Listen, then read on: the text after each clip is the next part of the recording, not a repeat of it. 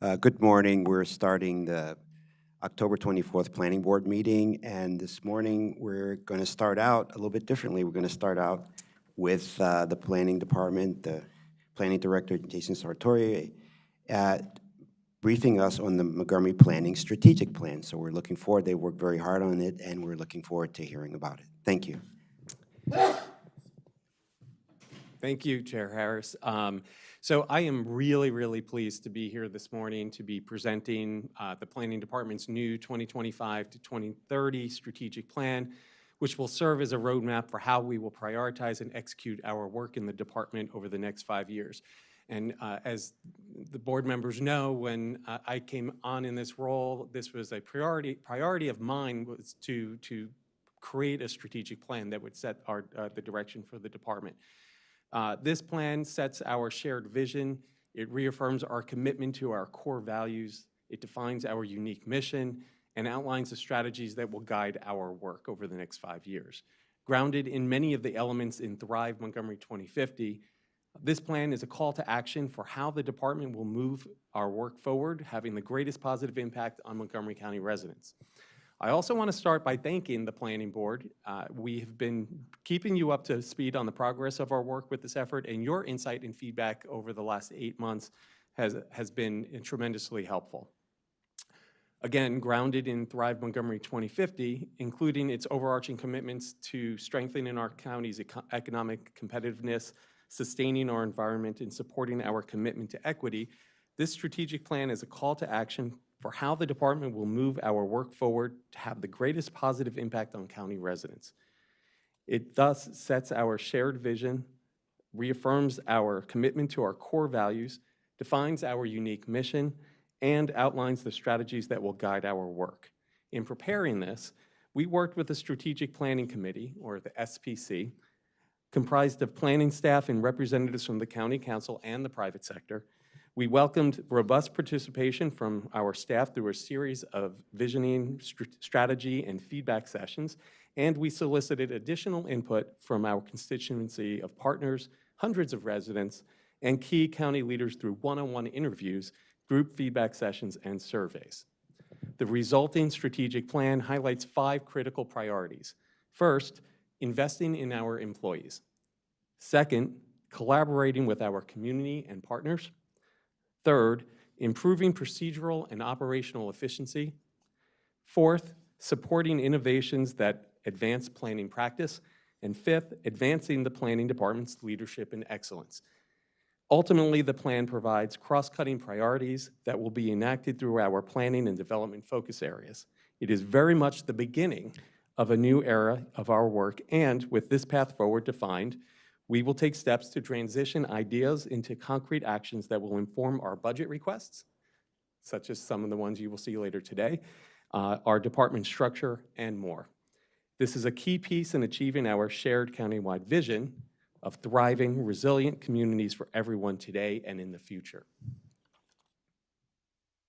So this PowerPoint that I'm showing you this morning is our strategic plan narrative. It is what we have posted to our website, and as you can see here, it includes a message from me that talks about the purpose of the strategic plan. I'm not going to read it directly to you, but rather will highlight a few key takeaways from the message. First, this plan is not just a document. It's our collective strategy for delivering a brighter, more resilient future for our community. Next, to effectively plan for the county's future, we must purposefully plan for our department's future. And lastly, the strategic plan is the beginning of our work, not the end.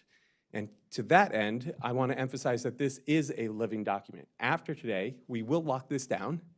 However, it will become the document that will guide our work. But it isn't set in stone.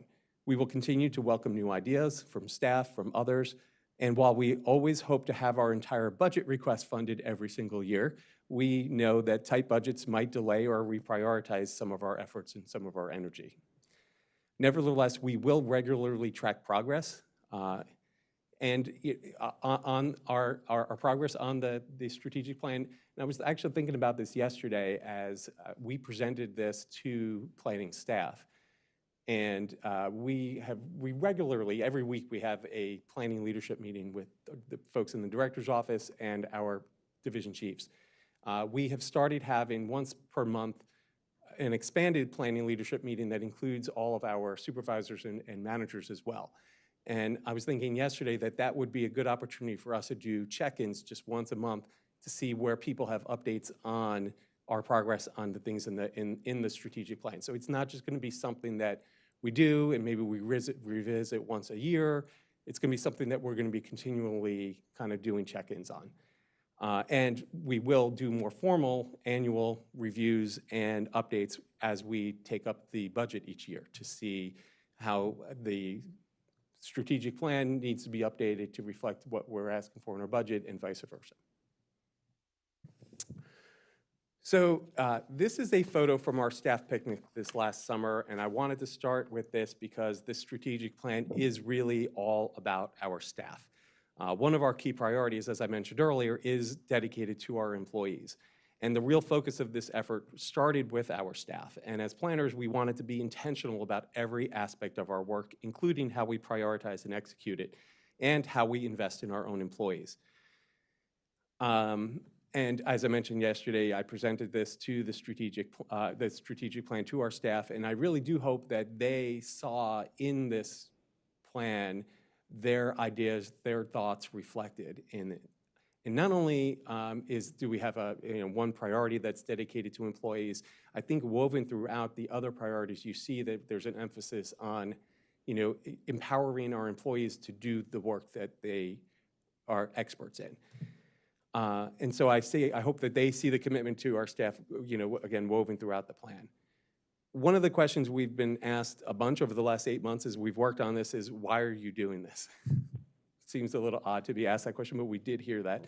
And we think that new leadership provides new opportunities to think about how we can best organize ourselves and how we can best advance our work for the future. And no question that we have functioned quite well to date without a strategic plan. But we have really been looking forward, I have to say, especially amongst our leadership, really been looking forward to having a formal strategic plan that will guide our work, that has staff buy-in, and that has real meaning for the county's future. So at this point, I'm actually going to turn it over to Adriana Weisberg and Kayla Hodge from Dewey's Partners. They were our consultants who helped us with this. They are joining us online this morning.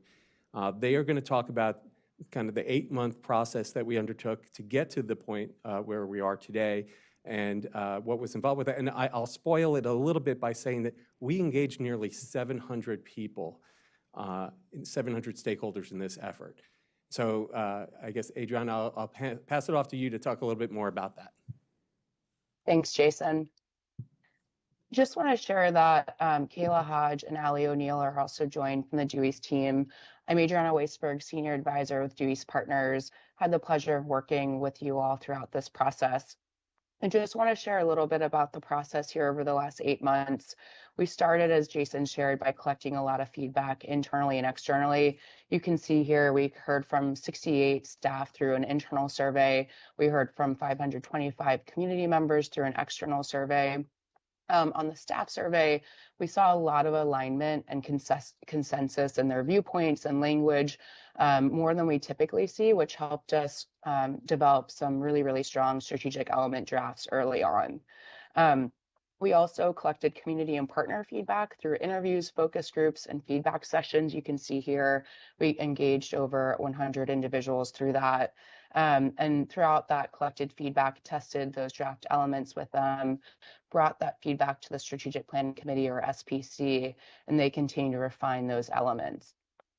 Through a series of visioning and strategy sessions with the staff, we're able to continue to build upon those elements and those drafts, continue to get staff feedback, and bring that back to the Strategic Planning Committee as well, so that the Strategic Planning Committee could really shape and continue to draft those elements based on that feedback.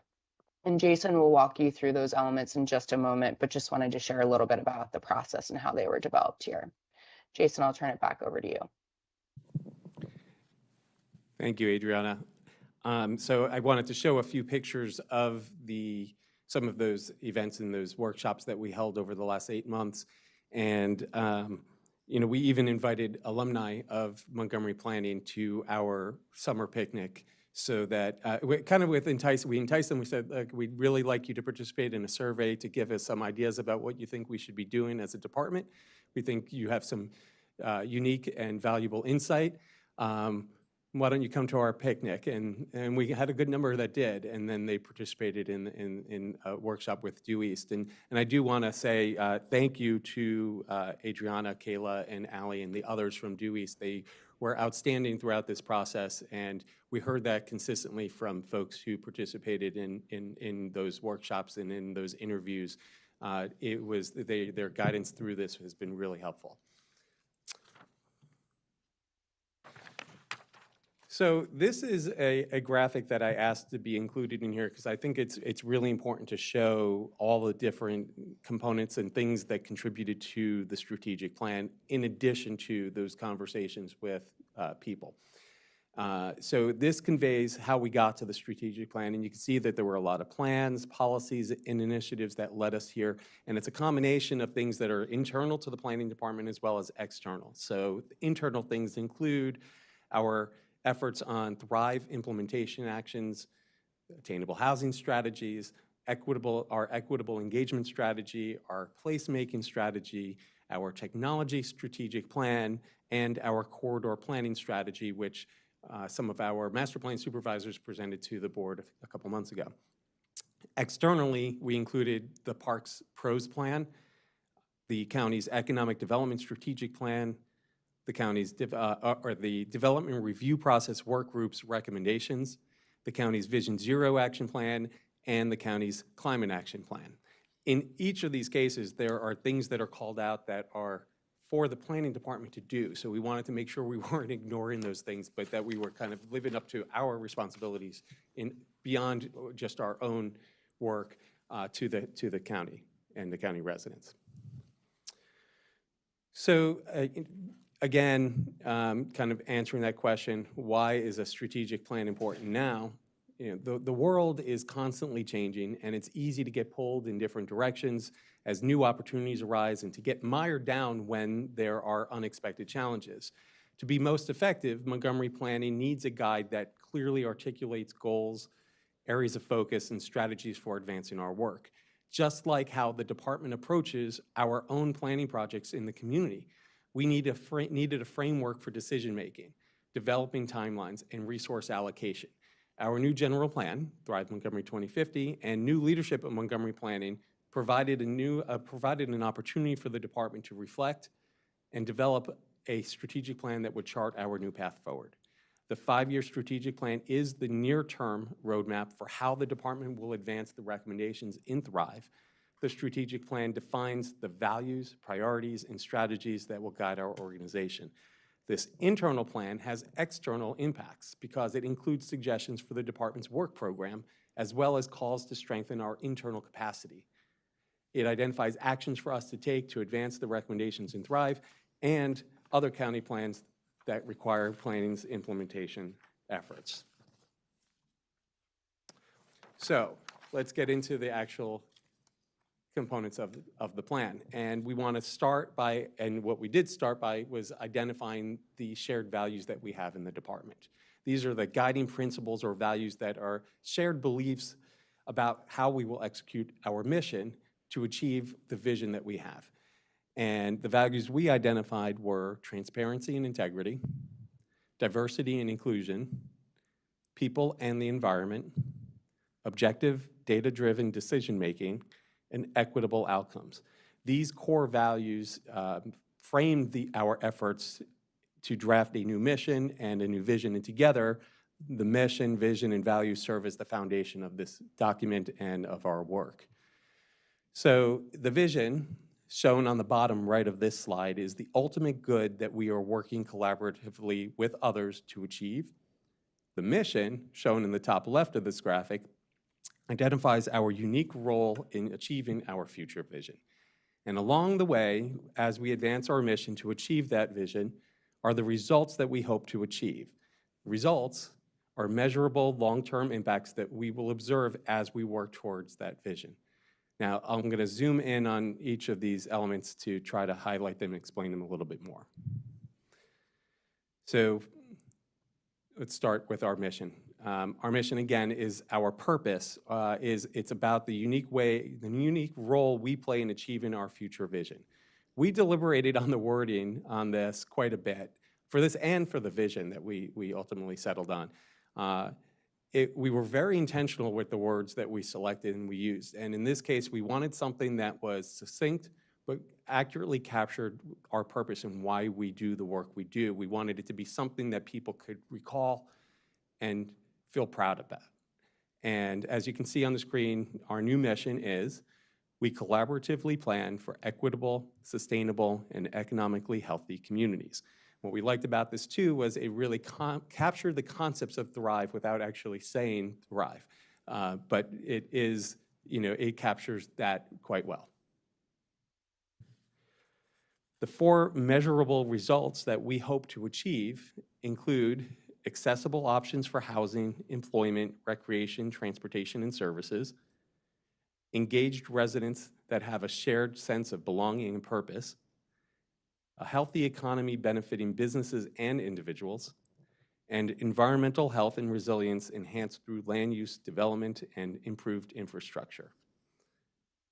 And our vision is the ultimate good, again, is the ultimate good or societal impact that we are working together to achieve. Our new vision is thriving, resilient communities for everyone today and in the future. So we wanted to make it clear that our vision is not just about where we are today, but it's about the future, and it includes everyone in that, no matter what your relationship to the county might be. I also wanted to take a moment to identify and recognize the core functions of the department. So in some cases, some of these things are called out in some of the strategies that we'll talk about in a bit. But this is the work that kind of, if you think about it in some ways, kind of like an overlay zone, right? This is the work that overlays all of the strategies and things that we do. This is what's happening in the background all the time. It's work related to the Ag Reserve, work on our equitable agenda for planning, the environment, community engagement, design excellence, review of development applications, forest conservation and replenishment, geospatial analysis, historic area work permits and historic tax credits, housing, master planning, whether that's an area master plan, a functional master plan, or our master plan of historic preservation, placemaking, research and data analysis, transportation, and zoning.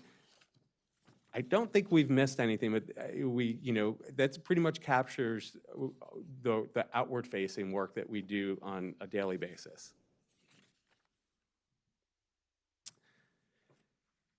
So now we're getting a little bit more into the nitty-gritty.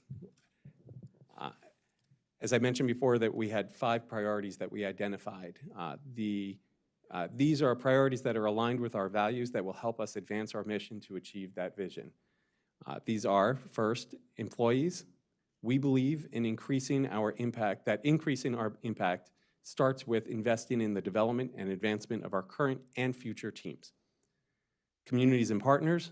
We believe in collaborating with intention, transparency, and integrity to increase our impact and overcome historic inequities. Efficiency. We believe in improving processes to deliver clear and consistent planning and development operations. Innovation. We believe in supporting staff to envision and develop strategies and tools that advance planning initiatives. And finally, leadership. We believe in advancing departmental excellence.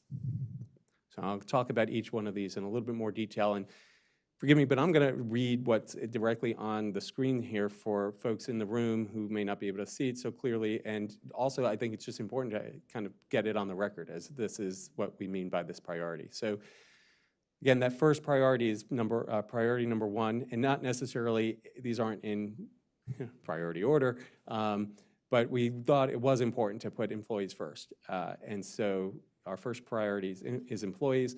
Our department must intentionally and thoughtfully create a welcoming environment for staff to learn, grow, and develop their talents. We recognize that when we create a healthy and inclusive workplace environment, we will attract and retain a more diverse workforce. Through a focus on the employee experience, We will create a stronger Montgomery planning, more reflective, and with increased understanding of the communities with which and for which we plan. And so listed in the bullets down below are the strategies that we are going to employ to focus on this priority of employees. So we're talking about fostering a sense of belonging and joy in the workplace, increasing staff capacity through training, creating and promoting pathways for professional growth, career advancement, and succession planning, building a diverse workforce at all levels of the department, and promoting pride in public service. Our second priority is focused on communities and partners. Our work improves when we work well with residents and partner agencies. We ensure stakeholders feel seen, heard, and supported. We build trust and a sense of belonging. Focusing resources on priority geographies will expand access to well-designed communities and will result in economic integration of neighborhoods, increased social trust, and elevated economic opportunity. And here, the strategies that we're employing are increasing transparency with residents throughout the planning process, intentionally engaging residents in all planning efforts with a focus on people who are underrepresented, prioritizing corridor-focused planning efforts, focusing on historically underinvested regions and vulnerable communities, strengthening collaboration with partner agencies, and fostering community capacity to participate in planning processes. Now, what you'll see I'll continue to go through these, but we go down even in more detail beyond this. Each of these strategies, for each of these strategies, we've identified anywhere from, I think, 3 to 12 or so actions that will help us pursue that strategy in this priority, each priority. So we'll talk about those in a little bit. The third priority is efficiency. Our department must be able to meet the changing needs of our communities today and in the future. We remain open to evolving internal structures, practices, and procedures to better serve our constituencies. By streamlining internal and interagency processes, we will ensure that our development community navigates an efficient and consistent process when working in the county. And our strategies here are to adapt the department structure and strategic plan as needed to ensure performance and efficiency, streamline and improve internal and core function processes, and work with the development community, government agency partners, and other stakeholders to implement clear, efficient, and consistent processes for planning. Our fourth priority is innovation. This is something we heard a lot about in our work sessions. And here we're talking about how new approaches are required to accommodate Montgomery County's continued growth, to welcome new residents and improve quality of life, and improve public health and environmental quality. We are committed to examining and adapting our practices to better deliver high-quality plans. By equipping staff with the resources and tools necessary to create and implement the best methods, we will be well-positioned to meet the needs of our residents. We've got 3 strategies for this priority, in that they are to advance use of cutting-edge technology to push and stay ahead of the industry, to support opportunities for staff to propose, pilot, and evaluate creative solutions to address critical issues, and to share and exchange information and best practices within the agency, regionally and nationally. And finally, our 5th priority is leadership. There were a lot of strategies and actions that fell into this. This is all about advancing departmental excellence.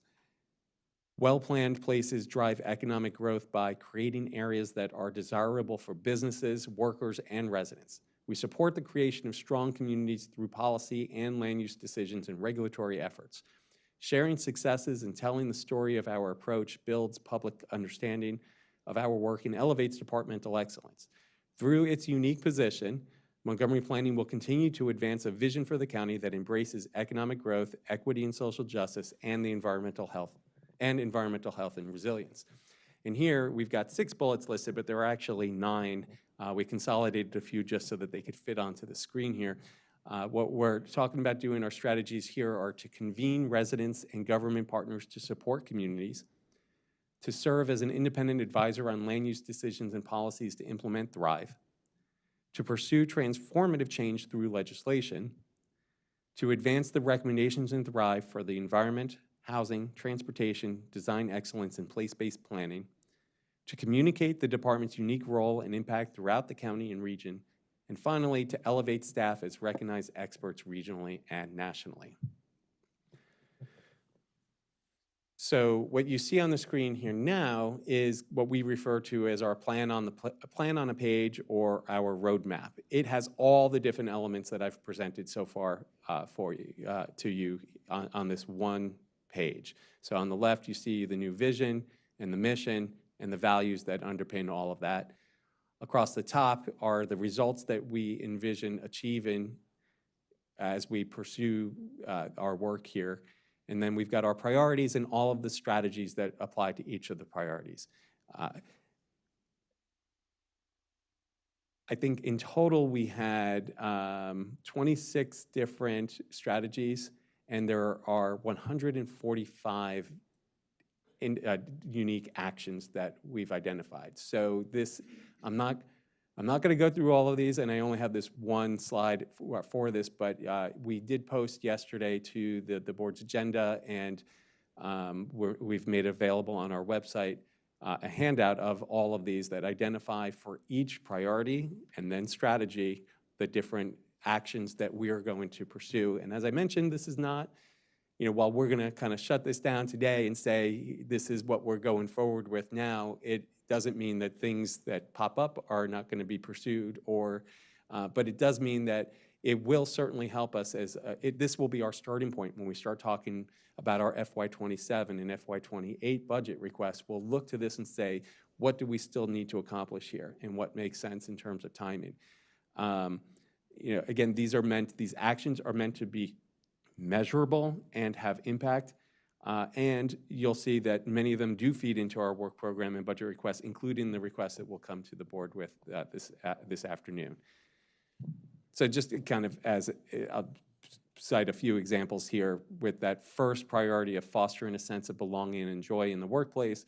We've talked about, we have an action that is to create employee resource groups, kind of like affinity groups to provide similarly situated employees with a natural support structure. Increasing staff capacity through training. We talk about completing an audit and assessment of all of our ongoing training opportunities, and to revamp our core competency videos that we have when it kind of explain the work that we do. This is all for internal training efforts. And so we've got, like I said, 145 actions that we've identified, and kind of the next steps for us, in addition to updating the web content and creating a dashboard of performance measures, we are going to be identifying metrics to help us measure how well we are doing on our strategic plan, and advancing our budget and rolling out this plan by promoting it, by making sure staff have access to it. We're going to still continue to elaborate on the actions that are in there.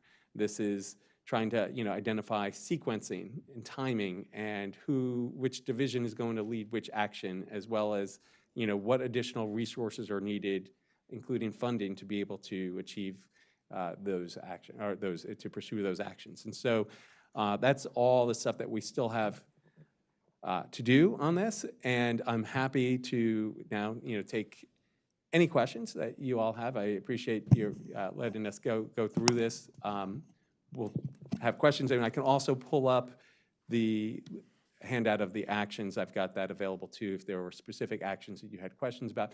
I did want to highlight that I did add one action, and I'm going to see if I could find this. It was, I haven't even told everyone this. But this was one that we accidentally left off. 5.2.10 was to prepare a comprehensive resilience functional master plan. And so that's different from what was posted. Everything else is the same, all the numbering and all of the other actions on here. Thank you. Well, thank you. Thank you so much, Director Sartori. This is a major accomplishment. I know I've gone through a few strategic plans myself, and it takes a lot of commitment from a lot of stakeholders, lots of time, lots of people thinking through this, and thank you to your consultant for doing this. Before I give my other comments, but I just want to say thank you, very comprehensive. Also love the graphics. It's also that helps tell the story. So all that worked together very, very well. So do we have any questions or comments from my board members? I have a comment. Okay. Thanks for your presentation. It's exciting to have a strategic plan, and it's actually surprising that an organization that is such as efficient as this one didn't have one prior. So kudos to you for taking that initiative. I've worked with other organizations that did initial strategic plans, and once the plan was done, the organizations were more efficient and effective. And like I said, I believe this organization is efficient and effective already. So I'm excited to see what happens once the strategic plan is put into place. And I particularly like your emphasis on employees, because organizations are only as good as the team members that make it work. And it's all about people. So I'm excited to see what you all do. Thanks. Thank you. Any other comments, questions? Okay. Oh, yeah, we have a Commissioner Mitra Pedoim online this morning. Commissioner Pedoim, your hand is up. Good morning. Morning. Good. Nice to be able to join you guys. Jason, I should say that this is really a nice strategic plan. I really like the way that you have provided the mission, vision, and action plans. Just give you a few feedback, because I'm very familiar with preparing strategic plans. Just to make sure that a strategic plan is not another document that we prepare and we put it on the shelf for 5 years. And then we come back, hopefully, at the 5 years and see what we have done. You provided 145 action plans. I saw the action plans. One recommendation, of course, that depends on you, but that's how I had done that before, to make sure that movement happens. For each action plan, I provided a lead, a team, and a timeline. That way, and then also you said that you do have dashboards to measure the success and see if things are moving. And every month, or you can decide what is a good time interval, you have the leads to come and get together and discuss the progress that they have made. And this would continue until you have achieved that action plan. And then you start measuring the success of that action plan throughout the 5 years life of the strategic plan. And that would make sure that the action plans one by one, especially, my last one that I did, it had 85 action plans. You have 145, so that's plenty. Mm-hmm. And it's very easily, one could be lost in between. But this way you make sure that everything is happening and is moving forward in accordance to your plan. And I would also like to suggest that maybe on an annual basis, you provide us a summary presentation of how these action plans are moving and what is their success, if they have already been put into place. So this way, you make sure that your vision is being implemented. So Vice Chair Pedoim, I thank you for those suggestions, and actually they're pieces, things that we've already been thinking about, and in part because I think we've heard some of these, gotten some of this feedback previously from board members and others, and we've just been thinking about this ourselves. And so for each of those actions at this point, we have identified which division would be the lead for each of those. But what other folks don't know is just late yesterday, I went through and identified a specific person in the department to be the the lead or contact on monitoring progress towards each of these. And they're all people that are part of our management. And that's where I was thinking during our monthly expanded planning leadership meetings where we have everyone from our director's office, all of our chiefs, all of our managers and supervisors, that will dedicate portions of those meetings to ask people to provide updates on all of the actions that fall underneath as applicable. You know, while we have 145, we're not going to be taking action on each one of those right away. To provide updates on where we are in that, so that at least amongst our leadership, we are continually referring back to this, and we are tracking our progress informally, but then also formally through the dashboards. And then I agree wholeheartedly with your suggestion to come back to the board each year. What I would like to do, if it works, is to do it on this day each year, the day that we come to the board with our budget request, to also brief the board on the progress we've made on the strategic plan, because they are so integral to each other. And it will give you an opportunity to see where we are and then to understand why we're making the requests that we're making in our budget, but also to suggest alternatives. And so I think it's a good time to be having all of this conversation.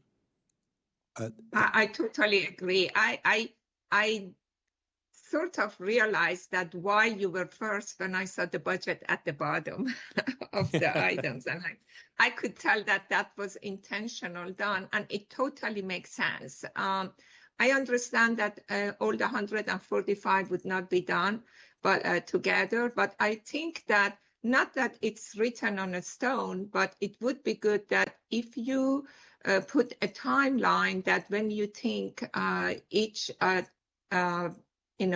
action item could start or to finish, just a timeline that could always be modified. It's just for your sake and for the understanding of the staff that how we're going to handle this. It would be very helpful. Thank you. Yep. Yeah, absolutely. Yeah, I appreciate it. Yeah, great. Those are great comments, Commissioner Petto.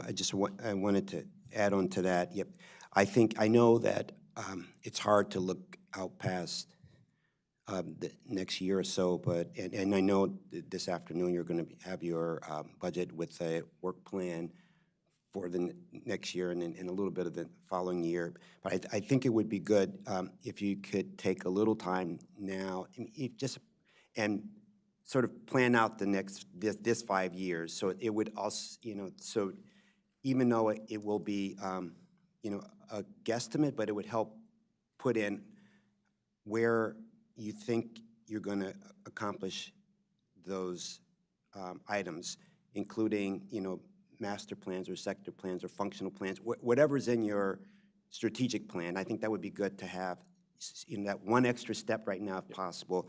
And then it also would help with budgeting resources. If you did it by what resources you would need, and that would also help the board advocate, early on. Because if you knew you need, I don't know, I'm just saying, 25 more people to do that, to do all this, and a reason you need those, it'd be nice to know sooner than later, so we can help advocate, and the council can see the why and the need, and so it's just building on that story, and it's just always helpful with resources, and resources of people, resources of money, resources of, I don't know, other, whatever resources you need. That's always generally good to have in that strategic plan. So even though it's going to be subject to change, but it's just really good to look out over that whole 5-year period. Yeah. And I see you doing this with your hand, and we've actually started doing exactly what you're saying. It's kind of like bar charts that show it where for each of these actions, when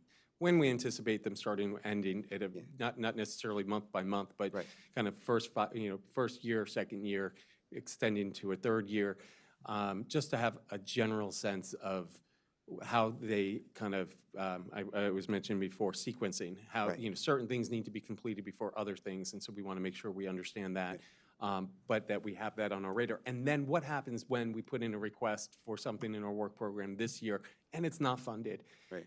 How does that shift everything else going forward? That we're not going to be stuck in the situation where, well, now we're not going to do anything because we didn't get the first thing done and we can't do the second. Well, now we can make adjustments to this plan and push things out. And that's why it's going to be a living document that we're going to Right. be using on a regular basis. Great. Thank you.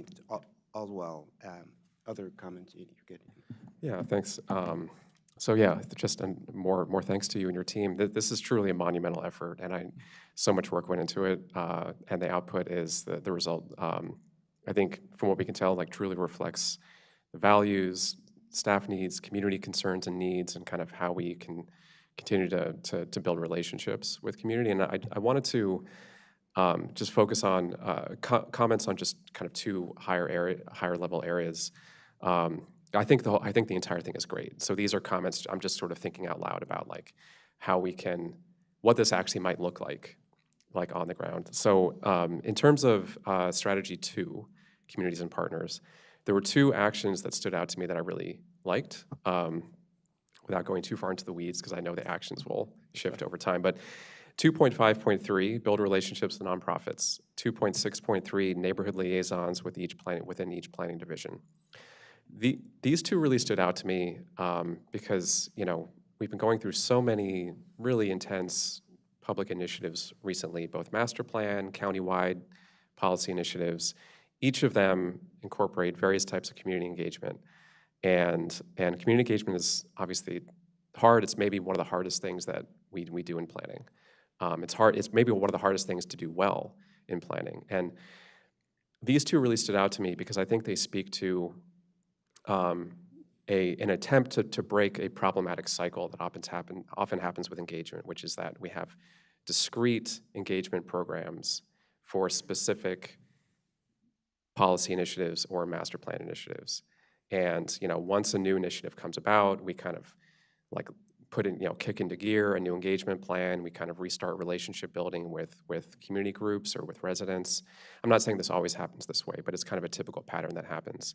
And I think that one of the problems associated with that, I think there's several. One is that, it can lead to obviously a lack of trust over time. They feel like they're just being sort of brought in for a particular purpose. I think it risks like tokenization at times, like we're specifically reaching out to certain groups for a specific reason, seeking input, and I think residents can sense this feeling of being tokenized at times. And again, I'm not saying this is specifically what's happening with staff here, just kind of general sense of how this work is often done. And so these 2 really spoke to me because I think they get at the idea of sustainable relationship building. And I saw that there are other elements, like periodic check-ins with community, whether that's annual or on a more regular basis. The neighborhood liaisons, to me, feel like a good opportunity to have much more frequent check-in points with community and also expand beyond the typical like civic association outreach approach.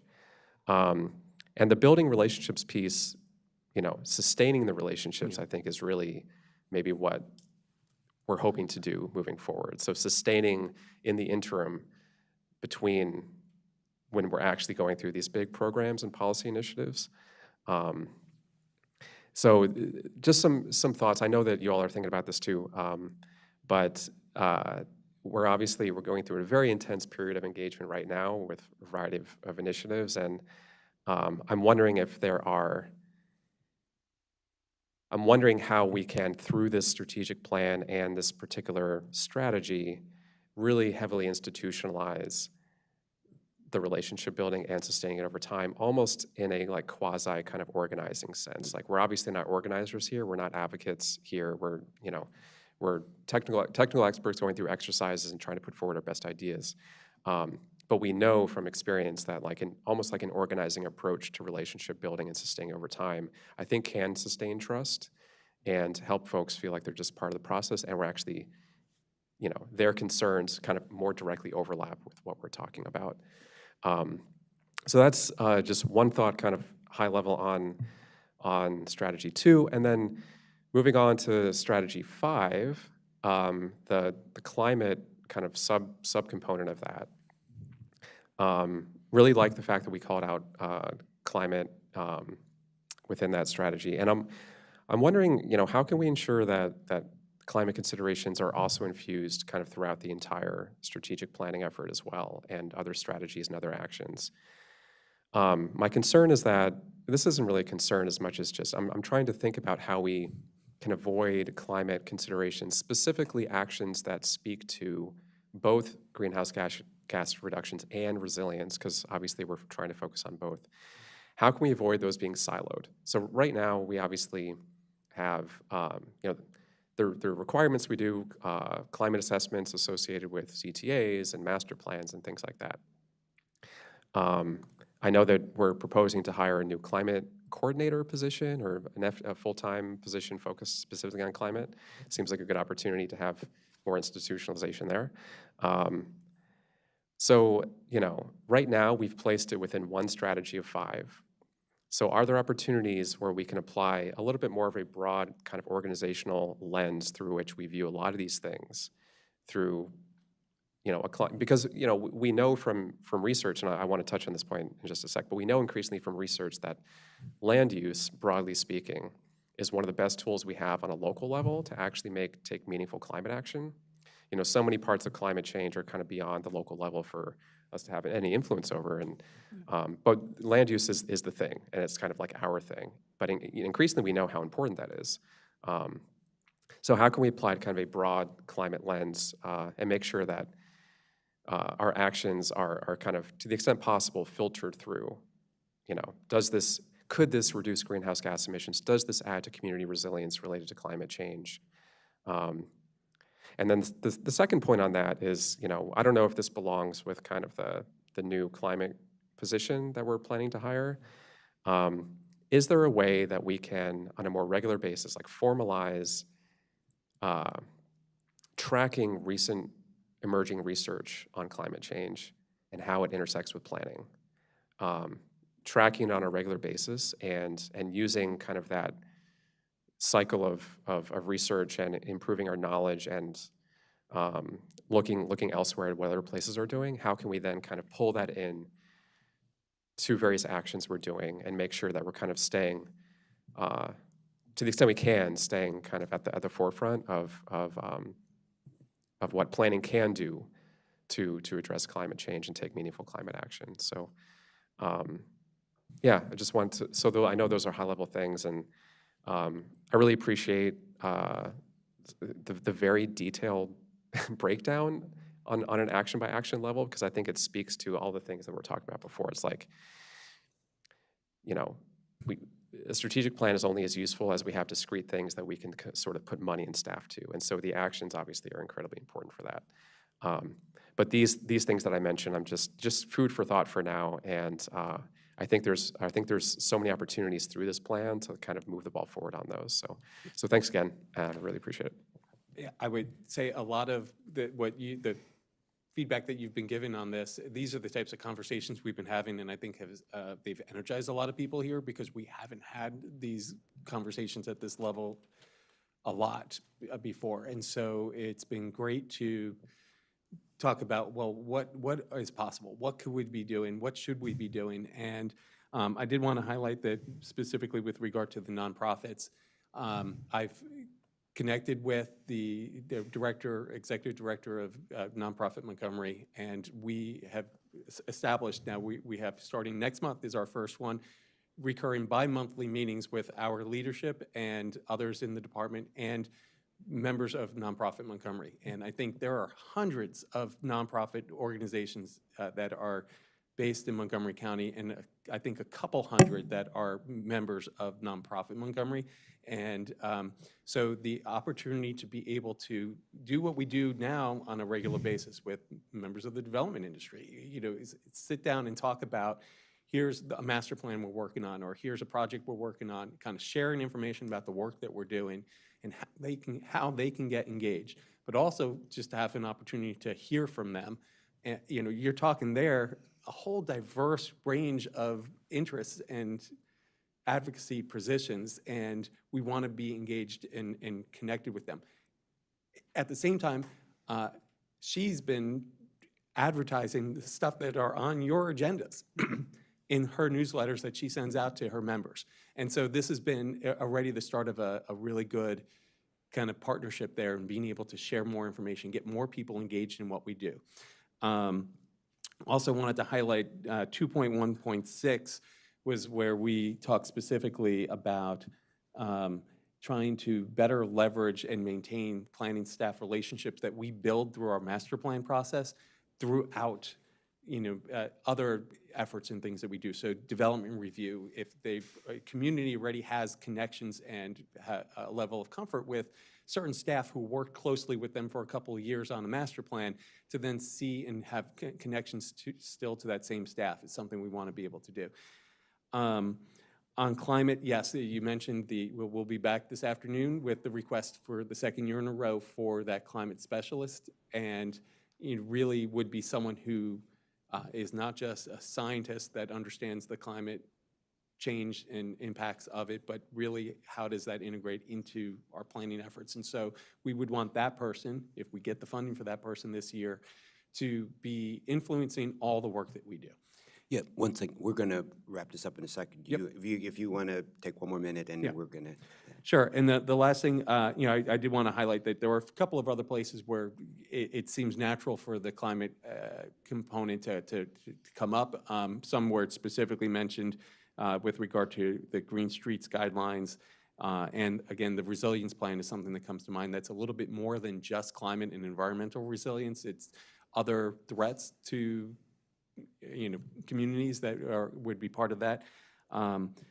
But I appreciate the comments also on tracking this research in this area, and it's something we can focus on as well. Yeah, Thanks. yeah, this is wonderful. I mean, like the dialogue, Commissioner Linda, thank you for your comments. And then about engaging the community, continually engaging communities. I think one of the things you're working on is a planning academy, and maybe there could be some insert into that where, there's continual connection to the community throughout the whole time. So thank you. This is wonderful. Congratulations for putting together such a great strategic plan, and we look forward to monitoring it as we go along. So we're going to take a 1-minute break, or can we go right into the next? Do you have to switch out?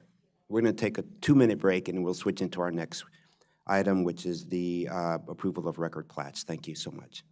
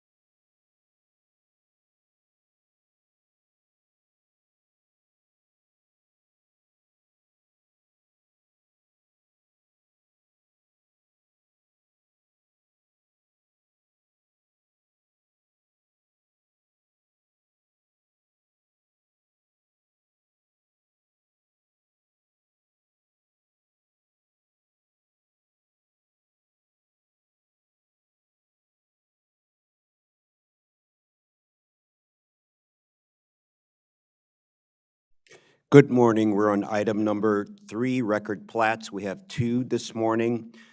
Number 1 is subdivision plat number 2, 2024-0300, Village Center, Montgomery Village. And the second is subdivision plat number 2, 2024-1170, Saddle Ridge. Both staff is recommending approval. Do I have a motion for approval? Yep. Move to approve the record plats. Second. All in favor? Aye. Aye, the aye. We have, oh, yes, right. We have Commissioner Petuim online this morning. Aye, we have 5-0.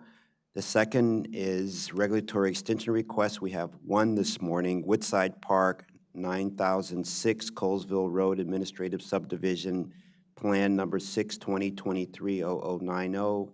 Regulatory review extension request number 2.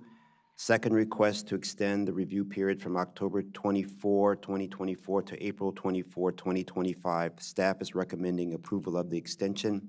Do I have a motion for approval? Well, I have a comment on Okay, that. oh, please. Is Okay. that an unusually large extension from,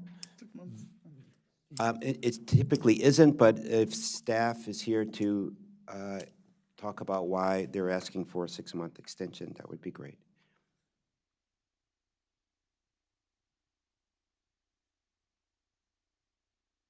Hi, good morning, members of the Planning Board. Adam Bossi for the record, Down County Planning Team. The applicant in this case is requesting another 6-month extension. This is an administrative subdivision proposing ultimately 2 lots, and there's just a lot going on in that smaller space. So they are looking to engage some help. They have not done that at this point yet, and that would be to work through some of the environmental matters, looking at frontage improvements that would be required, as well as just some other design items. In terms of, is it typical? I think for these type of applications, I've worked on a few, and they have requested between 3 and 6 months, typically when they do ask for extensions. At least that's been my experience. This is that church one, yeah. yeah, the frontage improvements, I guess we'll deal with that when it comes before us, but my familiarity with the Woodside community, I'd be interested in seeing what's going on there because I know they don't have sidewalks there, so I don't know what it entails. Yeah, this particular property has frontage on Colesville Road, so big, busy road on a lot of tight area to try to accomplish a lot of things. So I think that's why they're taking the time to be thoughtful with that. Thank you so much for that clarification, Doris. So we'll go, do I have a motion for approval of the extension for Woodside Park, 9006 Colesville Road? Yeah, I'll move to approve the the extension request. Second. All in favor? Aye. Aye. Aye. Aye. Aye, the ayes have it, 5-0. I will go directly into item number 5, the roundtable discussion, where Planning Director Sartori was back with us. We can't have enough of him. Welcome. Thank you. I'm going to wear out my welcome quickly this morning. So I will actually, my director's report today will be relatively brief. I'm going to highlight a number of awards that we've received recently and then given a recap of our Damascus Placemaking Festival this past weekend. So I'm really, really proud to report that Montgomery Planning has received 4 regional awards from the American Planning Association. The APA's National Capital Area Chapter honored our pedestrian master plan with the Planning Excellence Award in Transportation Planning. The Countywide Planning and Policy Division developed this master plan, which was the first of its kind in Montgomery County. The plan comprehensively examines pedestrian-related infrastructure and policies and provides visionary, data-driven, and equity-focused approaches to systemically improve the pedestrian experience countywide. I want to congratulate CPP Division Chief Dave Anspacher and Project Lead Eli Glazier, along with the many other people over the years that worked on this plan across the department. And the National Capital Area Chapter also gave the Planning Excellence Award in Advancing Diversity and Social Equity to the Mapping Segregation Project. This project is a fascinating and revealing look at racially restrictive covenants and how discriminatory housing practices shaped communities in the Down County area decades ago. I want to congratulate the Historic Preservation Office and the leads on this project, Supervisor Rebecca Ballo and John Lieberts. So that was a couple of weeks ago. We received those awards. And then earlier this past Monday evening, the APA's Maryland chapter honored 2 of our master plans, our area master plans. Our Mid-County Division's Great Seneca Plan won the Community Engagement and Education Award. This award recognizes planning work that creatively and comprehensively involves stakeholders, particularly underrepresented groups, in the local, regional, or state planning process. The team's engagement strategy, clearly a winning one, was focused on meeting people where they are. Congratulations to Division Chief Kerry Sanders, Project Lead Marin Hill, and all of the staff that worked on this plan across the department. And then our Up-County Division's Fairlane and Briggs Cheney Master Plan won the Long Range Planning Award. This honors plans that advance sustainable development, resilience, or equity, and plans that exemplify complex analysis, broad stakeholder engagement, and creative and leading-edge strategic thought. And I think all of those things are things that describe the Fairlane and Briggs Cheney plan. Congratulations to Division Chief Patrick Butler, Project Lead Clark Larson, Don Ziegler, and everyone who played a part in creating this plan. And on behalf of the department, we are obviously honored to receive these regional awards from the esteemed American Planning Association and to be recognized by our peers for producing outstanding work. I'm really proud of the work that many staff members who worked on these projects put in. This shows the range of our expertise and highlights our thoughtful and innovative approaches that make us a perennial industry leader. I also want to recognize and congratulate the Planning Board for these awards and honors as well, because each of these award-winning projects are ones that you have touched. They've come through the board, and I believe in each case, this board has put their touch on each of these projects. So they reflect the ideas and priorities of the board as much as they reflect the hard work and expertise of our staff. So congratulations to the board as well. And while we're on the topic of celebrating good things, I wanted to close by talking about the beautiful and inspiring placemaking festival in Damascus this weekend. First, kudos to our Up-County Division for hosting the event. It was a huge success. More than 1,000 people flocked to the town's Main Street for 2 fun-filled days of local food, music, art, entertainment, and lots of love for the future of their community. The festival brought people together in a fun atmosphere while also helping them envision how Damascus's public spaces can better serve the community and enhance quality of life. The festival showcased the heart of Damascus, downtown Main Street, and the potential to make it and all our communities even greater places. For the past 6 months, Project Lead Audrey Vogel and the Up-County team worked closely with Damascus residents, businesses, elected officials, government agencies, consultants, and other local partners to make this large and logistically challenging event possible. Their hard work paid off, and it's a job well done. The festival was an outstanding example of community partnership and collaboration, and in the days leading up to the festival, staff from the planning and parks team teamed up with volunteers in the community to literally build the temporary structures that brought the event to life. And so you can see in the pictures here, folks volunteering to put it all together.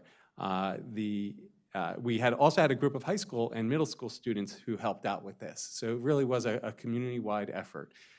Thank you, again, just in closing, so much to our staff, volunteers, to Audrey and our Up-County team, to the residents, business owners, and elected officials in Damascus. We are really excited about how this festival played out, and we hope that it will inspire longer-term change to reinvigorate Main Street. So, thank you. Thank you, Director Sartori. We all had always known how great the planning department is, and it's always nice to be others to recognize you for your good work. So thank you, congratulations, Planning Department, for these 4 regional awards, and for the Damascus placemaking. I'm sorry I couldn't be there, but Commissioner Hedrick was there representing the board to see all your great work, and it's so important. What I realize about the placemaking is it's really helping communities envision what they can be.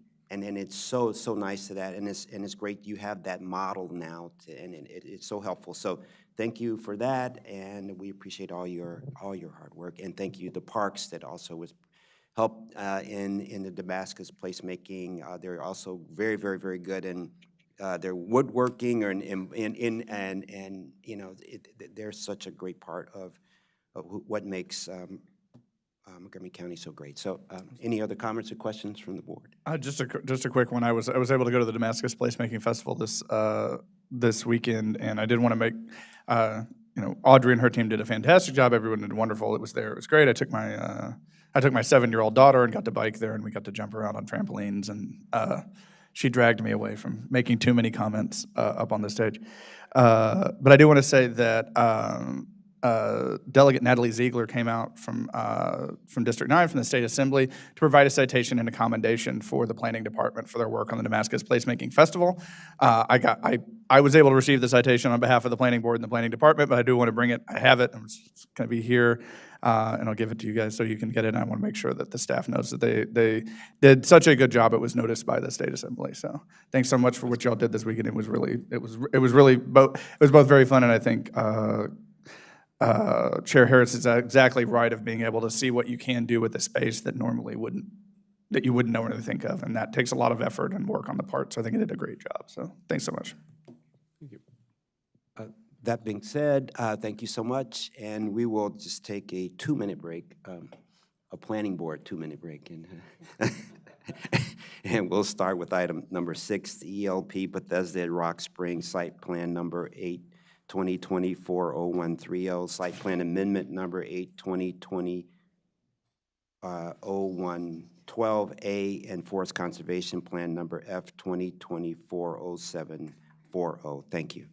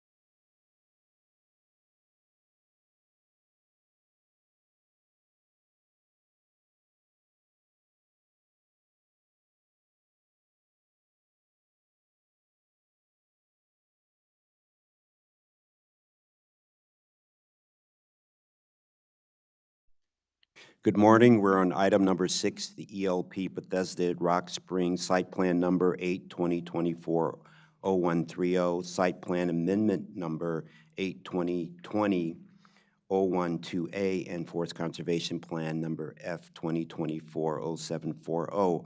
where staff is recommending approval. This morning, we have Parker Smith presenting this project. Welcome and good morning, Parker. Good morning. For the record, Parker Smith with Mid-County Planning. Today I'm pleased to present ELP Bethesda at Rock Spring, Phase 1B and Phase 2. ELP Bethesda is a senior housing development on the former Marriott headquarters site in the Rock Spring area of North Bethesda. We all know there's a high demand for senior housing in the county, and the development includes 1,300 senior dwelling units, 200 assisted living units, and 50 skilled nursing units with 15% MPDUs, as well as 5,300 square feet of retail uses along Fernwood Road. Phase 1A of the development includes dedication of a 1.5-acre urban park, frontage improvements on Fernwood Road, including a road diet and two-way cycle track, and the delivery of 512 independent living units for seniors and 3 high-rise buildings. Before you today are a site plan for the development of Phase 2 of this project, as well as an amendment to Phase 1B and an updated forest conservation plan that covers all phases of the project. Staff is recommending approval of the site plan amendment, and forest conservation plan with the conditions enumerated in the staff report. Site plan amendment 8/2022 012A for Phase 1B will defer the construction of the project's marketing center from Phase 1B to Phase 2. Phase 1B will continue to include the stream restoration and development of the Thomas Branch linear open space, with the amendment also proposing to add lighting to the path along that space. Subject Site Plan 8/2024 0130 proposes the development of Phase 2 of the project with 700 senior living units, 15% MPDUs, in 4 high-rise buildings, and 5,300 square feet of retail uses along Fernwood Road. Phase 2 will also now include the marketing building that was previously included as part of Phase 1B. Lastly, Forest Conservation Plan F 2024 0740 updates the FCP for the entirety of the subject property. Here's a zoomed out look at where we are in the county. You can see that this subject property is located in the Rock Spring area of North Bethesda, directly east of Interstate 270, near where it meets with Interstate 495. Subject property is located within the 2017 Rock Spring Sector Plan area and was the subject of a local map amendment that rezoned the subject property to CRF 1.5, C 0.75, R 1.5, H 150. You can see here that the subject property is directly adjacent to Interstate 270, with Montgomery Mall to the west and Walter Johnson High School to the east. This area has seen a fair amount of development activity in recent years as existing office parks in the area begin to transform into various forms of housing and mixed uses. This includes the townhouses across Fernwood Road, a new apartment building on Westlake Terrace, Democracy Center on Rockledge Drive, which has a site plan application under review, and plans for future redevelopment and improvements to Montgomery Mall. The subject property is 33.64-acre site of the former Marriott headquarters. Vehicular access exists and will be maintained at the Fernwood Road intersections with Rockledge Drive, Rock Spring Drive, and Thomas Spring Way. The former headquarters building has been demolished and the construction of Phase 1A is currently underway. The picture of construction progress here was taken in July. The subject applications include the development of Phase 1B and Phase 2 of the overall project. Phase 1B will include the restoration and development of the Thomas Branch linear open space at the south of the property. Phase 2 will include the development of up to 700 independent dwelling units and 4 high-rise buildings, as well as 5,300 square feet of retail uses along Fernwood Road. Phase 2 will now also include the construction of the project's marketing building. Phase 2 will construct the private road extension of Rock Spring Drive through the subject property, as well as a 695-space underground parking garage. Can I ask you, use your cursor to show the location of all of these that you talked about? You went too fast. I was trying to follow it up. I appreciate that. Absolutely. So you can see here in the image, what's outlined in yellow is Phase 1A, which was subject of a previous site plan and is currently under construction. Specifically, I believe RB 1.1 and RB 1.2 are what's currently being built. And in the next slide, I'll show what is subject of this application, which is Phase 2, which is outlined in red, 4 high-rise buildings numbered RB 2.1 through 2.4. as well as the linear open space at the south of the property in Phase 1B. I really appreciate. When is the urban park would be built? The urban park is part of Phase 1A. It is being dedicated to the Parks Department, and that will be delivered at some time in the future. I'm sure the applicant can further update you on timing, either now or after the presentation. I was just wondering that if it is built by Parks Department or is it built by the development? It's being dedicated to the Parks Department and developed by the Parks Department, is my understanding. No. Okay, thank you. Yeah. Maybe at the end, applicant, Commissioner Pedawam, when the applicant talks, they can go through that, but I think it'll be delivered, finished to the Parks Department, but let the applicant, well, why don't we, the applicant's here, why don't we just, is 1B built by the applicant and then delivered to the Parks Department, or? So the urban park, the 1.5 acres, is currently under construction, and the plan is that it will be delivered with the completion of RB 1.1. It will be maintained by the applicant for the first 5 years, and then the maintenance responsibility will be turned over to Montgomery Parks. Does that answer your question, Commissioner Pedawam? Fantastic. Yeah, I was involved at the very beginning of this project. I just didn't know what the decision was made. Okay, Okay. I really appreciate it. Thank you. Thank you. Great. So Phase 2 and Phase 1B are what is subject of this application. Site plan amendment associated with this application 8/2022-012A amends Phase 1B to defer the construction of the project's marketing building from Phase 1B to Phase 2. This phase will continue to include the stream restoration and development of the Thomas Branch linear open space, and the only other change proposed as part of this amendment is to add lighting along one of that space's paths. The forest conservation plan is an update to the existing forest conservation plan, which covers the entire site, to reflect the addition of variance trees. The conditions of the previous FCP are being brought forward as part of this FCP. The site plan 8/2024-0130 includes the development of Phase 2, which includes up to 700 units in 4 high-rise buildings, as well as the construction of the project's marketing building. 3,400 square feet of retail will be provided in RB 2.4 at the top left of the screen, at the intersection of Rockledge Drive and Fernwood Road, and another 1,900 square feet of retail will be provided within the Marketing Center building at the intersection of Rock Spring Drive with Fernwood Road, further to the right of this image.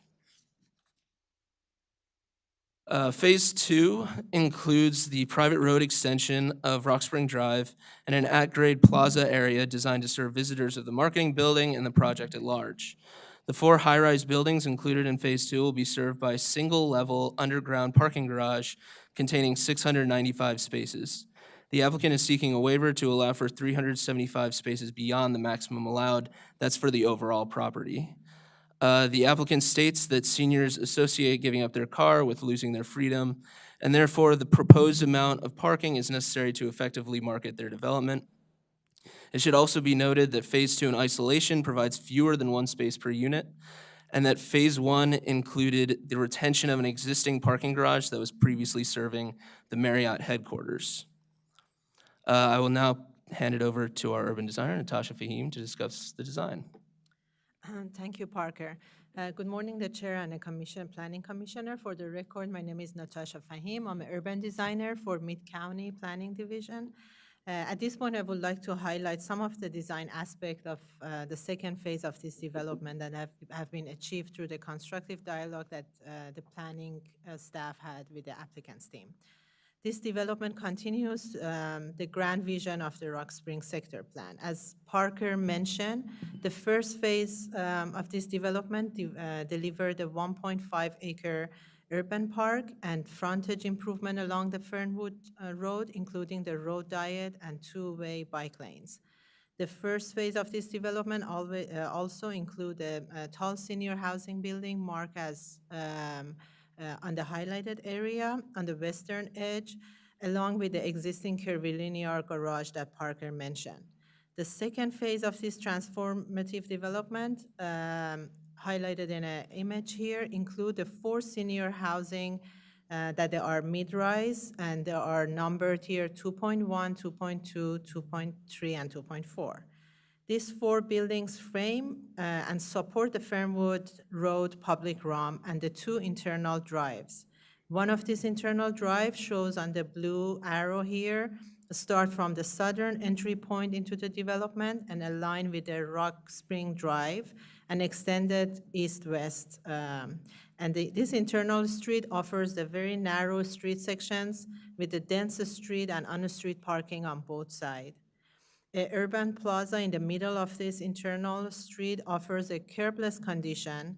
The special paving extended from the sidewalk into the street and provides a drop-off location for the seniors, as well as seating and gathering areas for future residents.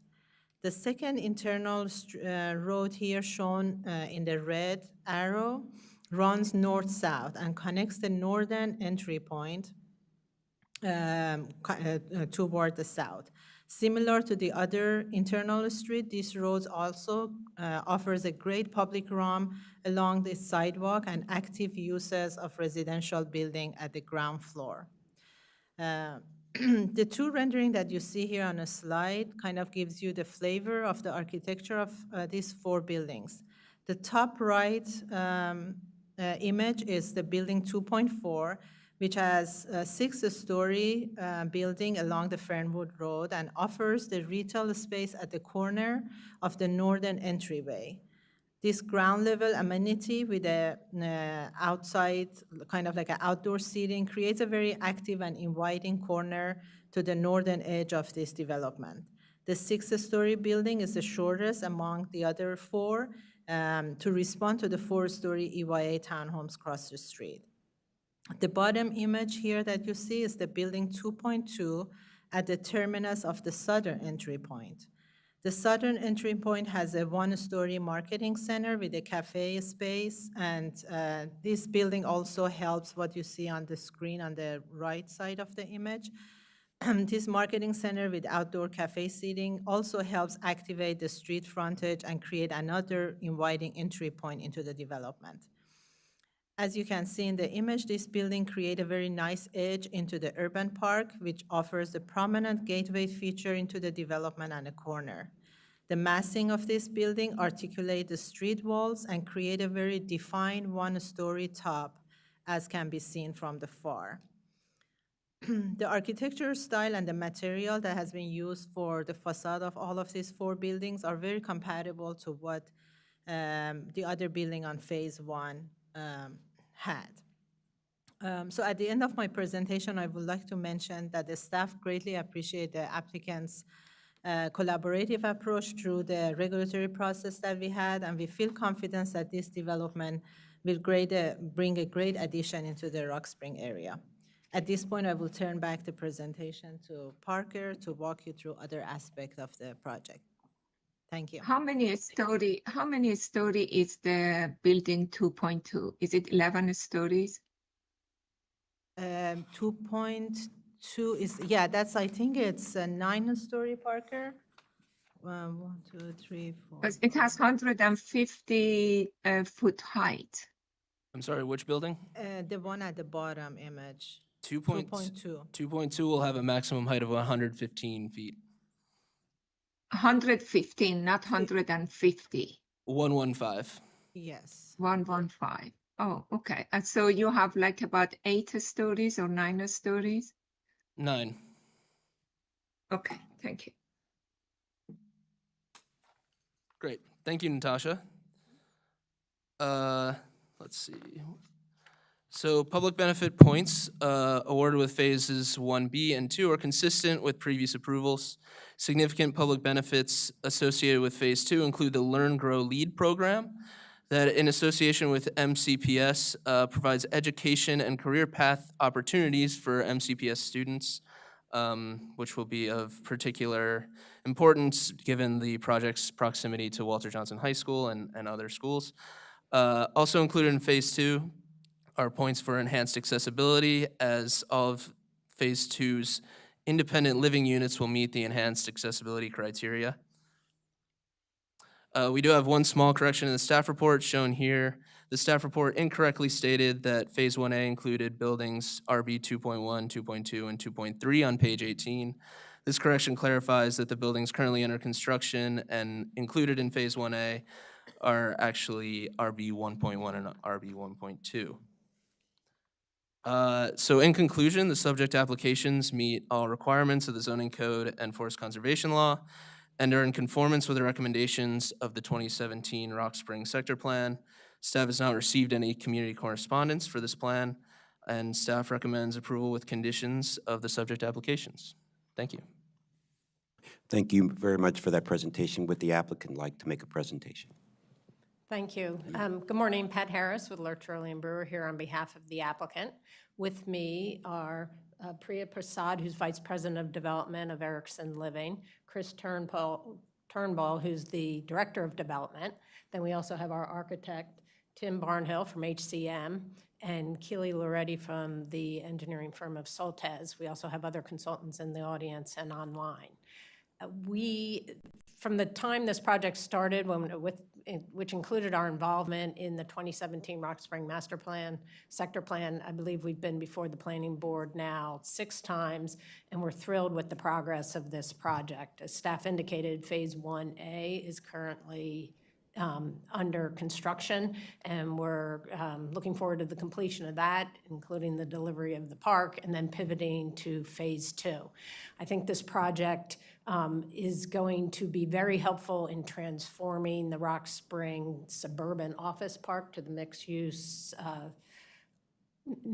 community which the sector plan envisioned. And as staff alluded to, we've had a great working relationship with staff ever since the beginning of this project.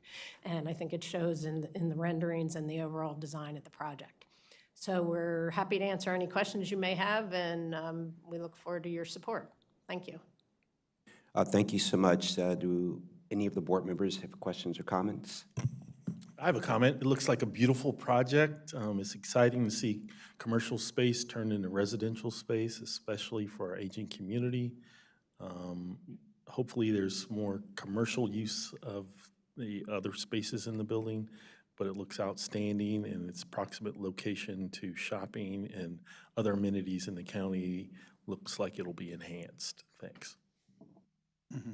Other questions, comments? Just a couple of quick comments. With the, I didn't have time to look back over the Rock Spring Sector Plan. Say that 3 times fast.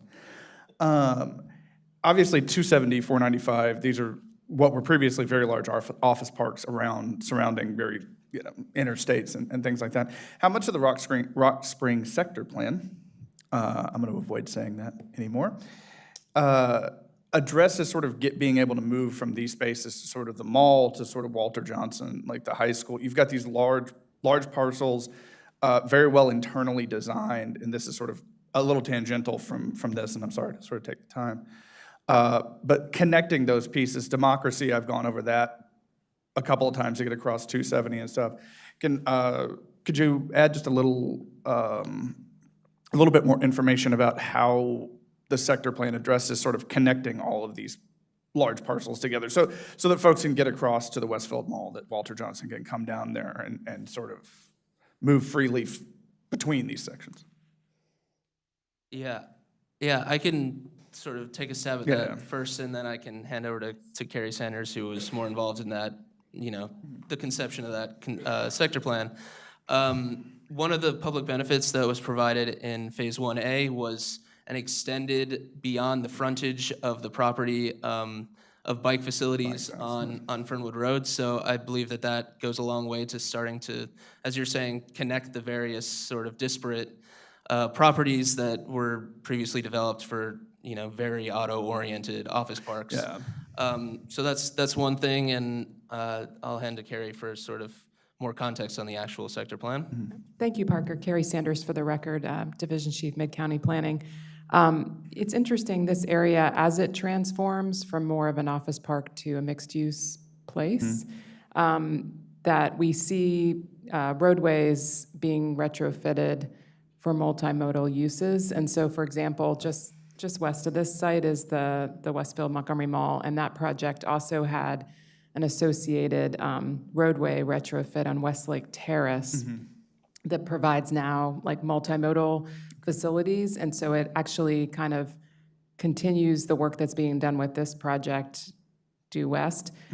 You'll also see with Rockledge Drive, that roadway which connects up to Old Georgetown Road, that roadway is also going to be a subject of a number of applications in the future, and does have some active applications as it stands right now, to add some more multimodal features. And so I think what you're seeing here is as the projects come in, they're going to be addressing the streetscape to make sure that streetscape is connecting to all the different large properties. And it's an interesting case study too in the county of we have lots of office space, and that office space is now like changing over more to residential. And we're fortunate that we have a good base of retail in this area, but I think we're going to see, with each application, we're hoping to see a mixed-use nature kind of coming before the board, and so we'll be pushing for those mix of uses that were so instrumental to the sector plan. Okay.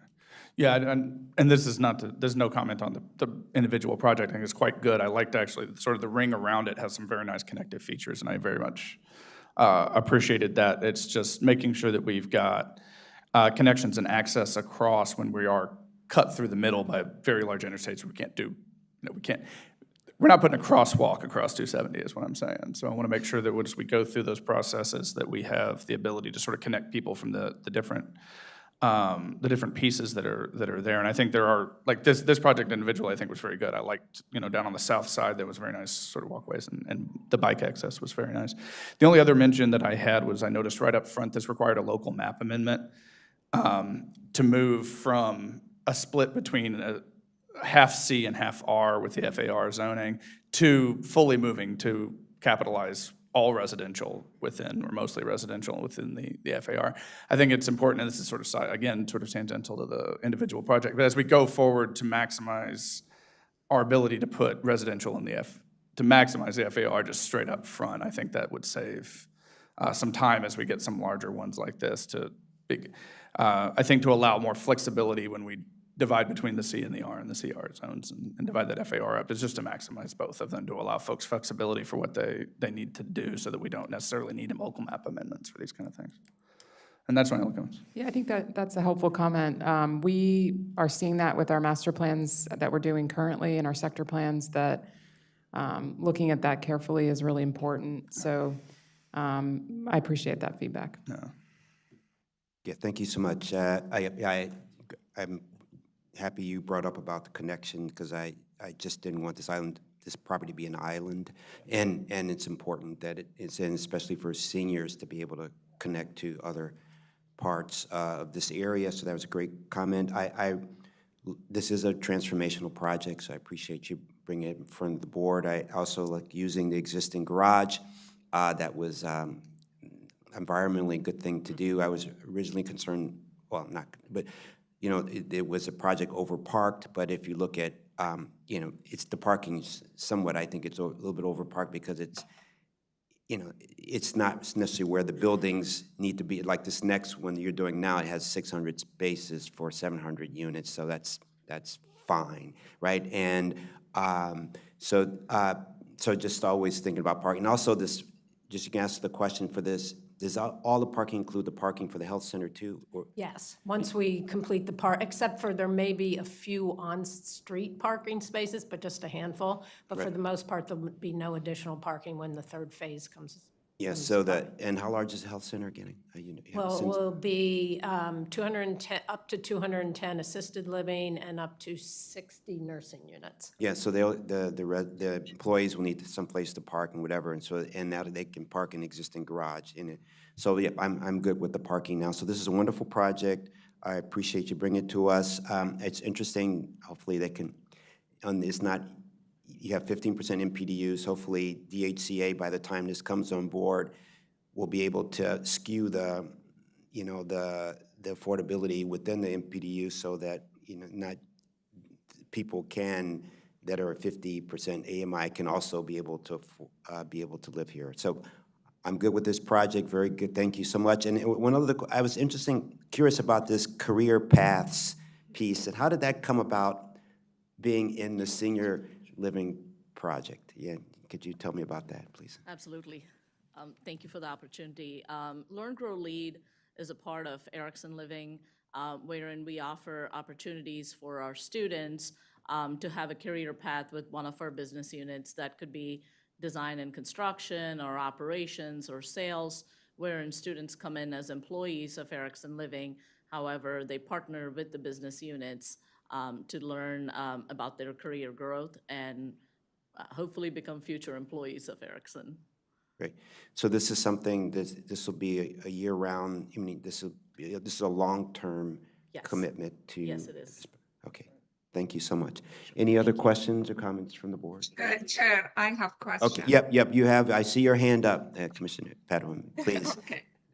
A couple of questions. First, before I ask the questions, this is fantastic. I was involved when we walked a place that was like a sea of concrete, and I'm very happy to see that now it's broken down and we have all of these parks included in the project.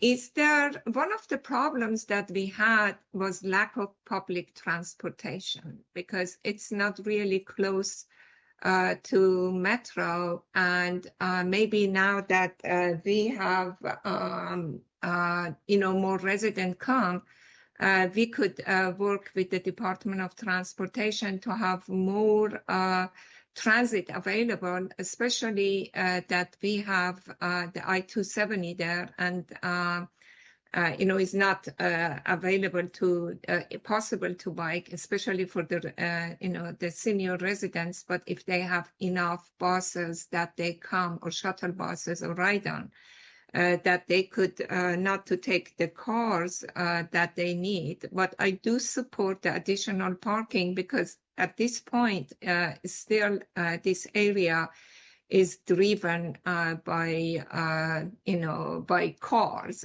to reach to different communities. I'm wondering that what is the completion, the timeline for phase 1B and also for phase 2?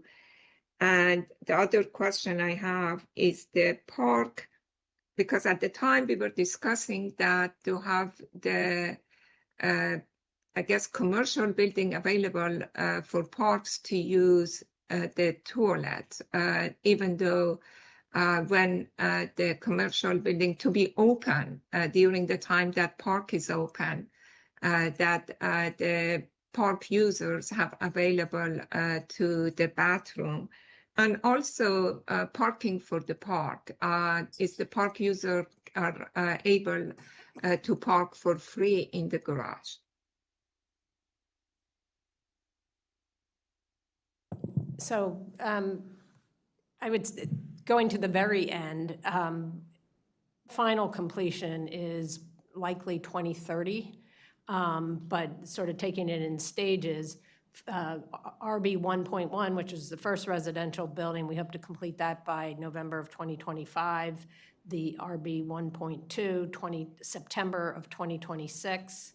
Then when we get into phase 2, the first building we hope to complete by July 2027, and then it goes 27, 28, 29, and 30. So obviously a phased development, but as soon as one phase is completed and it looks like there's the interest in occupancy, we're pivoting to the next phases. Okay, I understand. So you're going to make sure that you have enough residents for one area before you start the next, and the market is supporting it, correct? That is correct. Okay, thank you. Thank you. Please. Sorry, Commissioner Padua. Did you have one other question? Yeah, just for the parks. Question for the parks, the parking and toilet for the parks. The parking for the park? Yes. So both the park and the 2 retail areas, actually, those were determined to be more community-centered amenities, and so we are not individually parking for either one of those. I mean, there is on-street parking, as was indicated, and so if someone were to drive to the urban park, they could certainly park on one of the on-street spaces for that. And then in terms of the restrooms for the park, we have a condition of approval stating that the restrooms that will be located within the marketing center will be available to park users when the marketing center is open. So is there a time lag between park being available and the marketing center be available? Yes, there is.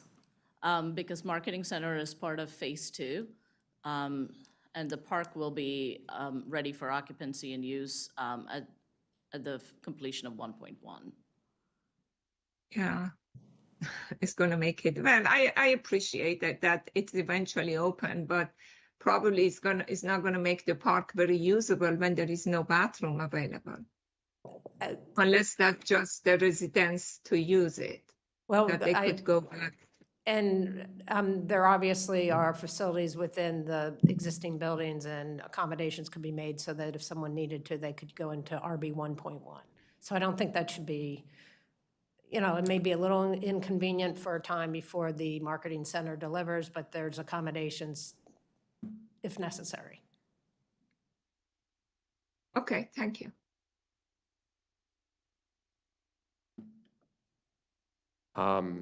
So yeah, just to add my thanks, this is really a great project. I love the park. I love, I'm glad that Mitra brought up transit because it gave me an opportunity to bring up my largest bugaboo of that mall, which is that the transit station is located so far on the fringe of the parking lot.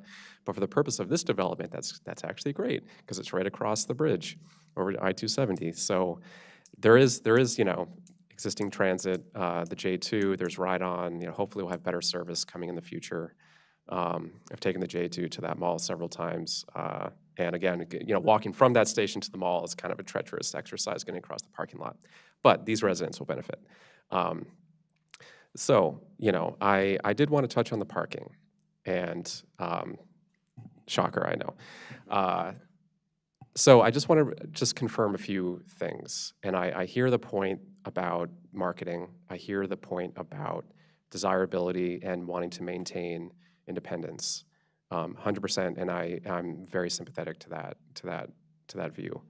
I just want to confirm sort of what we're actually talking about. So the entire project is proposed to have 1,700 parking spaces. The entire project is proposed to have 1,300 units, 200 of which will be assisted living or memory care. Is that right? No. A maximum of 1,300 independent living units, and then additional 210 assisted living, Okay. and then the nursing, and plus employees. Okay, gotcha. How many employees are we expecting? Was the 50 for the skilled nursing? Approximately 450. 450 employees. Okay. Okay, that's helpful context as well, obviously. I don't know how many of kind of similar projects we've had in recent years in this part of the county. I know, of course, we had the Strathmore Summit recently, right on top of Metro at the Grosvenor Strathmore station, which did have some kind of senior living units associated with that, right? That is correct. That did have the scale of this is different. The scale of this is very different, It's much I know. bigger, Yeah, it's much bigger, and further away from Metro, obviously. It looks like it's about 2.5 miles from Metro, a little closer to the bus transit. The Strathmore project was about 0.5 parking spaces per unit. I understand the differences in context and other features around that. It's also different. There's probably a bit of a different marketing approach to that project as well. Considering that, we're acknowledging, of course, that,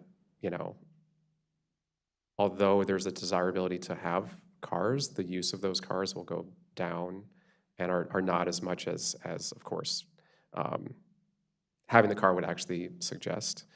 Could you walk me through, in your experiences with similar projects, if you've been through similar projects, or at least talk me through kind of the actual market for this? What is actually required for parking? What are your your lenders, your financiers, the investors, what do they typically require for parking in this type of project with this type of kind of clientele? To me, it does feel a little overparked. I hear that, 450 staff, I mean, that is in consideration. I hadn't considered that beforehand, but just walk me through, if you could walk through in a bit more detail some of those considerations and calculations. So I want to make a couple of initial comments, and then I'll turn it over to Priya. So as noted, one of the things we did was adaptively reuse the existing parking structure. And then below the 2.1 through 2.4 development, there's just one level of parking. It so happens that that one level of parking ends up being the 600 and plus parking spaces. The overall trip generation here is much lower than what's existing or what was existing when the Marriott was operational. So, I mean, to some extent, I know it doesn't address your concern, but you could look at it as a very expensive parking lot. But if the concern is trip generation, this project has very low trip generation because seniors aren't driving. But in terms of your specific question about operationally and what the finance folks are looking for, Priya can answer that. Certainly, yeah. Typically, our campuses we do offer one-to-one parking ratio. That is our marketing strategy, because seniors, especially at this property, we're seeing a slightly younger age category coming in, less likely to give up their cars. Most prospects coming in have 2 cars, and our sales teams, they work very hard with the prospects to encourage them to give up 1 vehicle, just so we're able to park them on the property. So at minimum, each family has 1 vehicle. So our calculations are usually based on that and to support our employees. But certainly, we do have the partnership with our TDM plan, wherein we're planning to, Pat, if you want to talk a little bit about that. Well, sir, before I do want to hear that, but I appreciate that context for kind of the market side of things as well. Yes. My concern is trip generation, of course, but my concern is also just affordability of the units themselves. Clearly, or hopefully, you feel like this pencils out as is, which is great. But to the extent, we know parking contributes to overall cost of a project, obviously, especially when it's structured parking, especially when it's underground. So to the extent that flows to the rents, that's another thing on our mind all the time. And so if the project is penciling as is, that's great sort of for that just side of things, because the project is very needed. But on the side of the people coming in and the affordability of the actual units, like even if there's a marginal change that can occur if there's a little bit less parking, that's sort of what I'm getting at as well. It may be on the margins, but it's both trip generation, of course, and the environmental impacts, but also the affordability of the actual units on the flip side of delivering the project. So, but yeah, I'd like to hear more about what you're going to say. So on the TDM side of things, I would note, first of all, there's on-site shuttles that help contribute to lowering the trip count even more. There are various programs that we've agreed to participate in with DOT to reduce the parking. I would say that in terms of affordability, I know the planning board sees a lot of independent senior projects that are geared toward folks in the higher upper income levels. I would say that this project is much more centered in terms of economic demographics. So right there, it's more affordable than a lot of the senior projects that you see. And we have worked closely with DHCA to develop an independent living, affordable assisted living unit project to deliver the 15%.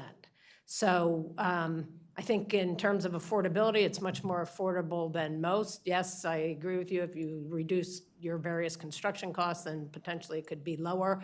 But on the other hand, if you reduce it so much that you're not attractive to the general market, then you're not going to get the revenue in to support the project. So there's a balance there. Totally. And I know I get that balance. It's a fine line. But I think, from our perspective, we're always, at least from my perspective, I'm trying to better understand where we can move the needle, like what is possible, when, under what conditions.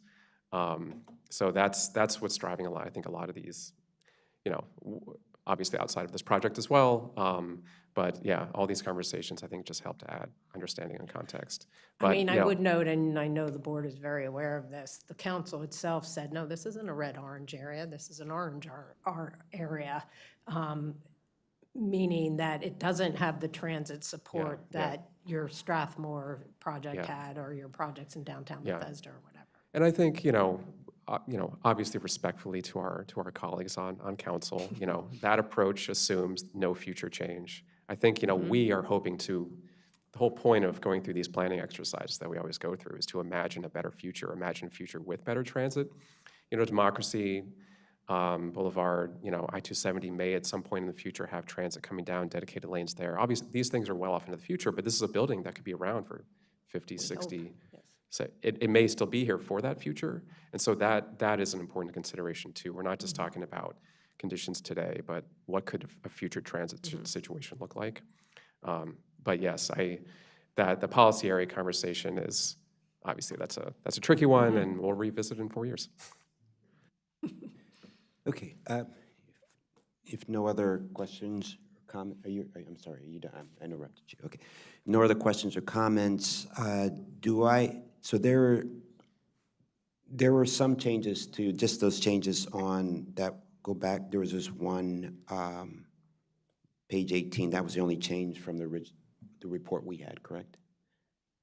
Yeah, so my understanding is that this presentation will essentially capture this change for the staff Okay. report. We don't issue like a new staff report for this sort of Okay, but this is change. the only thing. This is the only correction. change. Okay, great. Correct. So we'll do, should we do 3 motions? Okay, do I have a motion to approve the site plan number 820240130 with conditions and corrections in the staff report and made today? Thank you. Yeah, so moved. Second. All in favor? Aye. Aye. Aye. Aye, the ayes have it, 5-0. Do I have a motion to approve site plan amendment number 8202201-2A with conditions and any corrections? So moved. Second. All in favor? Aye. Aye. The ayes have it, 5-0. And do I have a motion to approve Forest Conservation Plan F20240-740? Yeah, move to approve the Forest Conservation Plan. Second. All in favor? Aye. Aye. The ayes have it, 5-0. Thank you for. Chair, excuse me, Carrie Sanders, to the record. I think the first number might need to be restated one more time. I don't know that that first site plan number came through. Do you mind restating the numbers? Is this 820240130? Is that the correct one? Okay, great. Okay, Thank you. great. Okay, for the record. Okay, thank you. So Thank thank you you. for presenting this project. We look forward to it getting up as quickly as possible and for the seniors to have a place to stay in the county. Thank you. And we're just going to take a 2-minute break and go to item number 7, the Great Seneca Plan, Connecting Life and Science Sectional Map Amendment, where staff is recommending the approval of the sectional map amendment and transmittal to council. Thank you.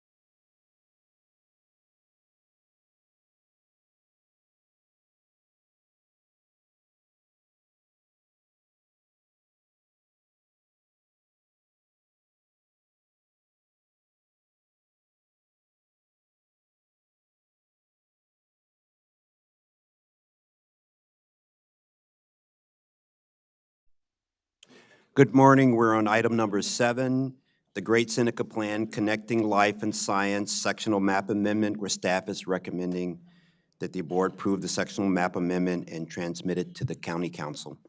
This morning, we have Maren Hill from the Planning Department to present this item. Welcome. Thank you, Chair Harris, and good morning, Commissioners. For the record, Maren Hill with the Mid-County Division. As Chair Harris said, I'm here today to request to file the sectional map amendment, H153, for the Great Seneca Plan, Connecting Life and Science. The plan reviewed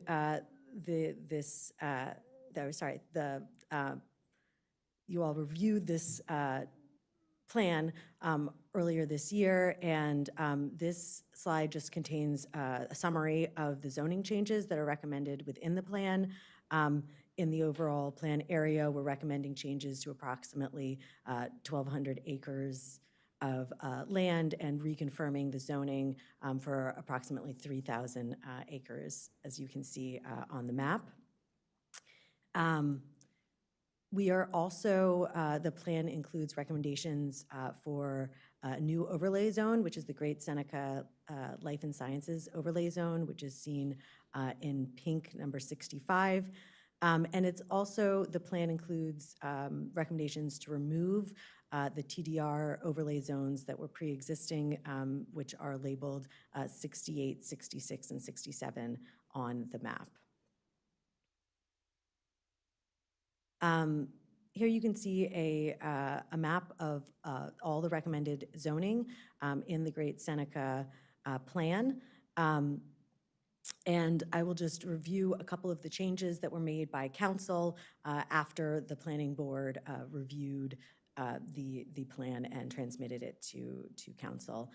And I think that the planning board will see some of the issues that you ran into with the last item have been addressed through the work with the council on this plan. So the areas in red that are outlined in red on this map, the council equalized the commercial and residential components so that, if it was CR1, then both the C and the R would both be 1, and that they would have full access to the full capacity of the zone. The council also increased the FAR of the area shown in blue, and then both increased the FAR, the allowable FAR, as well as equalized that commercial and residential in that small area that is outlined in green. And those are the changes that the council made for the Life Sciences Center in the Great Seneca Plan.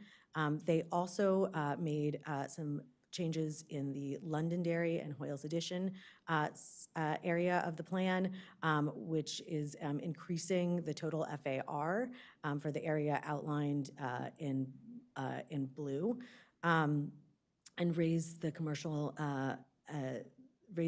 residential town floating zone FAR as well, so that would be equal to the rest of the area.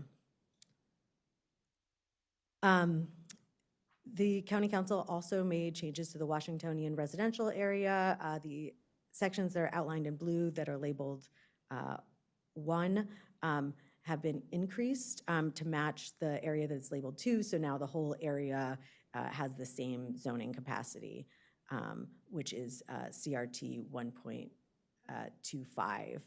And then, so this is a very brief presentation, fortunately. That is the presentation, and with that, staff requests to approve the request to file for and recommend approval of the sectional map amendment H153 to the Montgomery County Council to implement the zoning recommendations of the 2024 Great Seneca Plan, Connecting Life and Science. Thank you so much. I'm really looking forward that this plan is moving forward to its completion, and it not only increases density, it also creates these complete communities, as we're talking about in this area, that we are hoping to have more and more businesses, and we always talk about and thrive this economic competitiveness, and we think that all the changes here will help to make this area a really business-friendly community where people that can live and work and play. So thank you so much. And do I have any comments or questions from any of the board members? Not just a comment. I think it's interesting that we're raising and equalizing the FAR. We just had a comment about equalizing, seeing the commercial and residential FAR with the local map amendment. I appreciate that from the county council. I think it shows that we're moving in parallel directions. So I think it's good. So, no other comment. Yeah, no other. Commissioner Pedawam, do I not No, see? I'm good. Okay. I have the same as Commissioner Hedrick. I appreciate that the changes that the council made. I think it is for better for the community. Great. Thank you. Great. There are no other questions or comments. Do I have a motion to approve the sectional map amendment and transmit it to the county council? So moved. Second. All in favor? Aye. Aye. Aye. Aye. The ayes have it 5-0. Thank you so much. Thank you. We're just going to take a 1-minute break and switch over to our next item to stay on time. And our next item, pardon me? Yeah, and our next item is item number 8, Montgomery County Comprehensive Water Supply and Sewage System Plan Proposed Category Map Amendments. County Executives AD 2024-4, Administrative Amendment Group 3, Water Sewer Service Category Change Requests. And staff is recommending transmittal comments to the county executive. Thank you.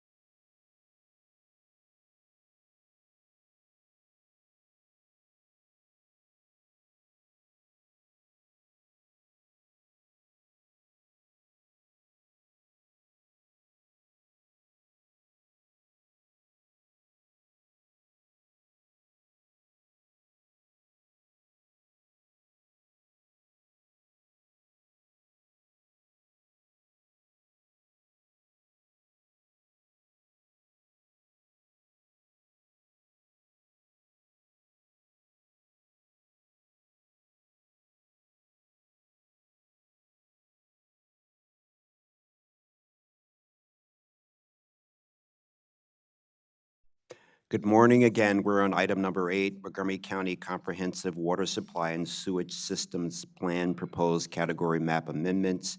County Executives AD 2024-4, Administrative Amendment Group 3, Water Sewer Service Category Change Requests, where staff is recommending transmitting comments to the county executive. This morning we have Jamie Pratt with the Planning Department presenting. Welcome, Jamie. All right, thank you. So I think I need to work on making those titles of the items even longer to see. So it's only 3 lines long now. But I'm Jamie Pratt from the Up County Division. I have my supervisor, Don Ziegler, and Division Chief Patrick Butler with me today. We have 3 category change requests before us today. These are initiated by property owners who apply to DEP and to people from DEP. Alan Sukup and Tim Williamson are here to answer questions if you have any. They are the lead agency on this. These are administrative cases, which means they're less controversial than those that would require the county council to make a final decision. These kind of fit well within master plan guidance and the county's water and sewer plan. So they're typically not controversial. A couple of weeks, we will have a few that will go to the county council. So you can look forward to seeing me again very soon. DEP held their public hearing yesterday, I believe, on these cases. The public records are being held open for a planning board to get their comments in. So why are we even here? This slide just explains that Maryland state law requires that the local planning authority review any category change request, or essentially which becomes an amendment to the water and sewer plan. So this board has to review them and approve them before going on for final approval. And even after, in this case, administratively, DEP will make the final decision through the county executive. It still needs to go to Maryland state, the state of Maryland for actual final approval. And this is just an example of a lot of the Upper County master plans will show the planned sewer envelope. So this is the one from Olney. What you can't see here is the huge chunk of the only planning area above here that's not planned for sewer service. But most of the cases we get will be along the periphery of the planned envelope because that's where the infrastructure currently exists, and it would be far too expensive to extend sewer service a great distance outside that area. The first case is pretty easy. It's in the town of Poolesville. They have their own planning and zoning authority, so this is only in the packet to keep consistent with the executive's packet. So there's nothing to discuss for this item. The next item is the Calix and Sanchez property. This is on Norbeck Road, just to the east of the ICC. They are requesting public water and sewer service for an existing single-family house. It's zoned RE2, and it's within the only master plan area. So you can see the map on the right. If I could get my mouse to show up, you can see that there are water mains running in the street in front of this property. And this map shows that there are sewer mains that run adjacent to the property, both within Norbeck Road. And therefore, these properties, the master plan does support public water and sewer service based on the 10-year water and sewer plan under the abutting mains policy. So if there is an abutting main right next to your property, you can qualify in many cases for sewer service, and this fits well within that guidance. So we're recommending that the board approve public water and sewer for this property. And, okay. The next case is similar, but in a different place. This is the Saliba and Chami property. It's in Travilla on Travilla Road. Again, zoned RE2. This one's within the 2002 Potomac Subregion Master Plan area. And you can see on the map on the right, once again, there is a water line running on Travilla Road in front of the property. And similarly, in this map, you can see a sewer line running in the street adjacent to the property. And this map shows the sewer envelope in the Potomac Subregion Master Plan. This property is adjacent to the envelope right here. And so the master plan supports water and sewer service per the guidance of the 10-year water and sewer plan. There are special policies for the Potomac peripheral sewer service policy. So not everybody is eligible for public sewer service in Potomac the same way they might be in other places, but they do carve out a special exception for those on the periphery of the sewer envelope, but it also meets the abutting mains policy. So in this case, it qualifies for sewer service under two different categories, and so therefore, we approve the water and sewer as requested. And so finally, we just need your go-ahead to transmit your recommendations to the county executive for final action. Okay, yeah, one quick question, just out of curiosity.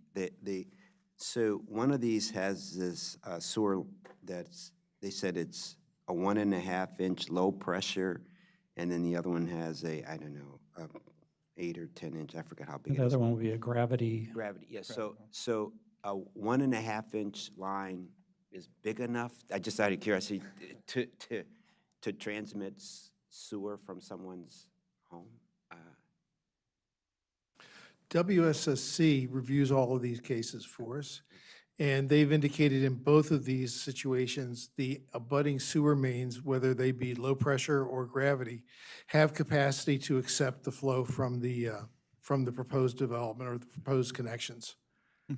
Okay, yeah, just out of curiosity, it just seems like so small, but no, they're the experts, so I'm good with this. Do I have a motion to submit both of these to the Kalix Sanchez and the Salimba Chami properties to the county executive? Yeah. Move that we transmit the comments. Second. All in favor? Aye. Aye. Aye. Mr. Pedowim, are you? Aye. Aye, the ayes have it, 5-0. Thank you so much. Thank you. So we will also take a 1-minute break to get back on schedule here to do item number 9, Brook Meadows, preliminary plan amendment number 1994013A, where staff is recommending approval with conditions. Thank you.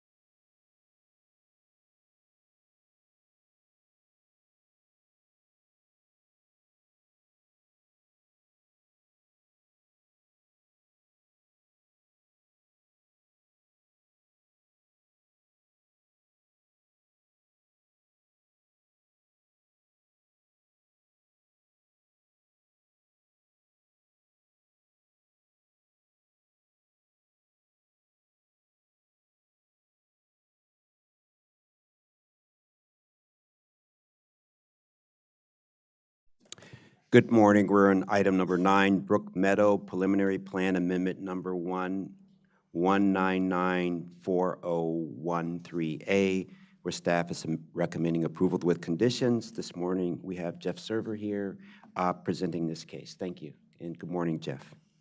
Thank you, Chairman Harris. Good morning, members of the board. For the record, my name is Jeff Server. I'm with the Up County Division.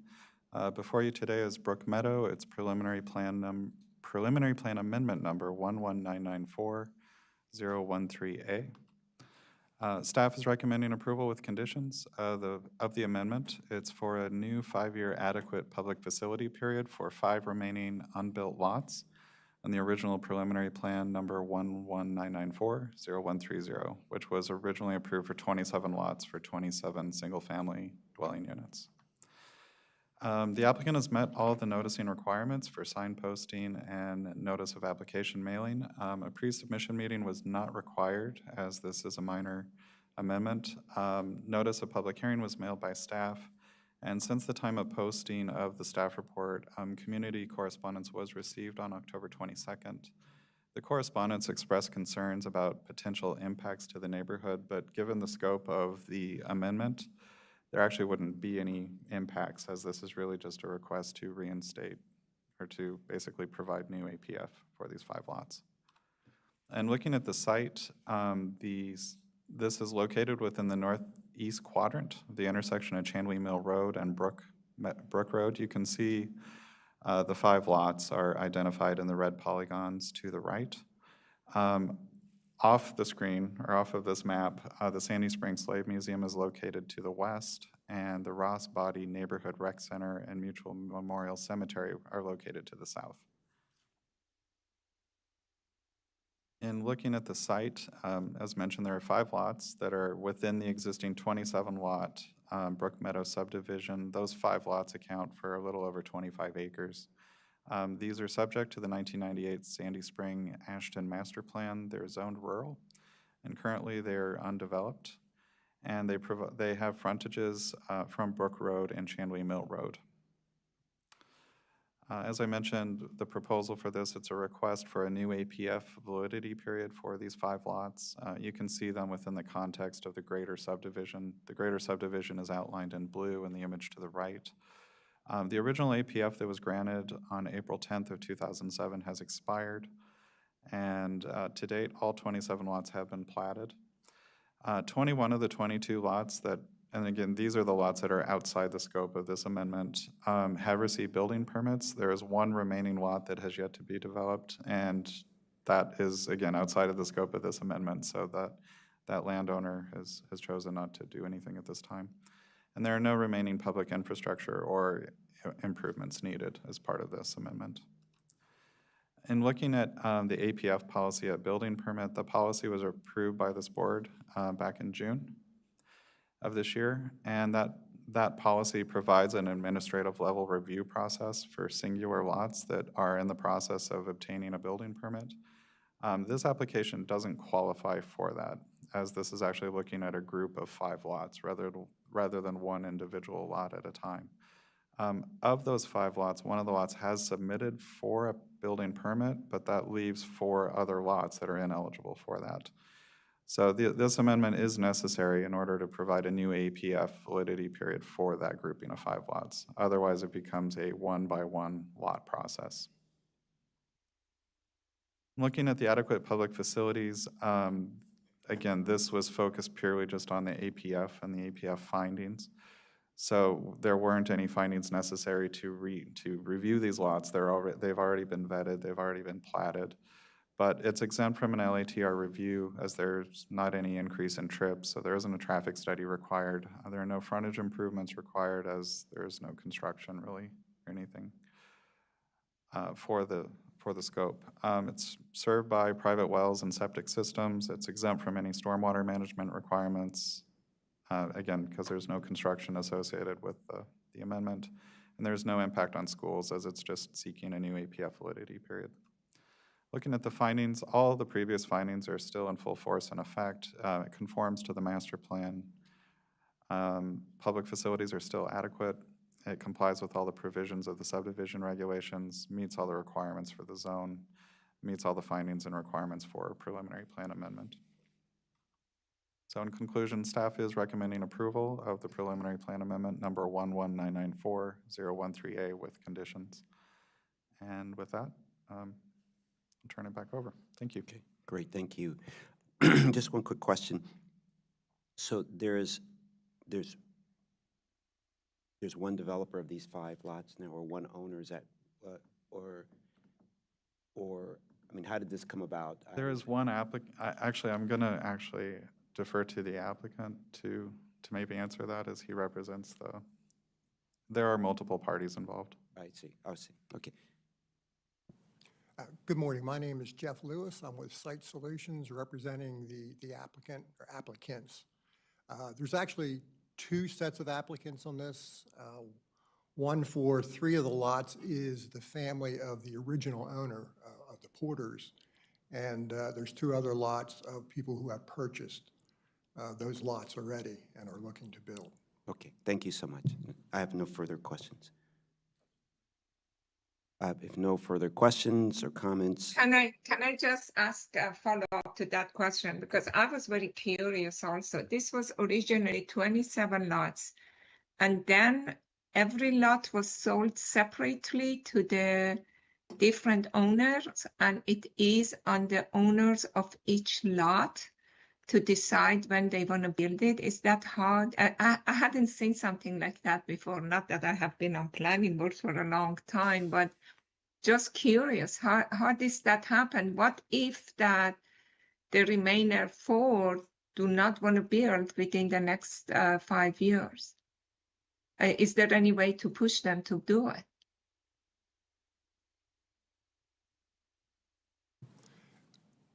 I mean, Yeah, Patrick Butler. No, there's not. So, I mean, you know, when subdivisions get approved, I think what you're referring to is that most often there is, you know, a developer or builder that would then develop all of the lots and then sell them, sometimes under construction, sometimes after they're constructed. Yeah.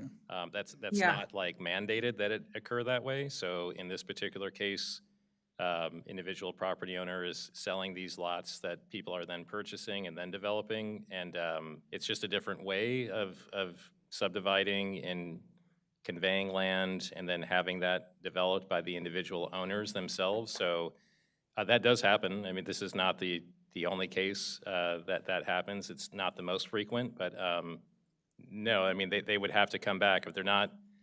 The validity period doesn't change no matter which format you're developing the land under. So if the lots are not constructed in the period of time that the validity period allows for, then the owners would need to come back or qualify for one of the provisions that you've recently allowed some flexibility on. So how many times one person can extend the validity period for APF? Well, ultimately, that would be the board's decision. You know, I don't think there's a you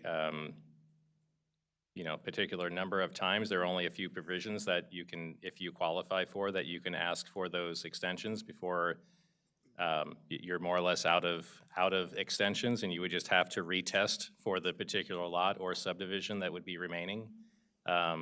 So it depends.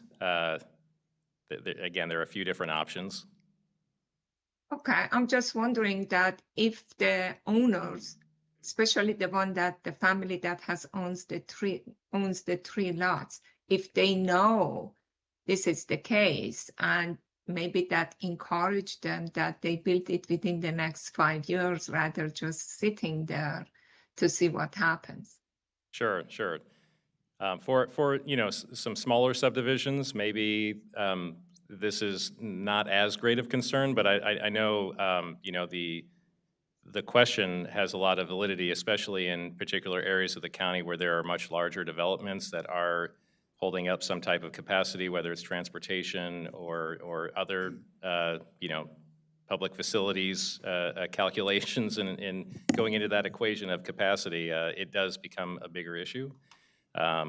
You know, historically around the Life Sciences Center in Shady Grove, that was a particular concern. And there are other areas of the county which you know, have some staging elements within plan areas. It's a much bigger deal. Now, again, I'm not trying to minimize the question here in this particular case, but you know, a few lots is probably maybe not in the grand scheme of things the biggest area of concern, but yeah, I mean, again, there's a process, and ultimately the board would have to decide each time that you have your say whether or not you want to extend that, or whether now is the time to not extend it. Right, So so I just, Well, the problem, I'm sorry, the problem is that if they come when they're going to be, you know, in bigger cases, not for this one, if they come, keep coming us right at the end that is being expired, we have no other choice to approve it because we rather see it to happen than not happening at all. Right. So it sort of put the planning board in a tight position that we don't like it, but we prefer to extend it versus not extend it. That is not going to happen. I do not know if they have come all the way at the end of the validation period ending, or if there is any way we sooner we say, look, you have another 5 years extension, so come up with the plan. We may not approve it next time, something like that. I do not know. I agree with you in this situation, doesn't matter. the planning board has said that from time to time, and in various cases, you know, they've said, hey, this is the last one, don't come back. But, you know, it's not required, but again, that's the board's. Right, so we're gonna, on this, Authority. we're gonna move forward here. There's a great comment, question, Commissioner Pedawam. This is, we aren't getting them that often, and we're in a tight housing market, so I'm sure we're hoping that with this approval, they'll go on and build these lots, so we won't have to see them again.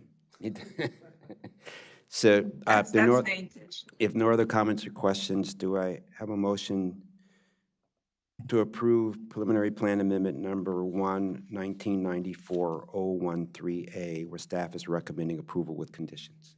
Yeah, I'll move, so moved. Second. All in favor? Aye. Aye. Aye, the ayes have it, 5-0. Thank you so much. Let's get those built, okay? Thank you. And we're to keep on time, we're just gonna do a short switch over, 1 minute at most, hopefully, to do our item number 10, Gunners Lake, Section 10, Site Plan Amendment number 1, 1987-068B, where staff is recommending approval with conditions. Thank you.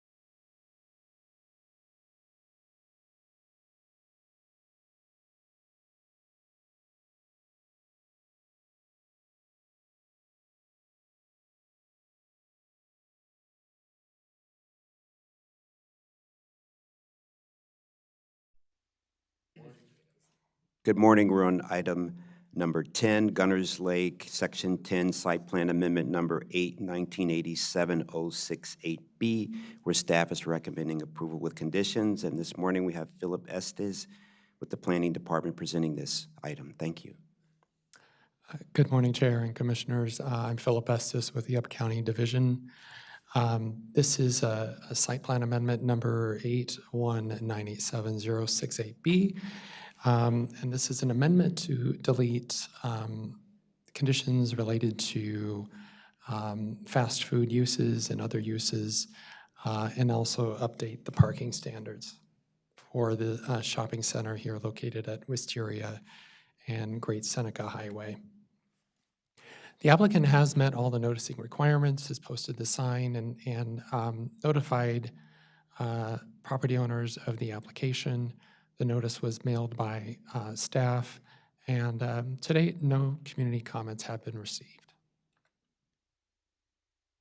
This is the subject property. It is located in the PD9 zone, shaded in the blue. Across Great Seneca Highway is R200 and the CR zone. This amendment is being reviewed under the 2014 zoning ordinance for uses and for the parking standards. To mention, the subject property is an existing shopping center located at 12651 Wisteria Drive in Germantown. This center has approximately 107,000 square feet, and it's currently home to multiple retail restaurants, some professional offices, including a major tenant, the Lancaster County Dutch Market. As I mentioned, the proposed amendment is to delete certain conditions related to fast food uses and other outdated uses. This is really a precursor to an expected subsequent site plan amendment for a coffee shop and a restaurant. The prospective tenant requests that the applicant remove the existing condition of approval that prohibits fast food uses, and also to rescind the existing site plan enforcement agreement, and also update the parking standards to the current 2014 code. The reason for doing this is the term fast food is, in terms of the zoning ordinance, is outdated. It's subjective and generally not enforceable because it's not a use that's defined in the zoning ordinance.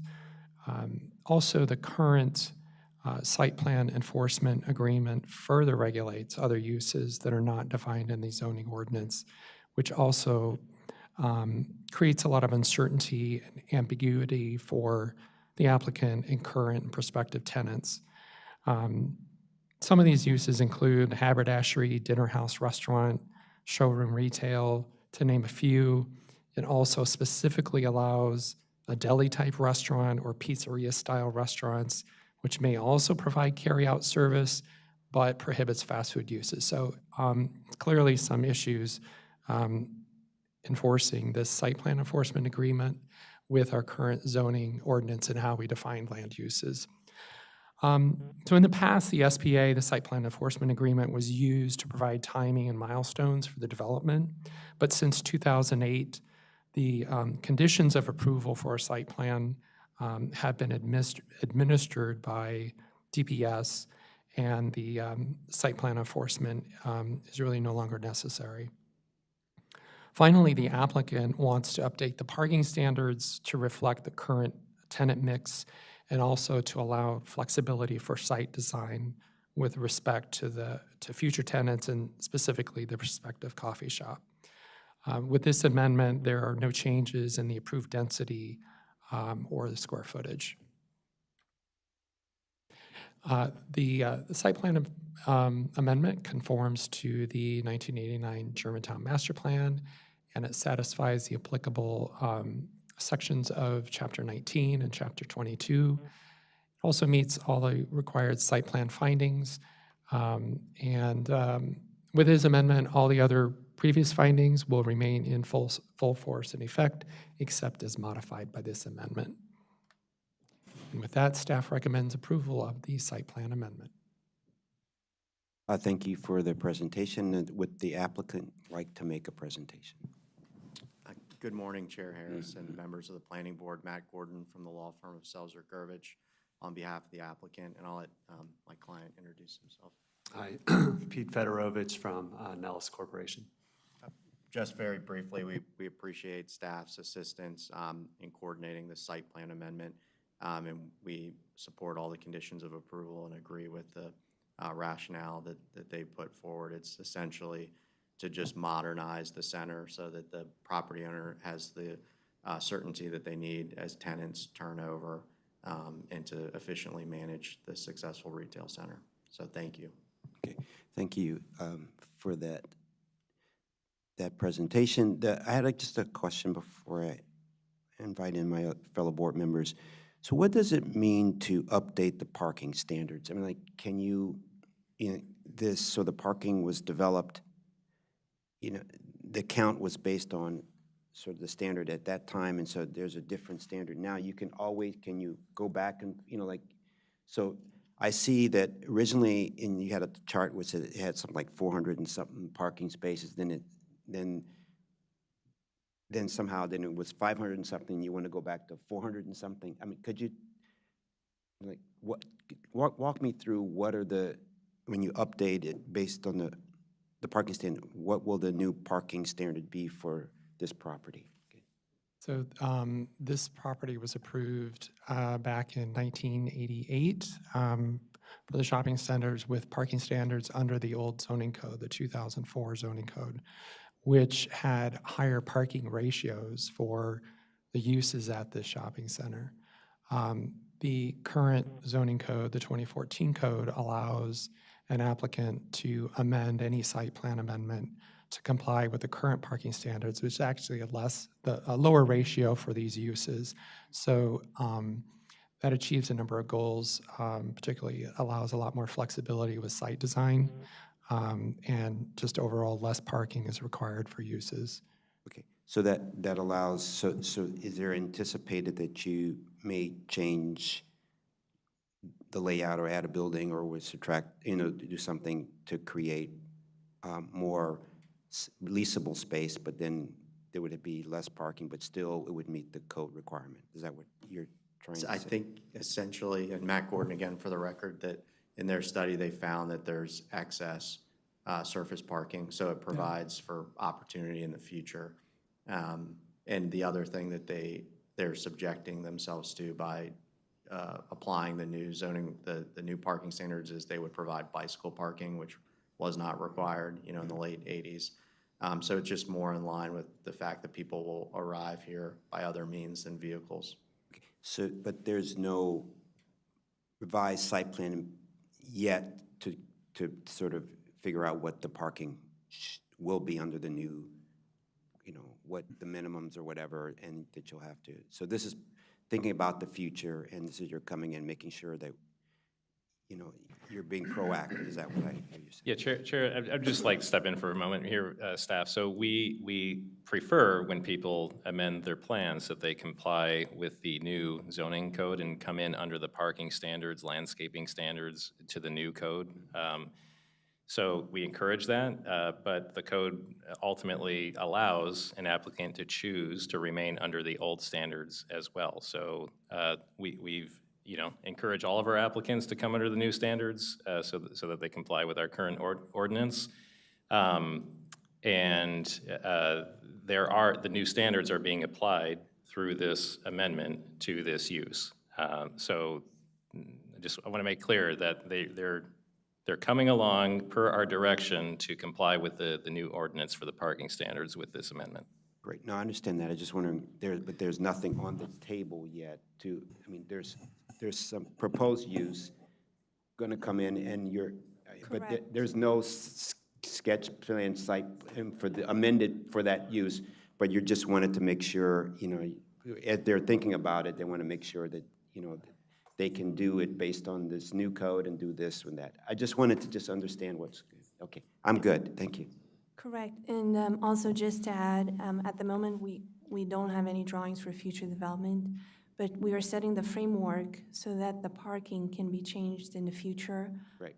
Not necessarily to add density or buildings there without planning board approval, but just, for instance, to add more planters or open space areas, which could be done at the director level. And that's something that the applicant is entertaining in the future when they have new tenants, to do improvements on the parking areas. Great, thanks. And sorry, one more thing. You had mentioned, can you go back and forth? You can't go back and forth. Once you come into the new code, you're in the new code. So there's no going back after this. Great, thank you. Those are all my questions. Go ahead, Jim. I was surveying the shopping center because it sounded familiar, especially since they have the Dutch Country Market, where I've gone frequently to get pretzel wrapped hot dogs and donuts. And so what I found interesting is that there was a restriction on fast food uses when there's already a Dairy Queen, a Lido's Pizza, an Outback Steakhouse. And so how did those, oh, Outback still are there, okay. And then the Dutch Country Market is kind of like a fast serve, like, market. And so I find it interesting that this applicant had to come in for the conditions with regards to fast food uses, where it seems as though they kind of already exist, taking consideration the Lido's and the Dairy Queen. I think the applicant wanted the certainty. They understand the existing condition on the site, and I think this is a better situation for the entire site to add the clarity, because, again, Philip went through this. There was some, there appeared to be some inconsistency in how this was being applied to the site. But that being said, this is also an important center for this larger community. Yeah.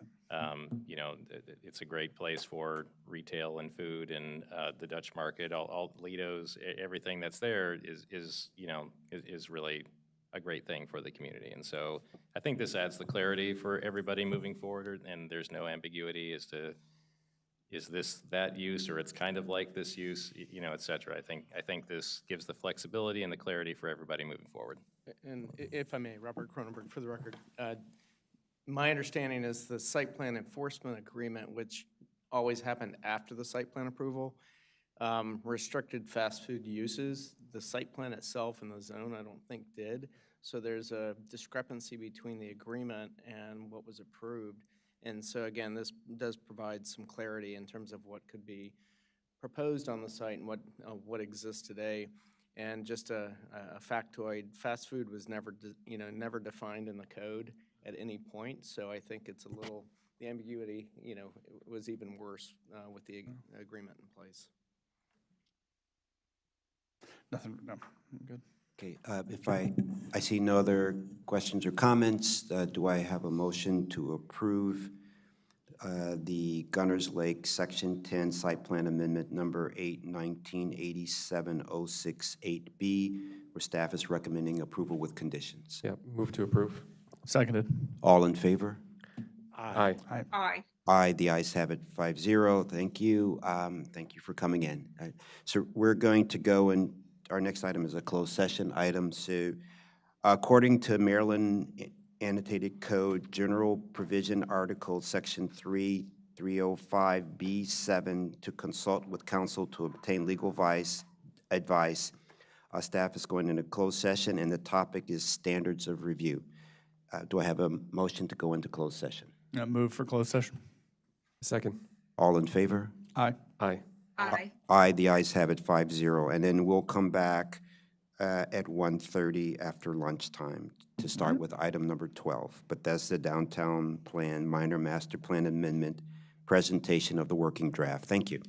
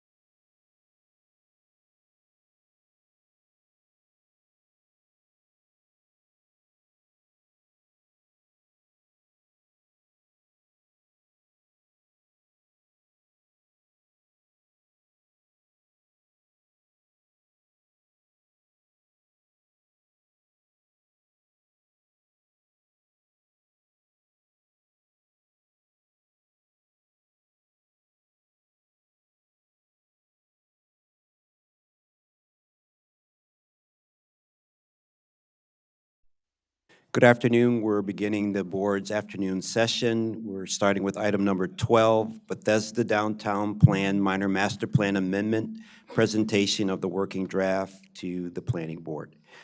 This afternoon, we have Elsa Heisel McCoy presenting. Welcome, and we look forward to your presentation. Great. Thank you, Chair Harris. Again, for the record, Elza Heisel McCoy, Chief of Downtown Planning. I have Henry Coppola from the Parks Department, who will be presenting the park slides. And do you want to introduce yourself for the record? Sure. Good afternoon. For the record, Henry Coppola, Parks Long Range Planning Supervisor. Okay. So today we're going to go through, we're here for the working draft, to brief you on the working draft of the Bethesda Downtown Minor Master Plan Amendment. We'll do some introduction and background, revisit the community engagement, talk about some of the implementation questions. A lot of this we talked about during our preliminary recommendations presentation last month. And then we'll get into the recommendations and then the conclusion and next steps. So the 2017 Bethesda Downtown Plan is a 4-year collaboration between residents, property owners, staff, the board, and council for a 20-year vision of sustainability, accessibility, equity, and innovation, with a vision for affordable housing near jobs, shopping and recreation, safe tree-lined sidewalks, bikeways and streets, and new parks and open spaces. As with pretty much every master plan, the recommendations of this plan will be, and have been implemented primarily through private development, using innovative tools like Bethesda Overlay Zone Density and the Park Impact Payment. And these are tools that respond to the economic challenges of implementing, buildings and park recommendations in the downtown. The 2017 plan also included a development limit in the zoning ordinance based on a 2016 master plan transportation adequacy standard that has since been updated. And the plan recommended that the department revisit the implementation recommendations in the plan as development approached that limit. So this minor master plan amendment is that revisit. It has the same plan area as the Bethesda Downtown Plan shown on the right. The goal of the plan is to improve implementation of the current recommendations. So there are no changes, no new specific zoning or recommendations for new parks, focusing on implementation. And this minor master plan follows the standard master plan process. We are now at the working draft stage. The board approved the scope earlier in the year. And then our schedule, we're looking for a public hearing. We'll be asking you today for a public hearing in December to have work sessions around the end of the year, and then get the planning board draft to council so they can do their work in the winter. Okay, so Bethesda Downtown today is a thriving urban center, an economic engine for the county and one of the county's most desirable communities. It's home to 17,000 residents, 33,000 jobs, parks, shops, the arts, movies, and more, and has excellent pedestrian, transit, and bike networks. Since the 2017 plan, Bethesda has been urbanizing and evolving. There have been 2,500 new residents, 1,700 new residences, including 400 new MPDUs, 4,200 new jobs, $39 million in annual net revenue, new revenue to the county, and home values in the downtown have increased 23% since the plan was implemented. The population is growing and growing more diverse, and this growth benefits the downtown and the county as a whole. In terms of demographic snapshot, since 2017, the largest age groups in downtown Bethesda are 18 to 34 at 30%, which is a 13% increase. The 45 to 64 is 23% with a 20% increase, and then 65 and over, 17%, but that has gone up 41% since the plan. Downtown Bethesda is less racially diverse than the county as a whole, but since 2017, the proportion of residents of color has increased from 27 to 33. So lots of benefits to Bethesda. Housing costs, however, do remain high. So as I mentioned earlier, home values have increased 23%, but average monthly rents have also increased 23%, with about 46% of renters spending more than 30% of their income on rent, which is a 30% increase since 2017. For community engagement and outreach, we've been in the community talking about this plan since May. We've had in-person and virtual meetings, introductions, sessions talking about how master plan visions are built. We've been out for the preliminary recommendations, and we've had smaller group discussions with the Implementation Advisory Committee, and then groups of residents and developers and property owners. And we've been working with the County Department of Housing and Community Affairs, the County Department of General Services, Montgomery County Department of Transportation, and the County Department of Permitting Services.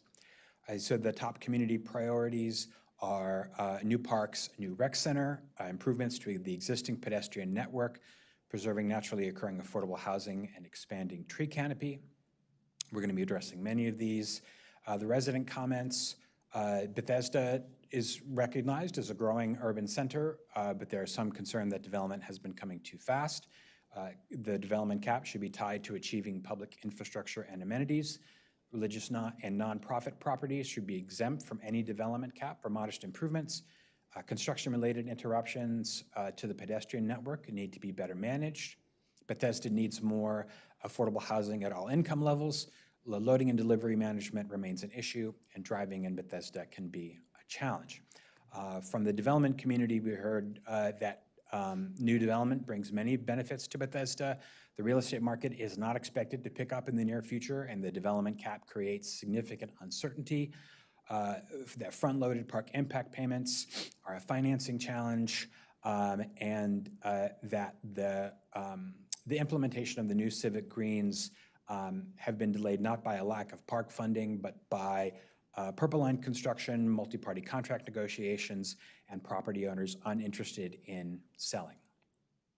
So the implementation questions, these are the questions that we've been sharing with the board and the community all along, and just wanted to come back to them now. First, is a development cap necessary in downtown Bethesda? If so, does it need to be raised? Are there alternative approaches that would work better? How do we ensure that public infrastructure can support future growth? And what are the top priority public improvements recommended in the plan? And does the minor master plan amendment need to provide additional incentives to realize them? Is the park implementation strategy from the 2017 plan still the right one? And then finally, could any of the current implementation recommendations be modified to better achieve the goals of the plan? So into the recommendations. So we're going to start with the development level. So this is from our this slide is from our building the master plan vision workshops that we held over the summer, and really drives home that master plans address many interconnected pieces of the built environment. The implementation requires many partners and many tools. Plan visions are for 20 years, but are built project by project at the pace that is really dictated by the market, which dictates not only private development, but also public investment, and that the minor master plan amendment is looking at ways to make those tools work better for downtown Bethesda, including density levels. So there's been a lot of progress since 2017 on the vision. The image on the right, which we'll come back to and speak to more specifically shortly, looks at parks and transportation improvements that have either been constructed or funded or in design, and you can see that there are quite a few of them. So there's been progress towards providing new market and affordable housing, creating new jobs, implementing new parks, and improving mobility with sidewalks, bike lanes, and transit. But the development pace has been slowing. So since the image on the right shows in purple site plans approved from 2012 to 2017, in the light orange sketch plans approved since 2017 when the plan was approved, in the darker blue site plans that have been approved since really since 2017, and then in the darker orange, plans that have been approved this year. So you can sort of see the sites that have been claimed, as it were, for development. So in terms of the pace of development, in the first 2 years after the plan was approved, the board approved 11 site plans with an average of 1.2 million square feet a year, and 8 of those 11 projects have been built or are currently under construction. The next 5 years, so that's certainly COVID, but I think also is COVID compounded with rising interest rates and rising construction costs. Over the next 5 years, you had 14 plans that, with the board approving half of what they were approving before, so only about 600,000 square feet a year, and as compared to the first 2 years, only 3 of the 14 plans approved in those 5 years are under construction. So the pace is slowing down. That means that there are fewer park impact payments coming in, and overall slower implementation of the recommendations of the plan. And as mentioned before, the development community has told us that the development cap is a significant factor in that. So in terms of building the master plan vision, the minor master plan recognizes that without private development and the public investment that it funds, the planned vision of affordable housing near jobs and community amenities like new parks will not be realized. So density levels in Bethesda. In 2017, the plan capped development at a level based on what was the master plan adequacy standard at the time, which was a projection of how long it would take car drivers to get through particular intersections in the plan area in 2045. Beginning in 2020, the council directed us to use a different set of measures, and the measures changed to evaluate growth's larger impact on the surrounding areas more broadly, increasing focus on non-motorized modes of travel and access to desired destinations. And the minor master plan recommendations are, of course, based on those new metrics. So the metrics, I know the board is very familiar with this. This is more for the folks at home. The 5 metrics look at auto and transit job accessibility within 45 minutes, travel times on auto and transit, vehicle miles traveled per capita, the percentage of trips not taken by single occupant vehicles, so the non-auto driver mode share or NADMS, and access to low-stress bicycle infrastructure. So in terms of measuring the master plan transportation impact of potential development, typically this impact is measured based on the recommended mapped zoning. But because in Bethesda, developers can, in the Bethesda overlay zone, purchase density above the mapped zoning, it requires a different measurement, so or different inputs. So for the minor master plan amendment, staff developed scenarios based on density absorption, so the amount of density approved by the planning board since 2017, about 1 million square feet per year. Staff recognizes that this is a conservative rate that will not be sustained over the plan life. Indeed, as I've showed, it wasn't really sustained beyond 2 years beyond 2019. We tested 3 development scenarios looking out to the life of the plan, so out to 2035, 2045, that range between 11 million and 21 million square feet over the 32.4 million square foot cap. So in terms of results, for the 5 metrics, our projections had more employment in downtown Bethesda than the COG model projected for Bethesda. And so their job accessibility for auto and transit in the plan area increased. Travel times increased about 2 minutes due to high projected job growth, bringing employees from outside the plan area. Vehicle miles traveled increases initially, again, due to the higher projected employment, but decreases with more development.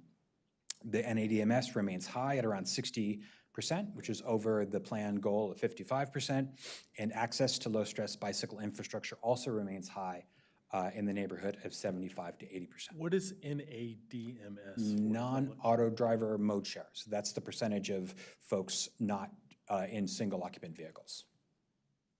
Could I ask one quick clarifying question about the second bullet? Mostly, I guess, just for clarifying for any of the thousands and millions of people watching at home. So you mentioned the increase in travel time is due to people presumably coming from longer distances in because of job growth. Correct. So can we infer that travel time kind of within the core of Bethesda, traveling from point A to point B within downtown Bethesda or maybe greater Bethesda?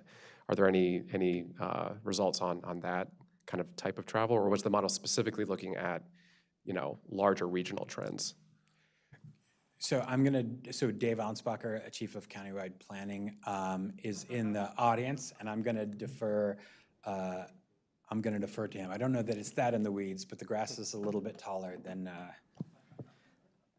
David Ansbacher, do you mind repeating the first part of that question? Sure. I'm just trying to clarify if there are different results. So looking at the projected increase in travel time that the model is showing, which seems like it's coming from longer distances traveled into Bethesda, are there any results that speak to internal travel within Bethesda or maybe the greater Bethesda area, if travel times are stable, if they even decrease because of a variety of different density considerations? I don't have that now. We can look into it. I would assume where you're going is correct. I would expect that with a lot more jobs in the downtown Bethesda itself, that trips for a lot of folks are a lot shorter.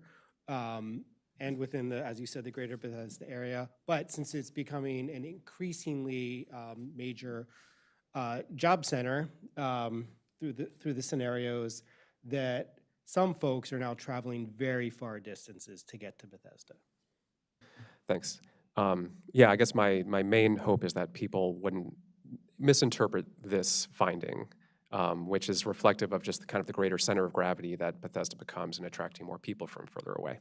So, thanks. Thanks, Dave. We also, for each of the scenarios, we evaluated them against potential student generation using the MCPS student generation rates.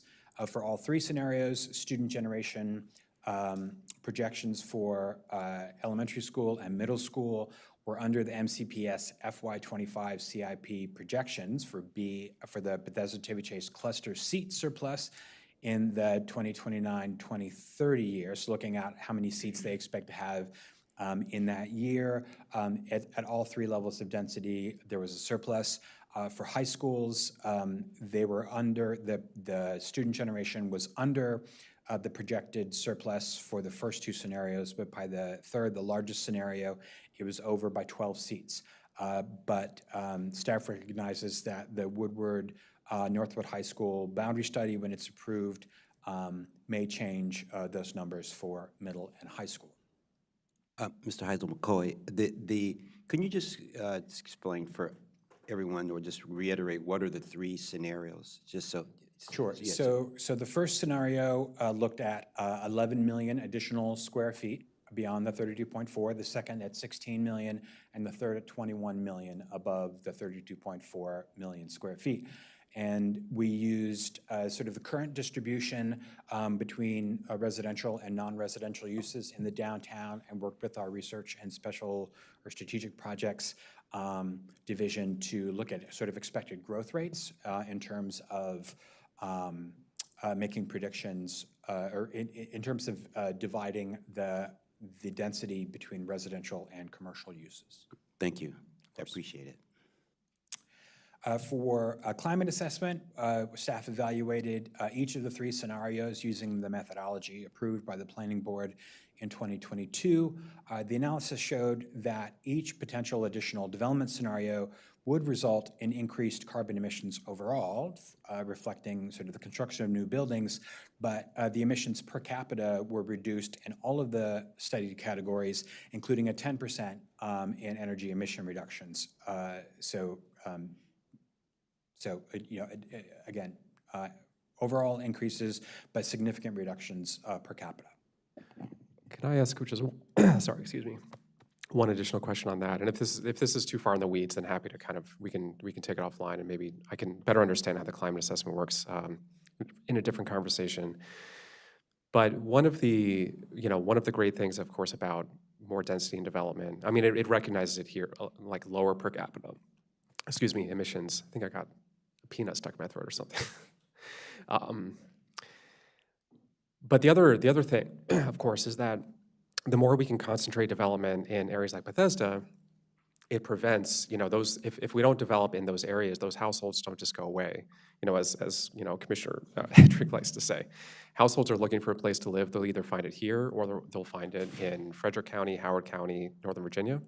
So does the climate assessment take into account the positive, or without kind of normatively labeling it, does it take into account the impact that density has on preventing people moving elsewhere that could contribute to greater emissions or less energy efficient things, less energy efficient types of development? So in other words, move here, develop here, and they don't move further away. Does it calculate that? There are a lot of elements in the analysis. I'm not sure that that's a particular element of it, but let me find out and we can follow up with you. Okay, thanks. Thank you. Okay, so the recommendation for the development level, the testing scenarios showed a resilient multimodal transportation network, schools operating within capacity, and reduced per capita climate impacts from additional residents and jobs in Bethesda. So the MPA, or the MMPA, not the Motion Picture Association of America, but the Minor Master, they probably endorse it, but the Minor Master Plan Amendment recommends removal of a specific development level in the Bethesda overlay zone instead of project-specific mitigation of impacts and improvements, which is essentially the methodology that we use countywide for every development application that comes in front of the board. The amendment also recommends that future transportation-related functional plans continue to look at ways to improve these metrics. Okay, any questions on development level before we move on? Okay, transportation and adequate public facilities. Transportation improvements, there was a comment from the community that development should be tied to achieving public infrastructure, and it is. Development is tied to achieving public infrastructure and builds or funds frontage improvements, improvements through the local area transportation review, and those are for every project, and also capital improvements. So again, the image on the right, we have, for transit, we have bus rapid transit along Wisconsin Avenue to the Purple Line station is under design. The Purple Line is under construction. You can see in the blue, the solid blue lines are frontage improvements, bikeway improvements that have been built by the dark blue development projects, and the dashed are transportation improvements that are part of approved development but haven't been built yet. And then the orange lines show the capital improvements for bike lanes. The solid lines are built and the dashed lines are funded or in design. You'll also see that there's also shading for park improvements, and Henry's going to get into that when the time comes. But you can see that there's been a lot of progress on transportation improvements since the 2017 plan. We would all, of course, like this to happen faster, but things are underway. So with that, the recommendation is to continue the local area transportation review through per the growth and infrastructure policy to improve pedestrian, bike, and transit-related alternatives to driving, to support implementation of loading management districts recommended in the urban loading study, and to support a number of planning and county implementation efforts and further study to continue improvements. Okay. Unless there are any questions on that, we'll turn it over to Henry. All right. Question. If you go back to that slide, I thought there was something about loading zones. I don't know. So Yeah, we, what the- is- Brett, can you we- just- we did an urban loading study, I think it finished the end of last year. There are recommendations in that to have, like we have a parking management, district, to have a loading management district, to look at loading in public rights of way on sort of a district basis, and then be able to use that space better.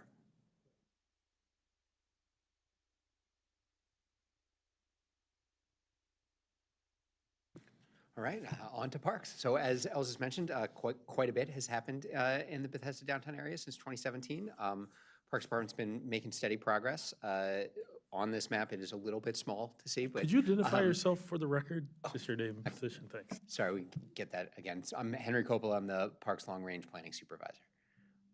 So as I was saying, on the map here, we have, since 2017, there've been a couple of renovations of existing parks. The Carolyn Friedland one is just wrapping up, and there'll be a ribbon cutting there in a few weeks, which is very exciting. Along the eastern edge here, you can see where the Eastern Greenway projects are starting to move along. Those are both coming through mostly through development and the redevelopment of some of the county surface parking lots, which is also exciting and hopefully will be coming online.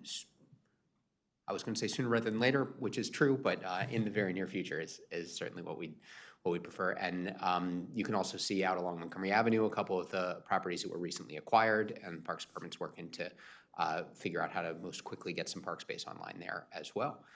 So making progress, fulfilling the plan's goals as we have them, and I think hitting to the next slide probably, which is kind of the main recommendation, continue to work to implement those 2017 plan recommendations, and kind of calling out the need to remain flexible and refine implementation strategies as needed.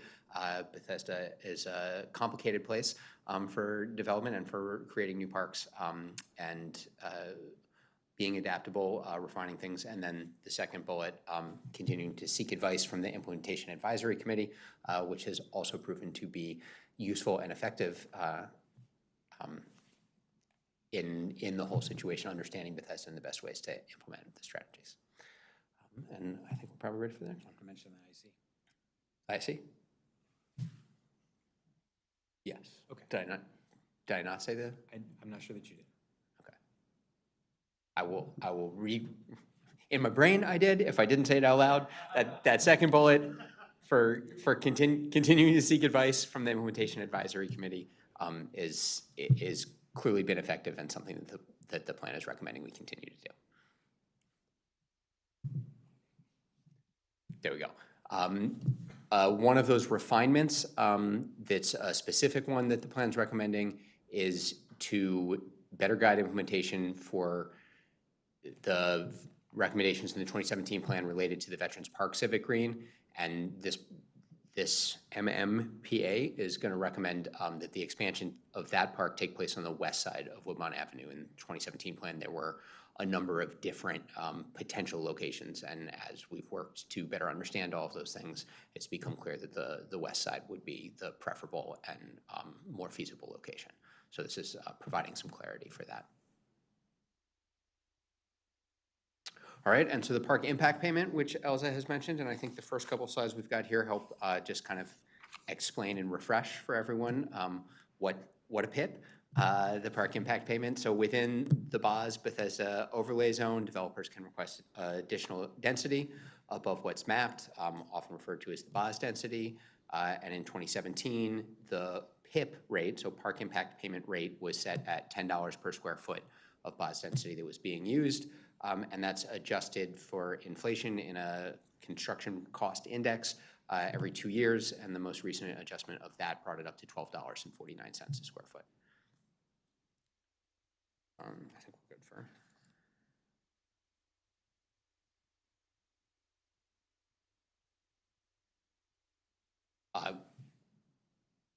Yeah, sorry.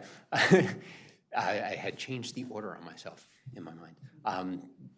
We didn't skip one, did we? Sorry, that's mine. Yeah. Okay. So the way the park impact payment works still on kind of that outline and refresher is that a building permit is when the developers make the park impact payment per the approvals that they've received and the amount of bus density that they're using. And then those funds are deposited in a CIP account for the Parks Department to use within the BOS for new parks and new projects within the overlay zone. There we go. Sorry, I rushed myself ahead there. And so this slide's just reminding, as Elsa called out before, lots of the projects that happen in the area and the development projects are what get us the infrastructure and the new parks. And that's also true for development projects are required to provide PIPs. So without there being projects, there are fewer PIPs made and fewer, less funding coming through the PIP system overall, which is important supplemental funding for recognizing and striving to meet the goals and recommendations of the plan in the Bethesda area. And so the economic consultants who've worked on the MMPA, their analysis has shown that it's difficult to put together profitable projects in the Bethesda downtown area currently. And that's largely being driven due to escalation in construction costs and how they are outpacing rents.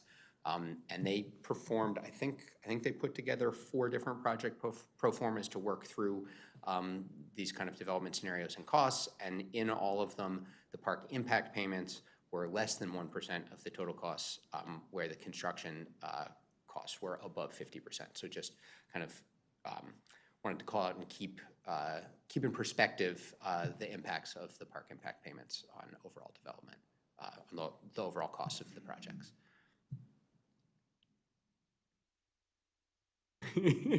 Wait, and it's because the one's slightly behind. We did that one. We're here, sorry. We're here. And so most recently there was a correction in the PIP adjustment in 2024. Previously, every 2 years, it was being raised by the average of the inflation increases in that construction index, and it was shifted in 2024 to be the sum of those 2 years. So this more accurately reflects the cost of construction and constructing parks and acquiring the land, which is what the PIPs intended to do. And keeping that accurate has been important, and that's going to tie into the recommendation that the plan's going to make about the PIP method, which is recognizing that importance of being accurate and making sure that adequate funds are coming in from the PIP, that the rate should be adjusted to $15.57 per square foot of bus density, which, if you looked closely at the previous table, is what it would have been now if the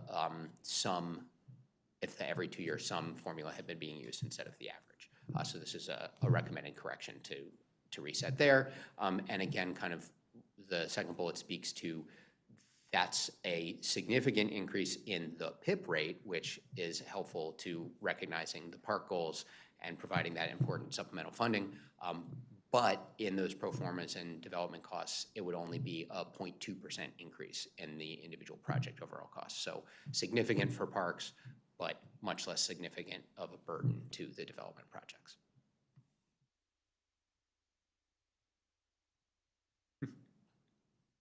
No worries. And then, as Elsa mentioned, feedback from the development community that the PIP being made in one lump sum payment at the building permit period can prove to be a financing burden. And since there's in recognition of that, and since there's a recommendation to raise the PIP slightly, the plan's also recommending to split that PIP into 2 different phases to help ease that financing burden and hopefully help make it a little bit easier to continue to have successful projects, with the first half coming at the current time at first above ground building permit, and then the second half at use and occupancy permit. And I believe that that's what we have for park specific things. Thanks, Henry. Sorry about the confusion. So worries. next, We made it. for new rec center, the 2017 plan recommends the study and implementation of a new recreation center in downtown Bethesda, but does not otherwise incentivize it. A new recreation center could be built either entirely by the county, by a private developer and dedicated to the county, or through a public-private partnership. The plan recommends incentivizing more explicitly the production of a new rec center, recommends a park impact and public open space credit for the area dedicated. This is similar to the PIP credit for parks. Designate the rec center as a major public facility for the Sierra priority public benefits, and to allow up to 2 additional stories in development to accommodate the rec center.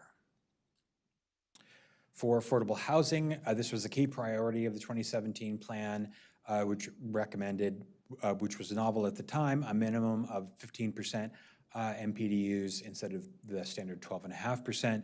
And the BOZ, the overlay zone, provides significant incentives for even more MPDUs.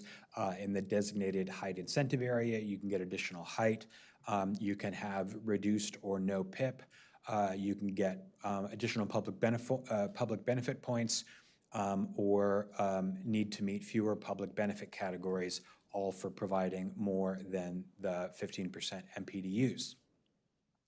Also, for family size and deeply affordable MPDUs, these are MPDUs with 3 or more bedrooms, and are more deeply affordable for residents with lower incomes. These can be challenging to build due to the combination of higher per unit construction cost and reduced rental income. Currently, these family size and deeply affordable MPDUs, they're provided on the market only if the development has larger family size market unit rates, or through a general development agreement as part of a public-private development with the county. So the recommendation is to update the Bethesda overlay zone to allow the planning board, in coordination with DHCA, which implements the MPDU program, to allow folks to get the benefit of the credits that are already existing for developments that have only 15% MPDUs, but have family size MPDUs that exceed the minimum number required by the code, and or deeply affordable MPDUs. So again, trying to use the, recommending to extend those current incentives to these other much needed unit types. For redevelopment of sites with naturally occurring affordable housing, we talked about this certainly last time.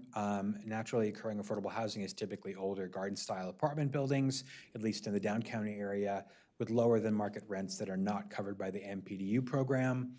Recent master plans have included recommendations to strive for no net loss of those naturally occurring affordable units when those sites redevelop, and that as sites with naturally occurring affordable housing begin to redevelop in downtown Bethesda, we've been working with DHCA to ensure that the redevelopment is consistent with the priority of promoting affordable housing.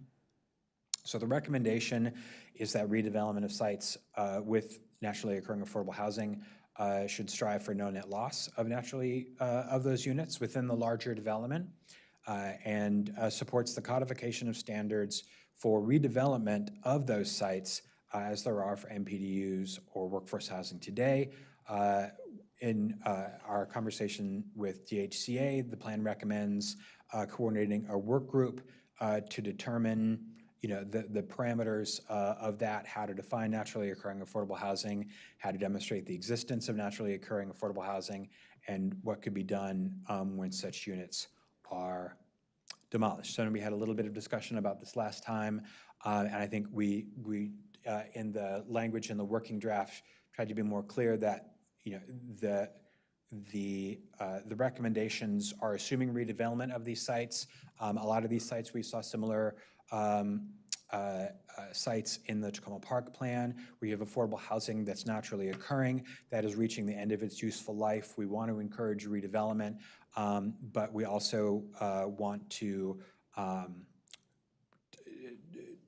pursue opportunities to minimize the loss of the affordable housing that's there. I just want to jump in real quick. I still have issues with the designation of naturally occurring affordable housing. I concur. Yeah, I think we've talked about this before. I don't think you can define it. I don't think it's definable. in a sense that it would be usable for us in a planning sense. I just don't think it's a definable category. The reason it's there and in a lower cost level is not by its nature a naturally occurring phenomenon. It is a policy-based phenomenon that we have created by reducing the amount of construction of housing that we have. It's not naturally occurring, nor is it a natural state of, the housing market. I commend the idea of having economic integration. I don't know if this is the way to do it. So this is fine for the draft, and I think we're going through it here. Just, I don't think we can define naturally occurring affordable housing in a way that is anything distinct from the low end of a distribution of some cost level. And if it's that, then it's just the same as other housing. It's just cheaper and less invested in. And like I think I said it before, like if it's going to be maintained, it should be maintained under a mission-oriented organization. And if that's the case, that's a funding issue for HOC and nonprofits, not for us designating particular properties and thereby limiting the ability of them to be redeveloped. I really just have issues with the concept in general of designating this is okay and this is not okay. We already have a system of zoning for that, all right? And you're arbitrarily putting properties into a no category or a less opportunity category that is not available for all development, particularly within a place like Bethesda, which is A, very confined geographically, and B, very desirable, and one of the few places in the county where we can get high densities and high levels of development. So I'm just coming back and getting on my soapbox a little bit more about the definition of naturally occurring affordable housing. I just don't think it's all the work groups in the world are not going to be able to come up with a definition of naturally occurring affordable housing that fits every situation in which somebody points at something and says, that's it, that's naturally occurring affordable housing. And if it's just the low end of the cost spectrum or the cost distribution, then that's a different conversation to have, I think, so. Sorry, I will say the DHCA is having these conversations now. And I think the recommendation is not for Montgomery Planning to codify it. It's to support DHCA in their efforts to provide clear standards for when these properties do redevelop. I think we could absolutely revise the language. I think during work sessions, we could have DHCA come and provide their thoughts. But yeah, I hear that. I think, again, it's just the soapbox I'm going to continually stand on when we get to this point. It's just that affordability maintained long-term with the level of investment necessary to maintain them as appropriate housing for everyone and not as the cheapest housing still left in a spot is maintaining them under a mission-oriented organization as opposed like HOC or Montgomery Housing Partnership or whatever PHA would be there. And I would like to see I would like to see DHCA come in and have their opinion on this. I find it hard to conceive of a definition that wouldn't just designate this separate set of properties is a no-go, but these are. I'm not sure. The intent. The intent isn't no-go. The intent is if you how can we provide more than the standard number of MPDUs for these sites? So I don't think that there's a no-go intent. No. But I have a question in that because I agree with Commissioner, Hedrick. These are garden apartment, and if you have it as keeping zero effect in affordable units, you have to build taller building. What about that if you have a naturally affordable housing for a high rise, that the whole high rise is now old, and that may create a future impediment for the replacement of that, because how can you keep it as net zero? It's not possible unless another public agency steps in. Yes, so I think we all good comments, but I think the goal was that if just say 20% of all the units were at right now in the older units, we're just say they were at 50% of the AMI. I think the goal was whatever you build, that you don't lose those 20% at 50. And so I don't know how we did, how that, but I think that was the goal. And then whether and during the work session, we can continue talking about this. But I think it was not to label something so it could not be lost. It was more of how do we, when it is redeveloped, how do we make sure we don't,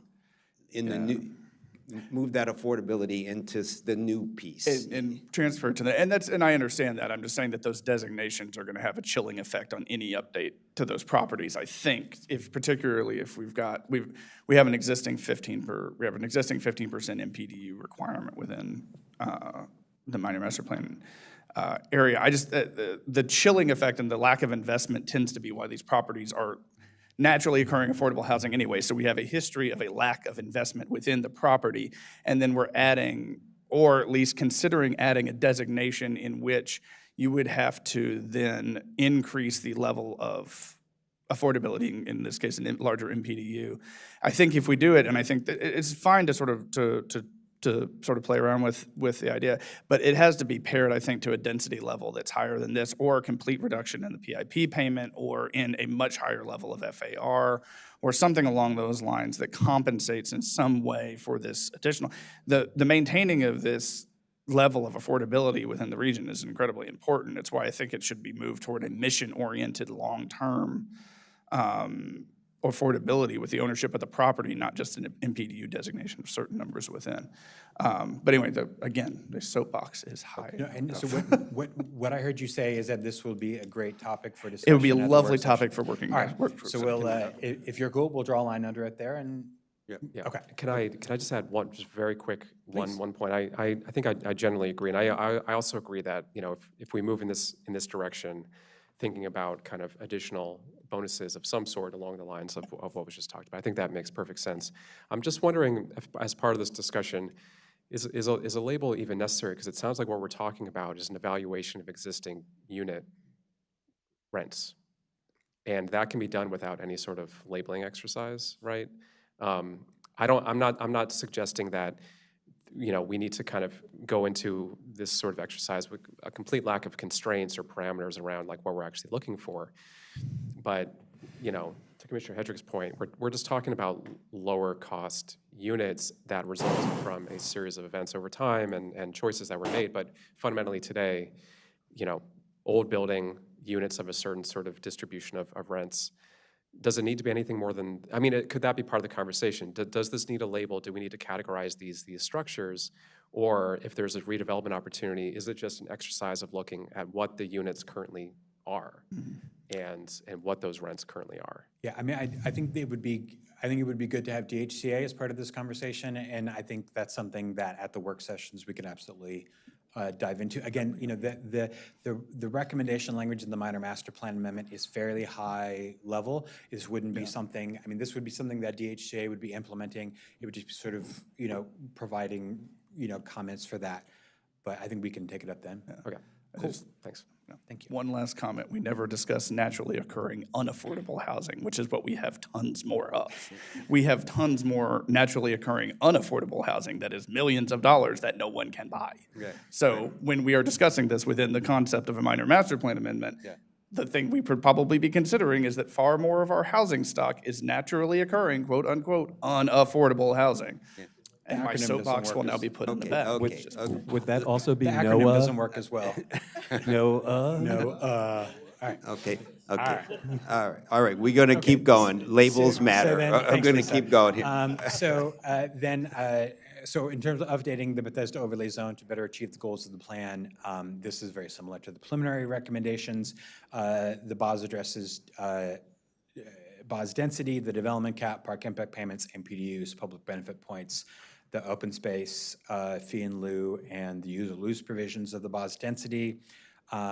For the improving the BOS, buying BOS density now, for sites that don't have equal, for CR zone sites where the commercial proportion and the residential portion are not equal to the total density, it means that you can't have single-use properties. And you have, the board's seen a number of projects in Bethesda in particular that have sort of live-work units, which are commercial. And so I think that was an unintended consequence. And so the recommendation is to update the overlay zone so that projects that are using all of their mapped commercial or residential FAR will be able to purchase BOS density. And as we talked about before, that would result in higher park impact payments. In terms of the use or lose provision, this was put in to prevent the hoarding of BOS density, requires permits within 4 years or the approval is revoked. This reduces flexibility to respond to market conditions. The subdivision ordinance adequate public facilities finding also requires building permit in 5 years. So it's a duplicative requirement, and particularly with the recommendation to remove the specific density level from the overlay zone, the plan recommends removing the use or lose provisions. So this is a new one. This is something that came up after we spoke last time regarding the energy conservation and generation public benefit. So in 2017, to promote sustainability and energy efficiency and new construction, the BOS requires buildings in sort of the core high performance area to exceed energy efficiency standards by 17.5%. Since the plan was approved, the county has been working hard to adopt ever more efficient building and energy codes, essentially making this BOS stretch goal a requirement. And so these advances, these important advances to the code have sort of baked in that improvement and has made exceeding those standards by 17.5% significantly more difficult. Reached out to the sustainability folks at DPS based on discussions with them and in recognition of the county's higher efficiency standards. And it would be great, I think, at some point to have them come in and brief the board, because there's some very exciting things happening sort of over the next 5-10 years that the plan recommends removing this unintended obstacle to development and update the BOS to remove the requirement to achieve the 15 points in energy conservation and public benefit category. For the incentive zoning update, the board is very familiar with this. The incentive zoning update is re-examining how public benefits are being implemented, but also enables plans to customize public benefits to achieve countywide priorities while at the same time providing local infrastructure and amenities. The 2017 plan and the BOS provisions have been very successful in guiding optional method development projects to provide these benefits. And so the recommendation is that any zoning text amendment resulting from the incentive zoning update to modify the zoning ordinance public benefits section should acknowledge this success and take it into account when determining if and how the BOS should transition to a new incentive zoning framework. Okay, then in conclusion, the recommendations in the working draft help implement the public amenity and infrastructure recommendations like new parks and transportation-related improvements by using the tools that have made the 2017 plan a success: private development and public investment. With these recommendations, private development will continue to construct or pay for improvements through park impact payments, dedication of new recommended parks, transportation-related fringe improvements, and school and transportation impact taxes on top of significant contributions to the county tax base. And the public capital improvement program will continue to use these revenues to design and construct bus rapid transit, the Purple Line, the Capitol Crescent Trail, new bike lanes, and more. In terms of promoting racial equity and social justice, the County Act requires that the Planning Board consider racial equity and social justice impacts in master plans.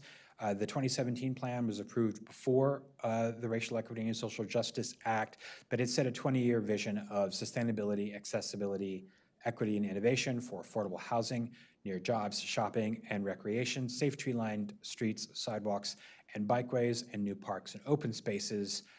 Those recommendations promoted racial equity and social justice by enhancing access to the many opportunities in the growing downtown: housing, affordable housing, new jobs, new amenities, transit, and more. And the minor master plan amendment continues progress towards that vision by promoting more more housing, more affordable housing, more PIPs for parks, incentives for new rec center, and more. So the staff recommendation is that the board designate the working draft as the public hearing draft and set a public hearing for December 2nd, 2024. Great, thank you. Thank you so much, Mr. Heisel McCoy. Thank you for putting this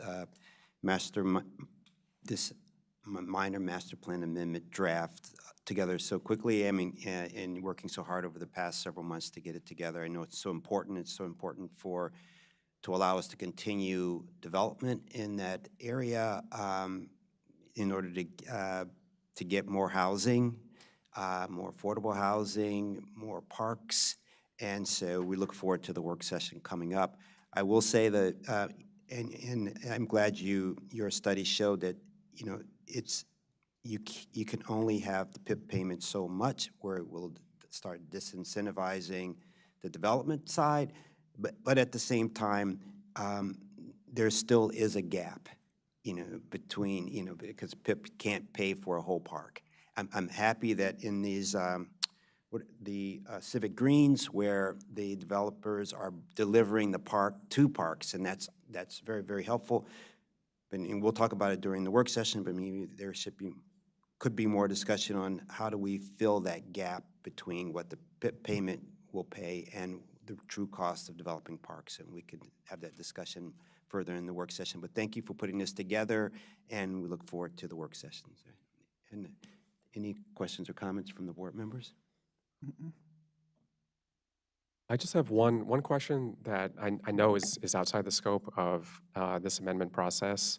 I wanted to ask, mostly out of curiosity, but also kind of thinking forward, like how maybe things could change. But the Implementation Advisory Committee, which currently is, you know, 12 or 14 members, combination of residents and business owners or property owners in the area. It looks like on the resident side, it looks like most of that membership is outside of downtown Bethesda. And I could be off base on that, but it seems like it's mostly kind of the adjacent communities like East Bethesda, Chevy Chase, Edgemore, you know, kind of on the edges, which is fine. But how do we get more representation from, you know, 17,000 residents living in downtown Bethesda? And I acknowledge many of them are renters, but that's important. Many of them are renters. Mm-hmm. That's not a reason that, you know, obviously they couldn't or shouldn't or can't be included on these committees. But thinking longer term, you know, how do we, knowing that, you know, we're going to hope maybe remove this development cap, there's going to be more growth in downtown Bethesda, more kind of interests start to collect, and, you know, common interests start to collect in that area, people living there and spending most of their kind of waking hours there. How do we kind of rethink the IAC potentially in terms of membership? And I understand that it's application-based. Or at least I assume it's application-based. So, you know, we get what we get to some extent. But there could also potentially be like an outreach effort to many of the new buildings coming up, or the older buildings, or, you know, the non-NOAA buildings in downtown Bethesda, and just try to encourage a little bit more of a diversity of membership in that group, because that group is influential. And I think the interests of those living in downtown Bethesda may not always align with the interests of those living in the adjacent communities. Just a hunch. So I just wanted to add that to the conversation. And again, I know it's outside the scope of this, but just wondering if anyone has any thoughts on that. I hear that. I mean, we do have residents in the plan area. Not all of the resident members live inside the plan area. And I think, you know, we do reach out when, you know, when seats become open. You know, I think one of the things that we talked about, particularly with parks, is that, you know, you have a large community of folks who live in downtown Bethesda, even if they're outside. So I think, you know, we and I know you do as well. And you said so. You know, appreciate that perspective. But I think we can, you know, we have made efforts to get the word out, and it's based on who applies. But I think we can certainly redouble those efforts. Mm-hmm. So we have a question, a hand up by Commissioner Pedwin. Yes, Ezra, can you refresh my memory? I thought that under this minor master plan amendment, we are going to look at the maximum square footage of development that we had and suggest that we don't need that to be there. I didn't see that recommendation here. Am I missing something? I'm sure that was the biggest thing. I'm just a little It was bit one of the confused. first ones, I Yeah, think. it was there. We did development level first. Yeah, we're recommending taking the development level out of the overlay zone. So isn't that should be a part of this recommendation? I'm not sure I follow. So Okay, Commissioner Pedowing, this is Jason Sartori. That is part of the draft that is, and the recommendations that are in the draft amendment. What we're asking for the board to vote on today is simply to take this working draft and designate it the public hearing draft and set the public hearing date. So we're not asking you to vote on any of the content or recommendations within the plan at this point. oh, I got it. Okay, thank you. But it is, if you see the screen now, Commissioner Pedwin, it was one of the first recommendations in this minor master plan amendment. It says you see it here, I don't have to read it. Yes. Yeah, I see it. I guess I missed it. Okay. When this page came, probably I missed it. Thank you. Yeah, just for clarity, this essentially removes the cap, and we'll do a site-by-site adjustment of things within BOS, but maintains the BOS at the higher level of, with the recommendations, assuming it all goes through. So right now, the overlay zone says the planning board may not approve a site plan that pushes development above 32.4. We would take that out. Yeah, that's right. And it basically would be like every other overlay zone in Down County. And so, okay. Project by project. That is really good. I'm sorry that I missed it. Thank you. No, not at all. So if there are no other comments or questions, you have. No, I was just gonna. Okay, I was just gonna he's very excited about get this. the Okay. ball rolling. So, okay.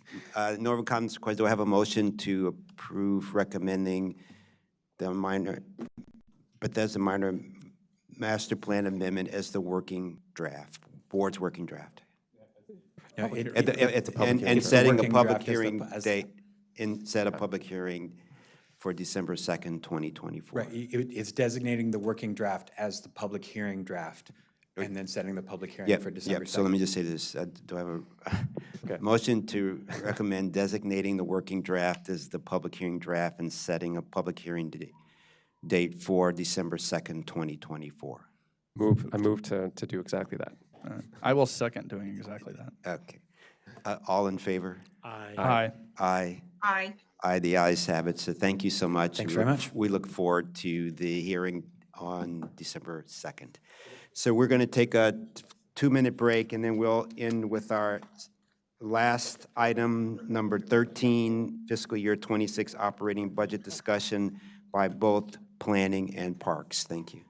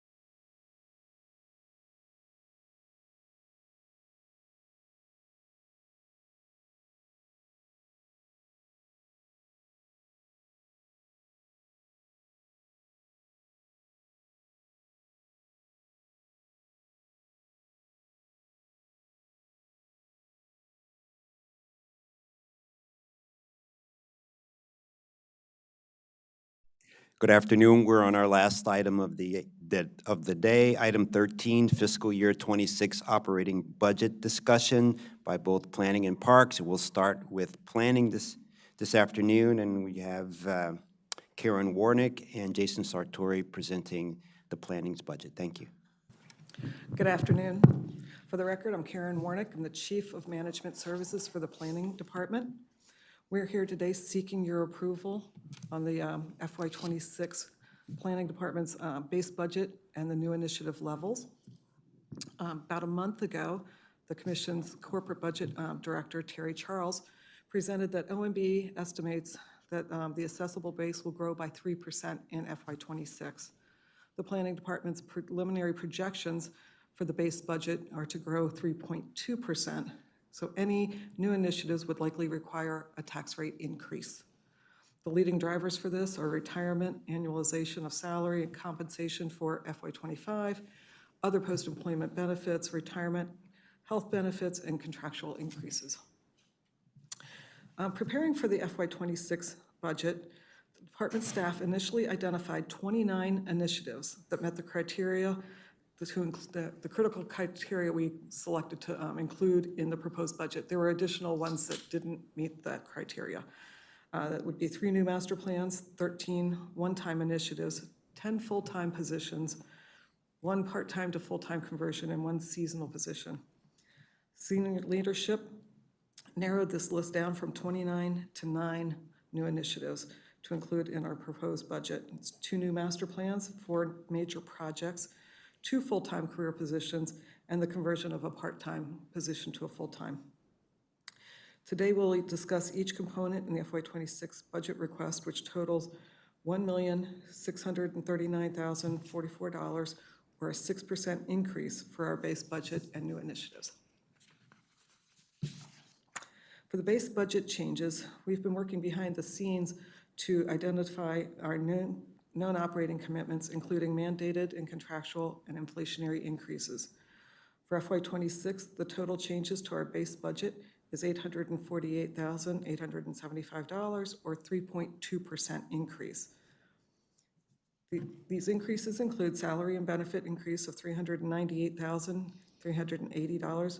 This is for our current employees and includes retirement, annualization of the FY25 compensation, other post-employment benefits, and health benefits. And just to let you know, this is a preliminary amount for the retirement number. We have put a marker in there. The Commission will receive an updated actuarial report in November, early November. And so we'll update the salaries and benefits at that time and include that in the November 21st briefing. The CPI increase for ongoing contracts is $98,600. That's just to keep up with inflation. Risk management, long-term disability, unemployment, and legal chargebacks. These are chargebacks that are actual chargebacks on behalf of our department. Some went up a little bit, some went down a little bit, so they combined average came out to $6,573. We have major known commitments of $300,000. I'll go over those in a minute. And the chargebacks to the Development Review Special Revenue Fund is currently a TBD, to be determined. We're still analyzing the Special Revenue Fund, and we'll bring that to the Planning Board in our November work session as well. The chargeback for the CIO and Commission-wide IT is $45,322. These numbers also are still preliminary, as we're still in conversations with the CIO, and we'll bring back the final numbers in the November session as well. This year, we have 4 new major known commitments. 1 is one-time expense, and 3 are ongoing expenses. The first one is to GIS base map update. It's $150,000. We do this one time every 3 years, and it's a countywide GIS data updates occur on a 3-year basis for planimetric data as dictated by the County GIS Strategic Plan.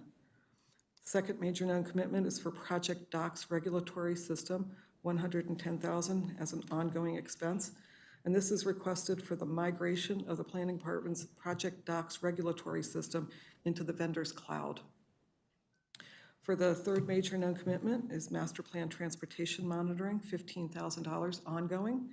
And this cost reflects the costs associated with collecting traffic counts that are needed to satisfy the requirements of the Bethesda Downtown Plan and the White Flint Sector Plan. And the last one is on-call travel demand model maintenance, $25,000 a year ongoing.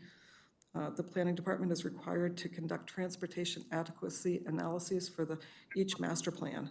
And maintaining the model requires a high technical skill sets and requires external consulting assistance to maintain the tool. So Karen, are these going to be part of the base budget if they're ongoing? Yes, they will. The ones that, Yes. okay. No other questions, I'm going to turn this presentation over to Director Sartori for him to discuss the FY26 proposed new plans and projects and our new initiatives that the Planning Department believes are critical items to continue planning for the future of Montgomery County. Thank you. For the record, Jason Sartori, Planning Director.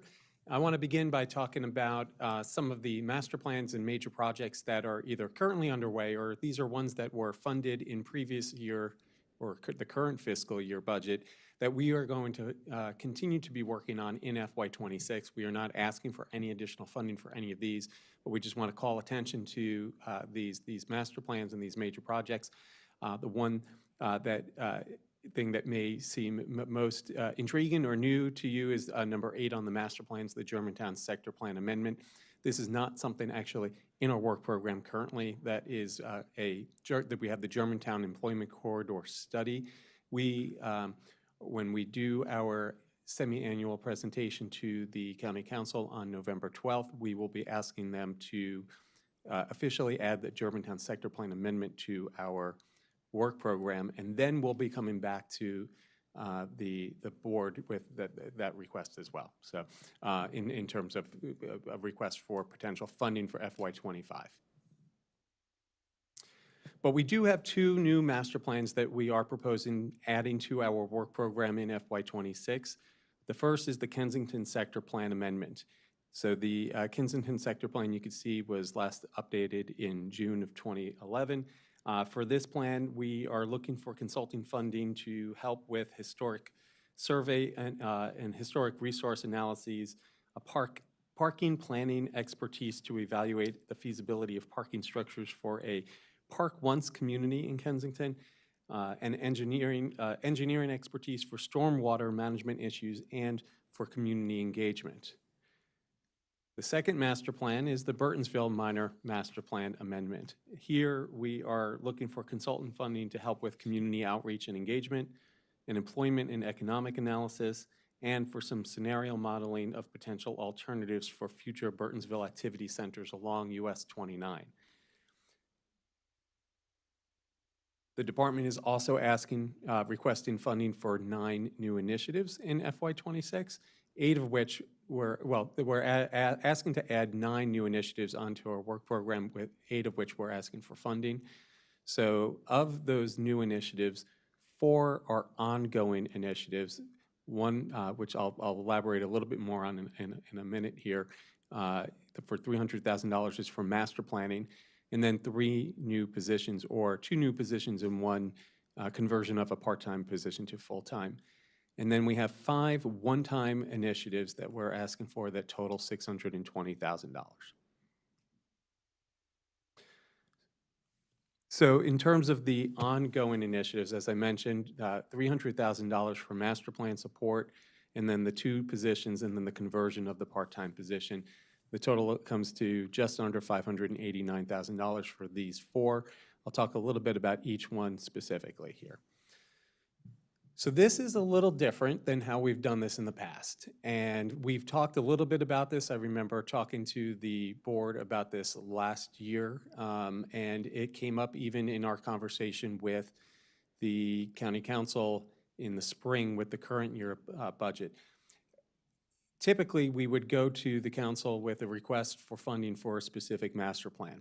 And I will tell you, it is really difficult a year, maybe a year and a half before you're actually going to start working on a master plan, before you get into the weeds and knowing what the existing conditions are, knowing exactly what you're going to need to do, what types of analyses you're going to need, how extensive of engagement you're going to have to do and what types of engagement you're going to have to do. It is really difficult that far in advance to know exactly how much a master plan is going to cost. But we always come up with our estimate as best we can. Then even sometimes the scope of the master plan changes once we get to the planning board. That can also have some potential cost implications. And so what would happen for us is each new master plan would be a new initiative that the council would put on a reconciliation list. They would fund a lot of the base budget stuff, but they put every new initiative on a list that gets considered one item by, and in comparison to every other request from every other agency. And we even heard from council members this past spring saying, it doesn't seem right that the planning department, with a core function of doing master planning, that every master plan that we say we want to put in your work program, the funding for that is always on the chopping block as part of that reconciliation list. And so we are trying a different approach here, where we are asking for master plan support. This year, it is a new initiative. It's an ongoing initiative, though. We're asking for $300,000 to support our master planning efforts. In this particular case, for this fiscal year, we know we're going to put that towards Kensington and Burtonsville, but some of it may end up going to something else if we find that we need additional outreach or translation services or an additional analysis for one of our other ongoing master plans.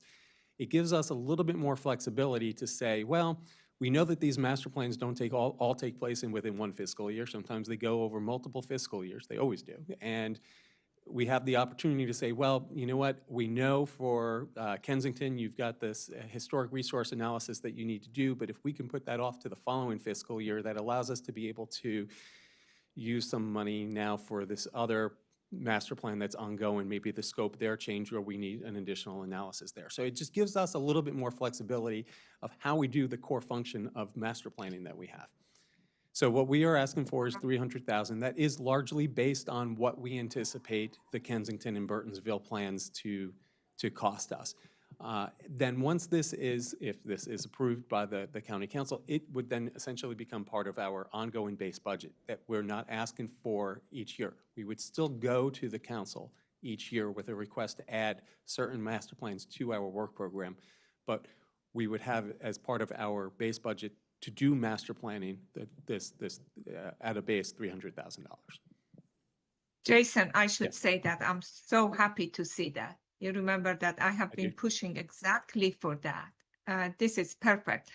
I just would change the name of the master plan support, because the support doesn't mean that it looks like that it's going to just support you to do a master plan.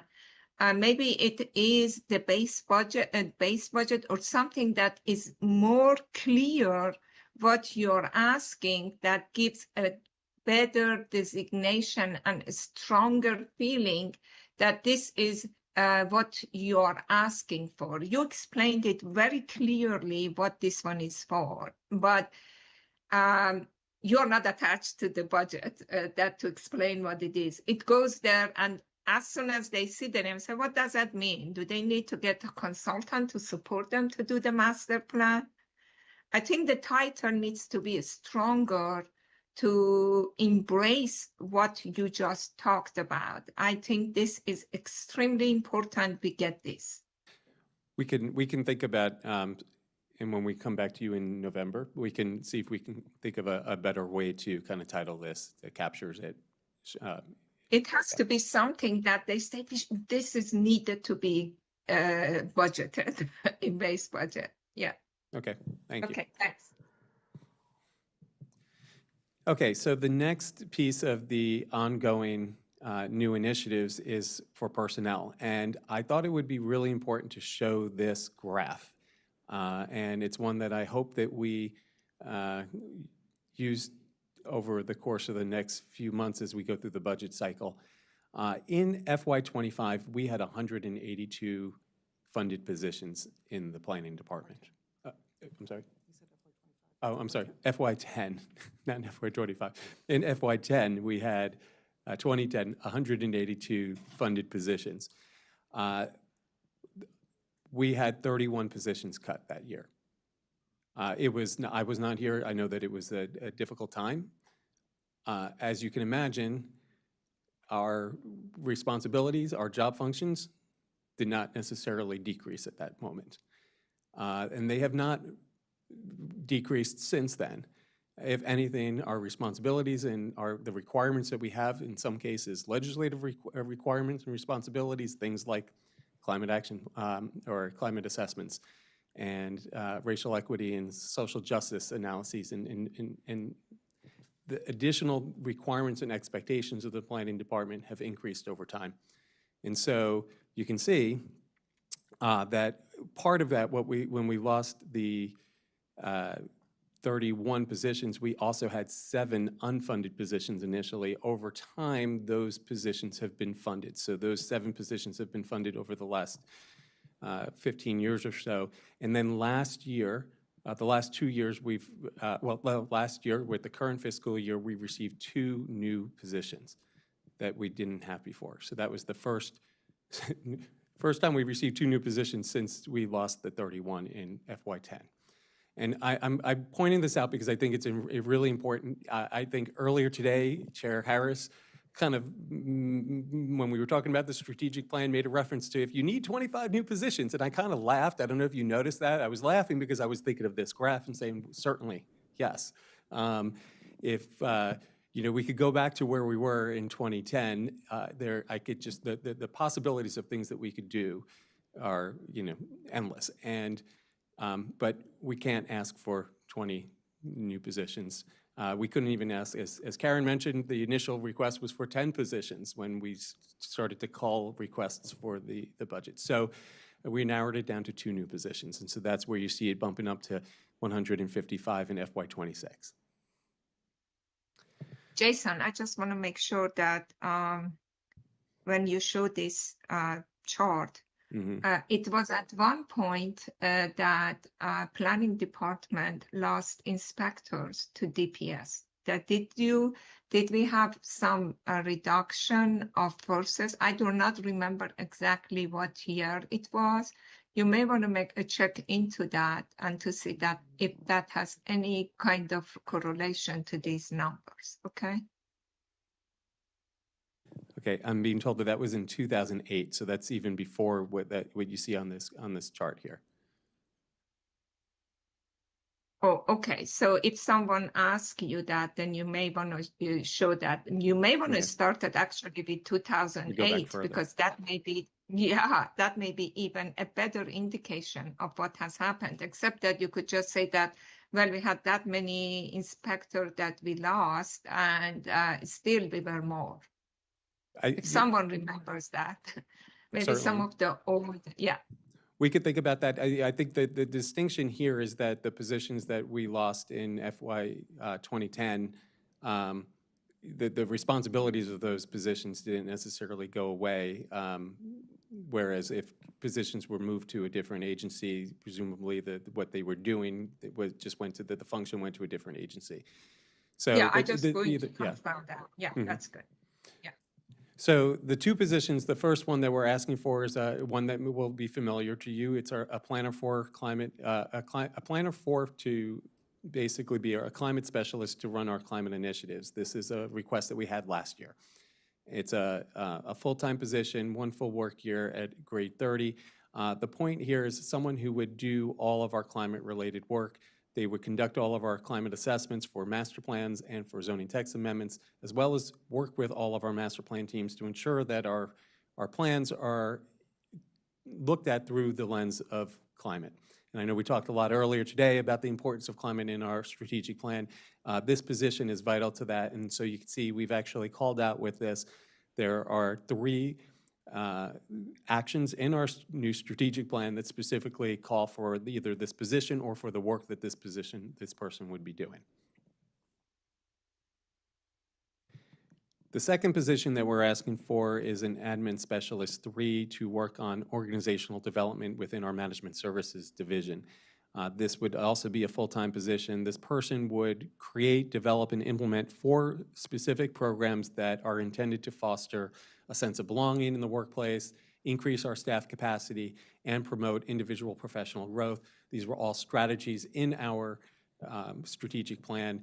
Specifically, the programs that this person would be administering, creating and administering our training and learning management system, maintaining that, a new revamped, revitalized mentoring program internally within the department, work on succession planning, and work on the creation of employee resource groups. And that relates to 6 different strategic plan actions that we have. So when looking at the 9 or 10 positions that had come in from our divisions, this was one that was appealing because it could really tackle a lot of the things in our strategic plan that we had identified as being really important. In particular, the focus on employee growth, and it helps with retention, and it helps with just our ability to be able to do the work that we do. So you may recall also last year, just before, it's not on here, but we had the county council put in at the last minute a request to fund the planning academy, and along with that, we had asked for an equity officer, and they funded the planning academy as a one-time initiative, but they did not fund the equity officer position. We have looked at, we think that that is a position that is really important, particularly as we move forward with the Planning Academy, but also with our engagement efforts and our equity peer review group that meets to evaluate every single project that we're working on. So we have repurposed an existing position to fill that role, and so that's why that one is not appearing on this list as a request again this year. And then lastly, could some of that responsibility also be given to this new admin position that you have? Because I think that if you include that equity, it makes your argument stronger for this position. If there is some part of the equity work that would be done, because most of the department now, they have equity officer as well. I'm just wondering, something to think about. Certainly, you don't have to answer me now. Yeah, some of the training that we do there's an equity component to that. And, from a recruitment perspective, there's a major emphasis on diversifying our workforce at all levels of the department. And while this person isn't necessarily part of the recruitment team and effort, as being part of management services, would likely, help out in a pinch here and there. When we talk about succession planning, it would also be good to do some cross-training for this person on some of the other things that management services takes care of. So there's that potential there. I know, but the problem that I had experienced, admin positions are very difficult as new initiative to pass the muster, okay? And when you put them in the reconciliation list, just guess which one goes first. Yeah. Okay, that's what I was trying to make your justification a little bit stronger. Thank you. Okay. Yep.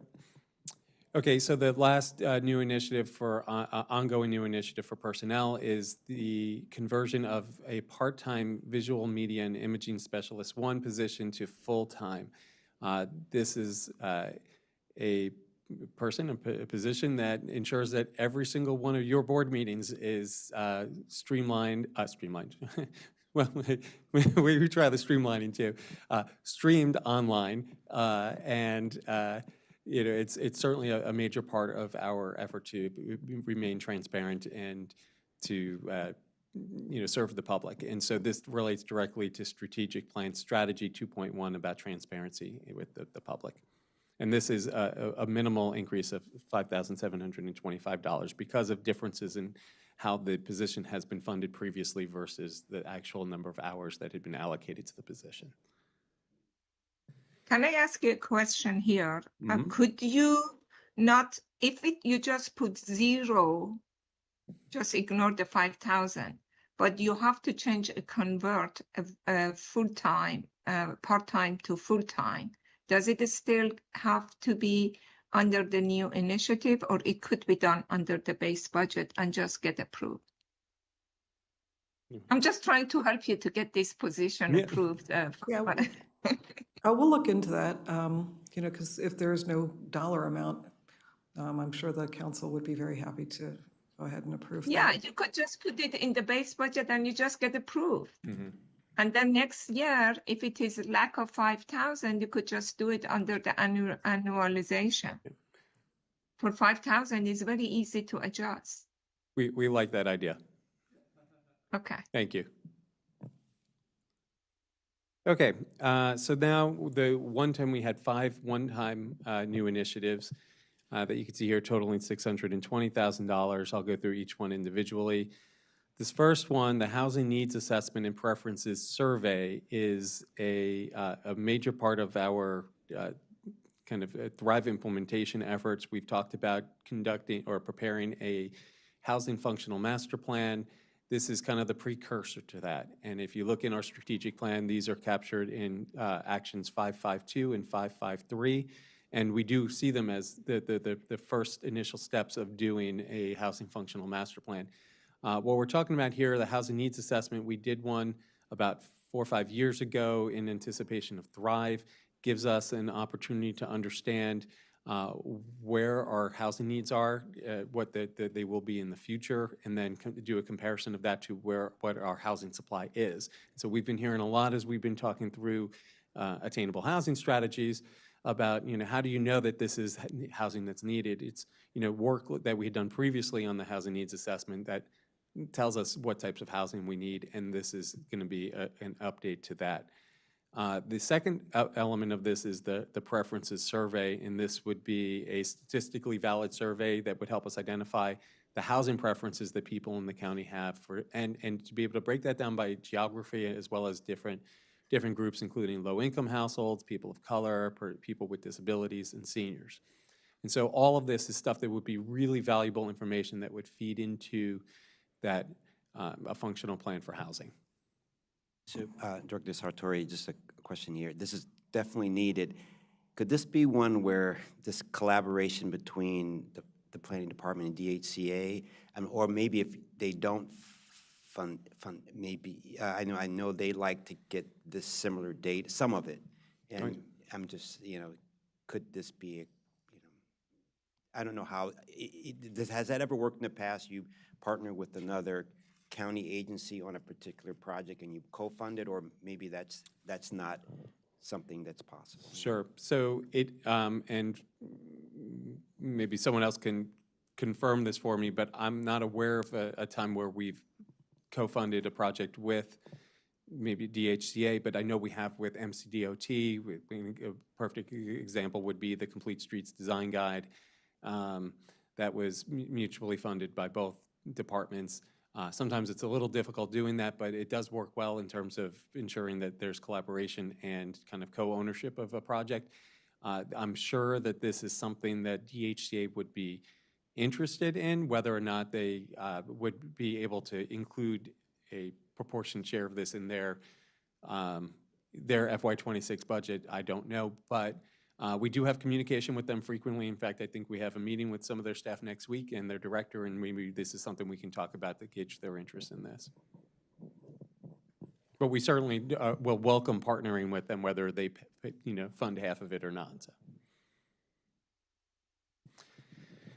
So the next one-time initiative is we're calling Shaping Corridor-Focused Growth. And so you'll recall a couple of months ago, our master plan supervisors presented to you the corridor strategic plan. They talked about the 3 different typologies of corridors.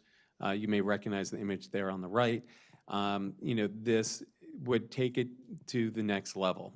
It would help us to be able to implement the things that are called for in that and in Thrive. And you can see there are 2 actions in our strategic plan that relate to this. One big part of this would be the creation of form-based zones that could be applied through master plans to our growth corridors.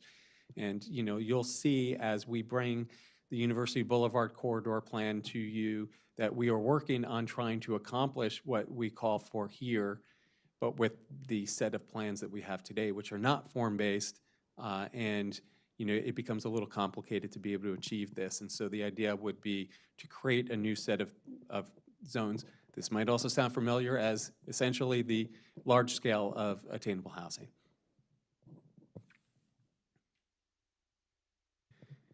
The next one-time initiative is an updated retail market analysis and strategy. So in 2017, we conducted a market retail study of retail in the county. And as you can imagine, a lot has changed since 2017, including, as a result of the pandemic. So this would be a post-COVID opportunity to understand what the retail market is in the county. And that the knowledge that we gain from that and the recommendations from this would directly feed into the master plan work that we do to be able to understand how our master plan recommendations can support the retail industry as it exists today, not what we knew of it from 2017. And so this was a $90,000 request here, and this relates directly to Strategic Plan Action 525. And the last one that we're requesting funding for is our Green Streets Guidelines. This would be an update to the chapter in the Complete Streets Design Guide that is pertains to green streets.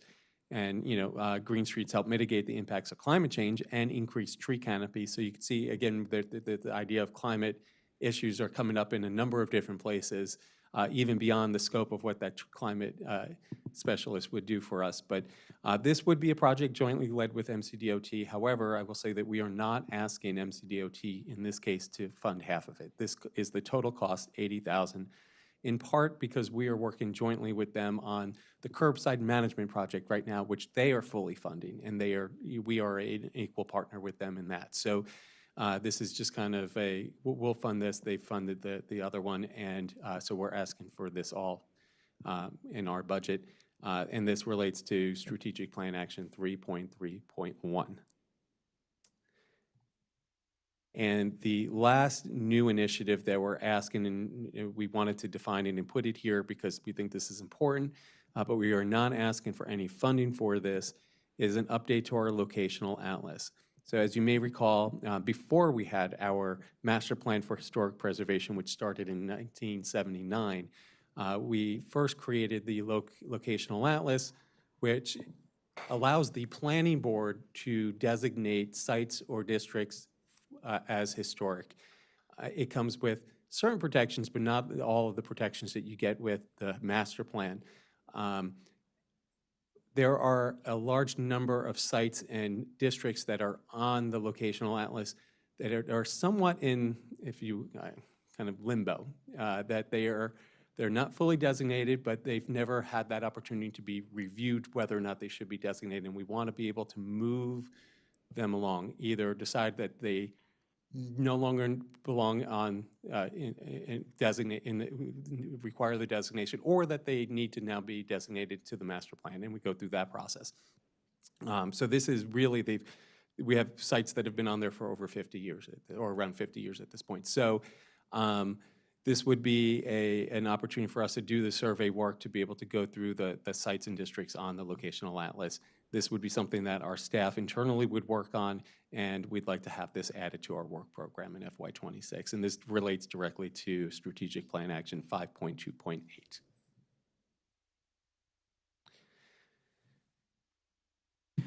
Okay, so in summary, this chart shows the overall ins and outs for our budget request.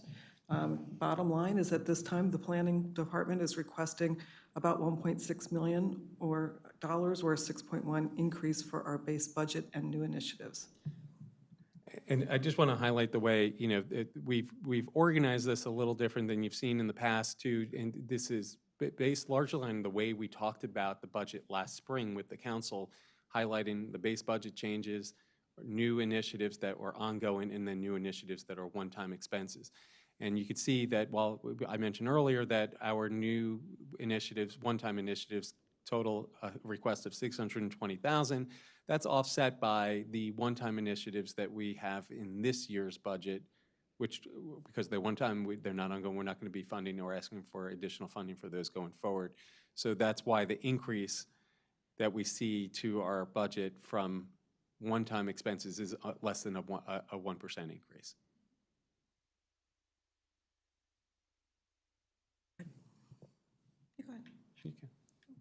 Okay, so this is just a really small point font of the master plan and, yes, yeah, the master plan and major project schedule that you are familiar with. This is what we will present to the county council on November 12th as an update to. Yep.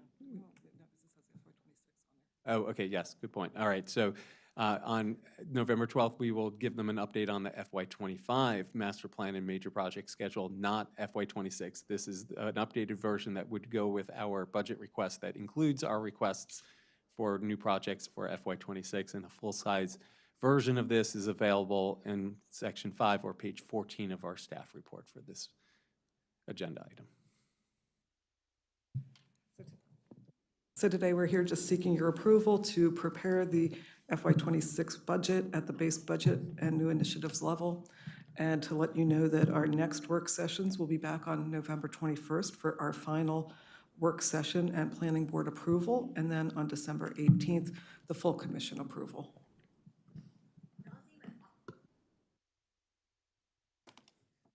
Great, so thank you very much. Are there any comments or questions from the board members? Yeah. Okay. Sorry, no question, but I really appreciate sort of how it's synchronized with the strategic plan from this morning, how we can very clearly see like which of these relate to which action items. Not only helpful for us, but obviously helpful for, at some point council when they kind of make these connections and understand kind of the importance specifically to where we're going. So appreciate that little touch. Yeah, no, also I'd like to say that I enjoyed reading both yours and Park's budget. I mean, they're very detailed.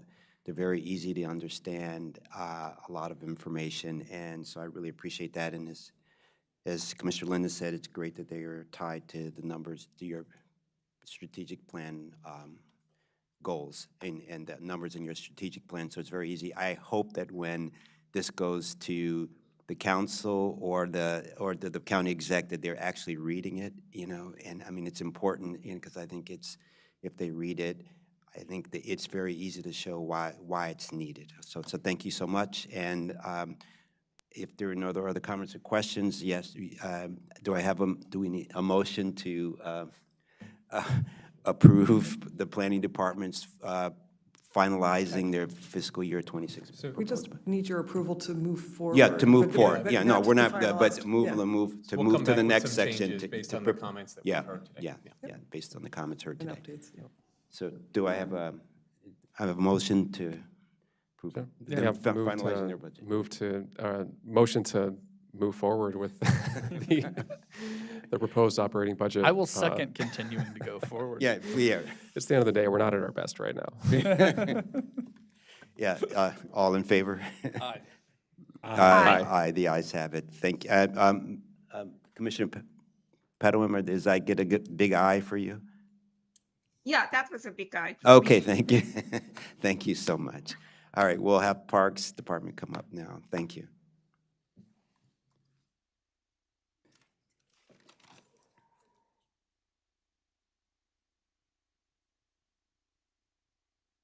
Also happy to see so many people here.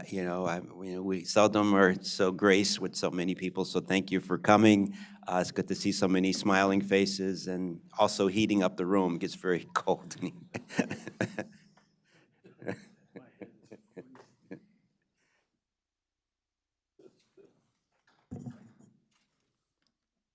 Sleep with your windows open.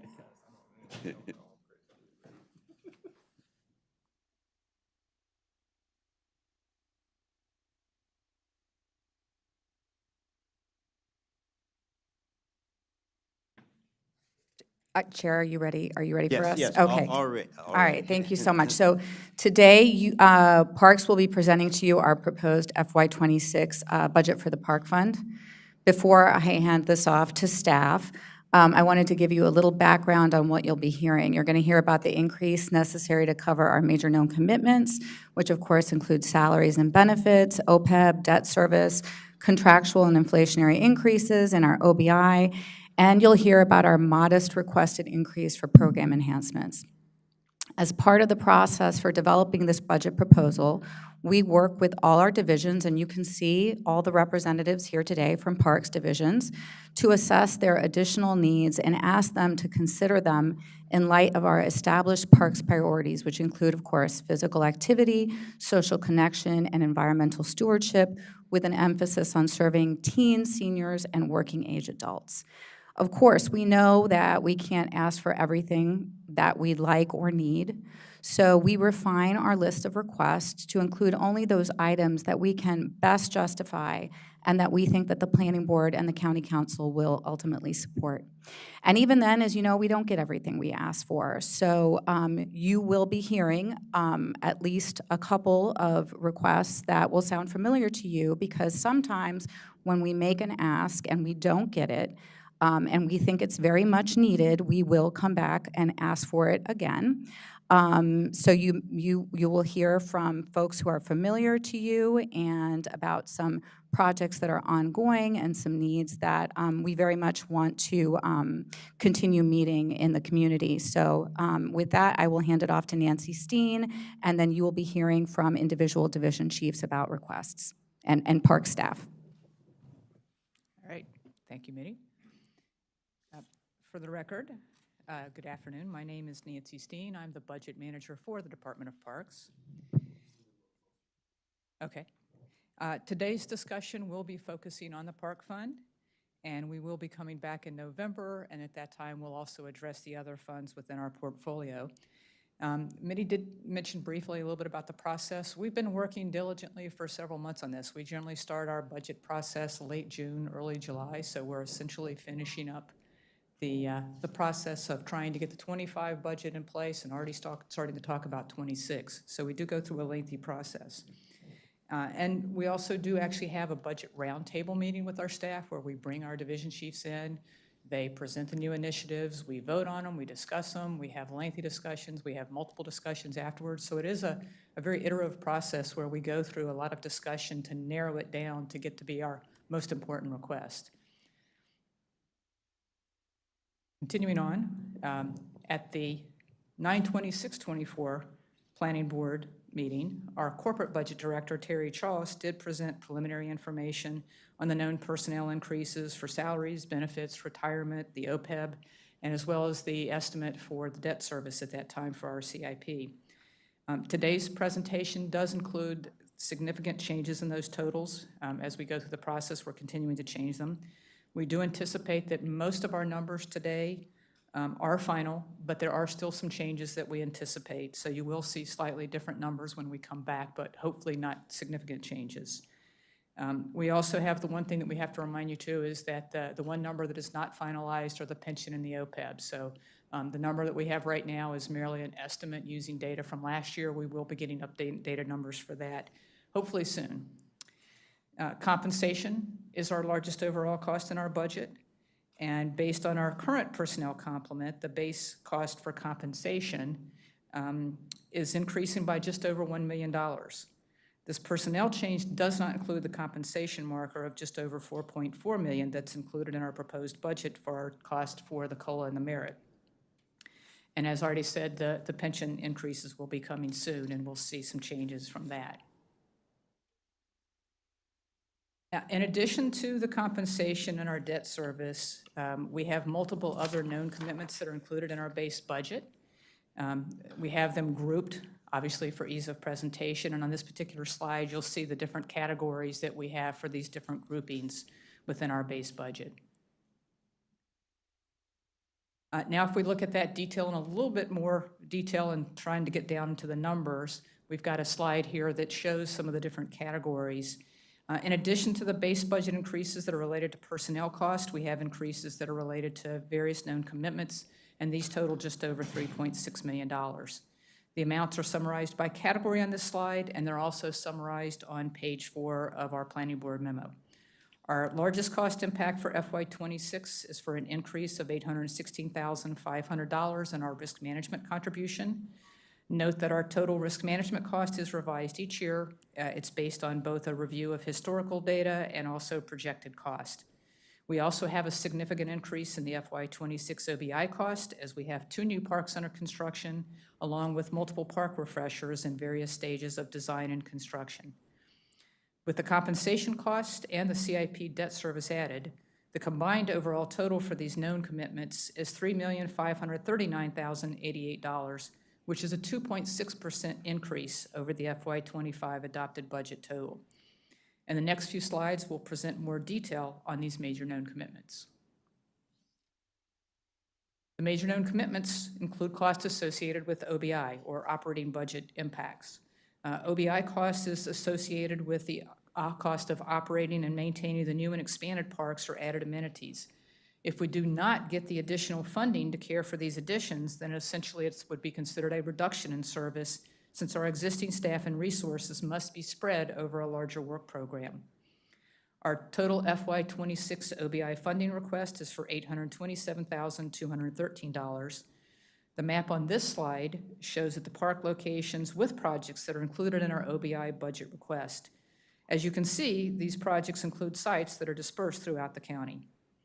Our memo has a listing on page 5 of the various projects and the associated OBI cost for each CIP project. Note that our OBI total splits the costs associated with stormwater management that are proposed that are using water quality funds. If approved for the Water Quality Fund, these stormwater management costs will be funded from the Water Quality Fund, the property tax revenue, and it's different from the general fund tax revenue. So it's still a tax source, but it's a different bucket of money. In addition to the chart on page 5 of the memo, a detailed description of each of the CIP projects is included in Appendix A, starting on page 18 of our memo. Our department has a variety of contracts with known escalation clauses built in, such as costs for maintenance services, tree removal services, custodial services, office services, software maintenance, and licensing fees, etc. For FY26, these increases total $375,771. Page 6 of our memo provides further detail on several of the larger contractual requests that are included in our budget request. And as we continue with our known commitments, our department is requesting $617,436 for inflationary increases for non-personnel costs for supplies, including items such as maintenance parts and supplies, vehicle parts, computer equipment, custodial, horticulture, office, program, and other miscellaneous supplies.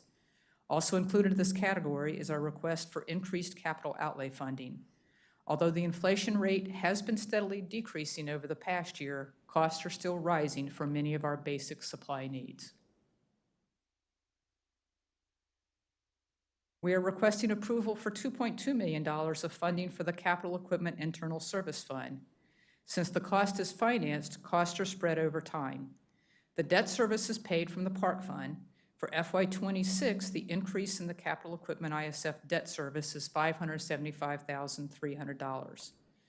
Our department purchases most of our vehicles and heavy equipment through the Internal Service Fund, which finances equipment costing more than $10,000 and that has a life expectancy of more than 6 years, which is the length of the financing term. For FY26, the Department of Parks requested funding level of $2.2 million will allow us to continue to replace older vehicles and equipment, as well to purchase several items associated with OBI and program enhancement request. This funding also includes $177,500 for several large IT purchases. For the past several years, the department has had the capacity to pay off some of the future debt service cost at year end, thereby reducing the debt service payment for the next fiscal year. This chart on page 9 shows how we have been able to keep the cost in check for the past several years through a combination of making early payments, using fund balance accumulated from years where we were able to defer financing, and by using cash from vehicle sales of retired equipment. This next slide summarizes the total request for the Water Quality Protection Fund. We are requesting additional funding of $348,199. This includes increased funding for contracted services associated with stormwater site inspections and maintenance. Our request also includes the OBI cost referenced previously in slide 6. The third item being requested is for the impact of personnel increases approved in FY25 for current staff who are funded through the Water Quality Protection Fund. Finally, we are requesting funding for a natural resources specialist position. Further detail on these requests is available on pages 8 through 10 of the Planning Board memo. And at this time, our Natural Resource Manager, Matt Harper, will provide additional detail on this Water Quality Fund new position request. Right. Thank you, Nancy. For the record, Matt Harper, Natural Resources Manager. The Environmental Review and Restoration section serves as the gateway to all external projects impacting parkland. Using Policy for Parks as a guide, the team is leading concept reviews for more projects than ever before.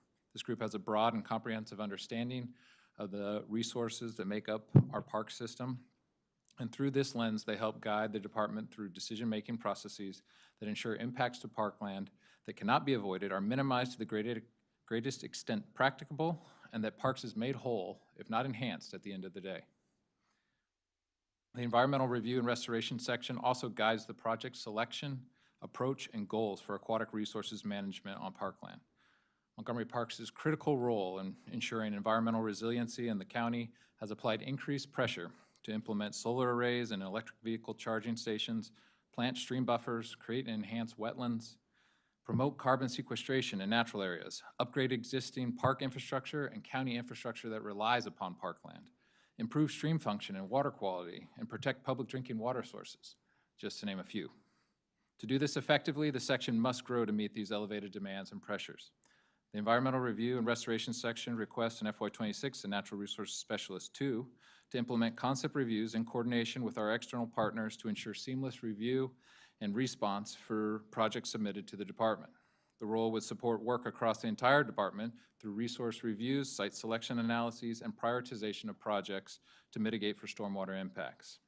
The position would help to develop a new restoration plan to implement an upcoming NPDES permit that will be issued to the department in 2025, and assist with implementing an ongoing stream restoration program on parkland that supports the county's Phase 1 MS4 permit.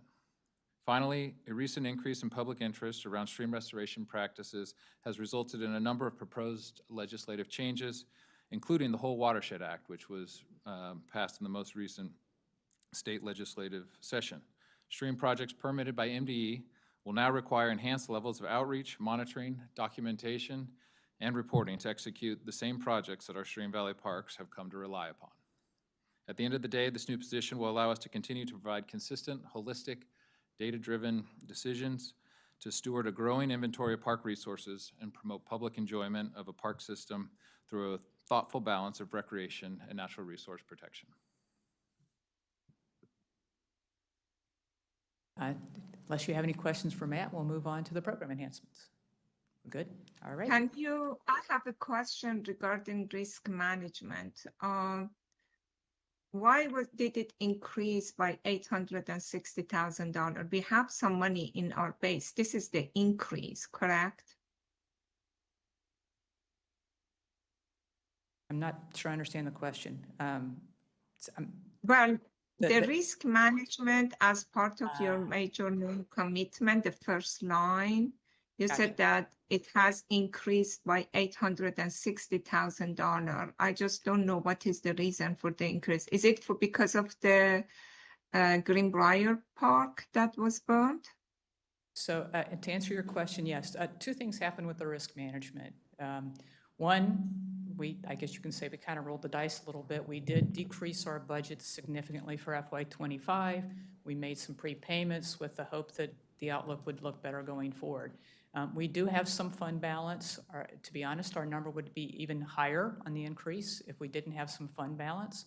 But we have had two very large claims in addition to, we always have certainly claims, long-term disability claims and other type of workman's comp claims and things like that that will have impacts. But we do have two large claims, one of them be the playground that unfortunately where we had the arson and we're going to have to reconstruct that playground. So while we do have catastrophic insurance, the first $250,000 of that cost, or $249,000, because I think it's $250,000, comes out of our risk management fund, and then the balance of that cost will be covered through the insurance. So we unfortunately have to fund that large claim upfront for that portion of the cost, and that is impacting that use of fund balance. We're obviously having to basically make sure we replenish that cost. We also had another large claim at one of our facilities where we had a large tree that felled on the building and did quite a bit of not only the roof damage, but structural damage, which is also going to be, and I don't have the final number, but the last time I heard it was going to be somewhere in the neighborhood of a couple $100,000. So it's the nature of the beast. It's kind of why you have insurance, but in this case, we're taking quite a bit of money out in the projection for our cost for this fiscal year, and then unfortunately, we're going to have to replenish that fund balance to make sure we have enough money going forward. So it's kind of like, say, that's kind of what insurance is in this case. The risk management fund has enough claims based on the projection of a couple large claims and then other claims that they felt like we needed to basically put this higher dollar amount in. So, just curious, is it because we are self-insured? yes, absolutely. Okay. I So guess that it would be that I do not know if the rest of the commissioners, they know about it. yes. What that means that we are self-insured.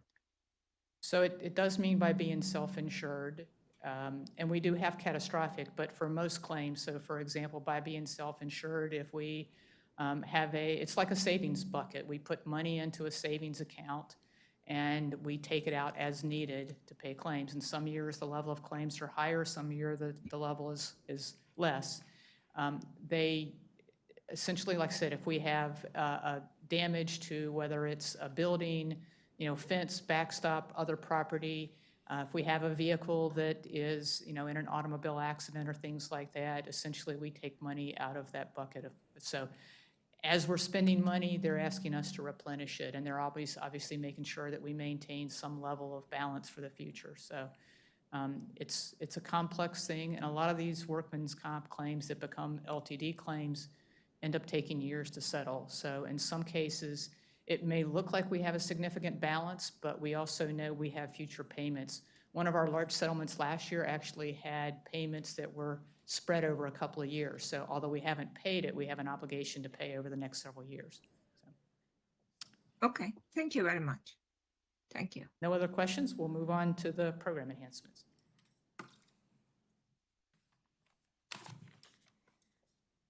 So as we already mentioned, over the last couple of months, we have been looking very hard at what our needs are, and we have basically compiled a list of our most critical requests. And for ease of presentation, we have grouped the program enhancements into the following categories. We are calling them under the category of resource stewardship, improving customer service, data analytics, community outreach and social equity, supporting CIP implementation, and then maintaining and improving what we have.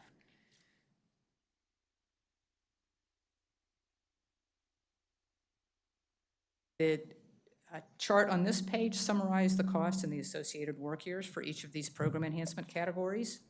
We have asked the division chiefs or their senior staff associated with each of these program enhancement requests to be available today to speak to you so that you can fully understand the importance of each request. Our total request is $1,224,527. At this time, we're going to move on to the first request, and Amanda Aparicio will be doing the presentation for that.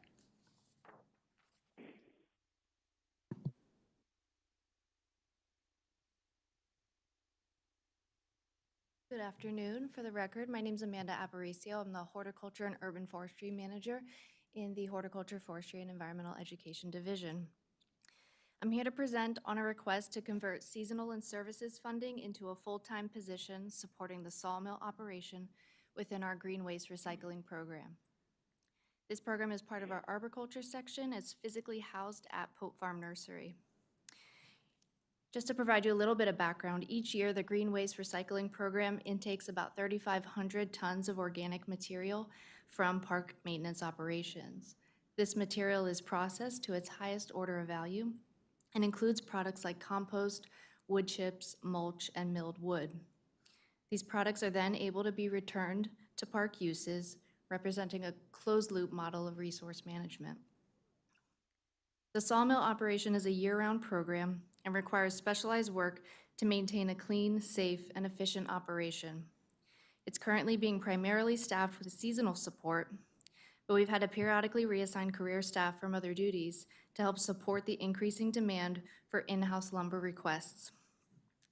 Through this program enhancement, replacing the seasonal support with a full-time career position will increase programmatic stability and enable an estimated 20% increase in productivity, translating to an additional 12,000 board feet of available lumber for departmental use. That comes at about a $24,000 value. This includes products like tree stakes, wood boards for truck beds and stake bodies, and special request items. You can see on the slide, wood from the Green Waste Recycling Program has been able to be used across really diverse applications. And what you're seeing here is just a snippet of what's possible and what's being done. This enhancement will allow for increased support of park construction projects, for example, addition of natural playground amenities, and will allow enhanced ability to consult with staff to provide specialty products for park uses, including benches, tables, desks, and really you name it. We also realize climate benefits tied to the sawmill operation. With locally sourced wood, we're tying up sequestered carbon into useful products. We're reducing carbon emissions tied to material transport, and we're reducing overall waste. This program supports the sustainability and climate action goals of the organization and that of the Montgomery County Climate Action Plan by supporting a local wood economy. So with that, I'll thank you for your time and just close with a reminder that the cost for this new position will be offset by a reduction in seasonal and service costs, resulting in a net zero cost impact to the budget. Thank you.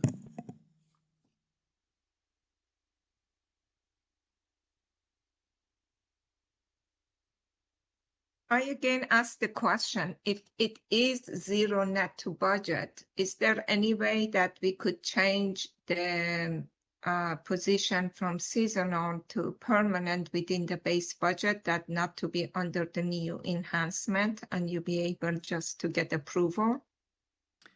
We still have to ask approval because it is a new position.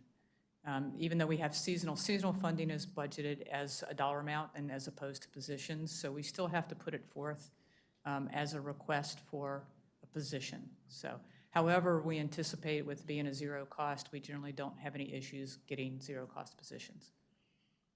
Okay.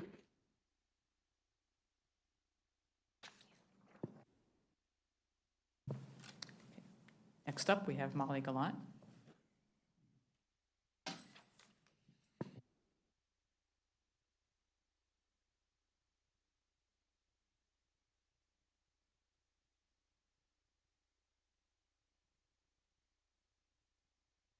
Gallant, and I am here from the Volunteer Service Unit from the, where do I work? Partnerships and Community Affairs Division, sorry about that. I currently have one full-time staff person that covers the entirety of Montgomery County for engaging with volunteers in community cleanups. We have fully recovered from our COVID time. You can take a look at our chart right there on that slide, the FY23. That full-time position is able to cover about, sorry, I'm gonna have issues with my glasses, 312 cleanups a year. And this is using volunteer leaders and working with schools. A lot of outreach goes into this. In FY23, we realized this was a lot of work for one person for the entire county. We actually were able to secure funding from several grant sources. You'll see in the FY24, we were able to double the amount of park cleanups that we were able to offer the communities. These come in several ways. They come in from the public requests, communities coming in and asking us to do these cleanups, as well as internally. Our park managers will sometimes ask us to come in and do some of these massive cleanups with communities. This is a great way to do community engagement. With this part-time grant-funded position that we've had going on its second year right now, I actually have data that what a part-time position has been able to accomplish. And during FY24, this position had facilitated an additional 314 park cleanup events. 75 of our EFA, which is our equity-focused area parks, have been able to be serviced not once, but multiple times. We've increased our overall efforts in these equity-focused areas up to 60% with this position. The total amount of hours that just this additional position has been able to provide over the last year is about 2,872 hours. The total amount of volunteer hours, that was the total amount of volunteers he was able to serve. The total amount of hours they have provided was 4,403, which is the equivalent of 2.11 full-time equivalents by using volunteers to accomplish that work. So we look at it from the Volunteer Service Office. For those of you that don't know, volunteers are actually worth something. They're $34.99 per hour. So when we start looking at the amount of hours that this one position, this is not the total number of all of our cleanup results, this one position has actually been able to bring in $154,000 worth of volunteer contributions to the Parks Department. The position itself, what we're asking for, $118,000, a little bit more, we are actually getting about $35,000 worth of a return on investment through this position. So I just wanted to let you also know that the park operations is also a savings. We did some calculations for what it would take for our park maintenance crew to actually go out and accomplish this type of activity. And park operations, it would cost about $605,000 in staff time to cover 314 events that we are doing with one volunteer coordinator that is currently part-time, in addition to the other volunteers. So we are asking, after exhausting some of our grant resources, to fully fund this position for a volunteer parks cleanup assistant. I totally support the position. I just have a question. I do agree that, temporary grant may not be a very good source, but are we going to lose the grant money if we support this position with the tax base? No, ma'am. So the grants that we've pursued over the so we have full funding until the end of June. Both of our grantors during our application process specifically asked us what our goal was to make this position sustainable. So grant funding is not a perpetual source, but it is a fantastic source to actually prove that you have the data behind what you're trying to achieve. So that means that the grant was just temporary, and when we hire this position, the grant goes away. The grant doesn't necessarily go away, but they do not fund staff time in perpetuity. They usually have a very clear cap on what they're willing to fund. Commissioner Pettaway, at least part of this grant funding was through the Montgomery Parks Foundation, and it was intended to serve as kind of a pilot or proof of concept, if you will. Oh, okay. So it would be applied to other projects, to other things from Park Foundation. I got it. Thank you. I just didn't want us to lose it. No, we're not losing any. Thank you for your presentation. Yeah, you showed great return on investment. Yeah, this position will have. Okay. Next up, we have Cheryl Spicer.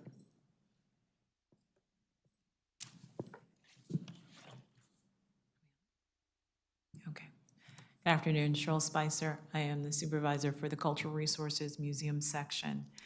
This afternoon, I'm here to represent the request for a full-time career position to manage a few of our significant African-American and culturally significant historic sites. So a little background, Cultural Resources Museum section manages 6 of Park's most historically and culturally significant resources. And of those sites, 3 have full-time staff operating them on a regular basis. These are the Josiah Henson Museum and Park, Woodlawn Museum at Woodlawn Manor Cultural Park, and the Buzzard Farmstead at the Agricultural History Farm Park, one of our largest within the system. So this enhancement will add a full-time cultural resources program manager to manage the daily operations for Oakley Cabin, African American Museum and Park, one of the oldest within our system, the Kingsley Schoolhouse, a most significant one-room schoolhouse, one of the best examples within the county that are existing and available to the public, and then the Thomas Harper Cabin Homestead at Brookside Nature Center, which is one of the fewest and unique historic sites which tells the story of a family and an estate built by African Americans, free African Americans following the Civil War. So these historic African American and culturally significant sites do not currently have a staff manager overseeing the facilities or their programming. Current programming has been facilitated by seasonal staff and volunteers, but hiring and retaining seasonal staff has been very challenging and thereby limiting the amount of programming that's currently available to the sites. With the addition of this program manager, we will be able to expand and provide consistent public educational programming at these underutilized cultural sites. We're going to be able to offer specialized historic and interpretive programs, events, and activities that relate to the mission of the sites that are designed, developed, and implemented by a professional history and museum specialist who will then supervise and train additional interpretive seasonal staff and volunteers to support the sites. New research will continue to be conducted on the descendant families of those related to the former Oakley Cabin African American tenant farm families, the African American landowner Thomas Harper, and former students of Kingsley Schoolhouse. But most importantly, as shown here in the slide, there will be an increase significantly in the accessible educational and living history experiences for underserved communities of color, including Title I Montgomery County Public School elementary, middle, and high school students. If you see here, we are anticipating an increase of, we say 512%, because right now we do not have a full-time staff person to manage and build a school program. That is what the main goal of this position would be, to establish a relationship with our Montgomery County Public Schools, of which we get requests to come to these sites, but we are unable to meet them. So with this position, we are going to be able to fulfill a request that's coming from our school system.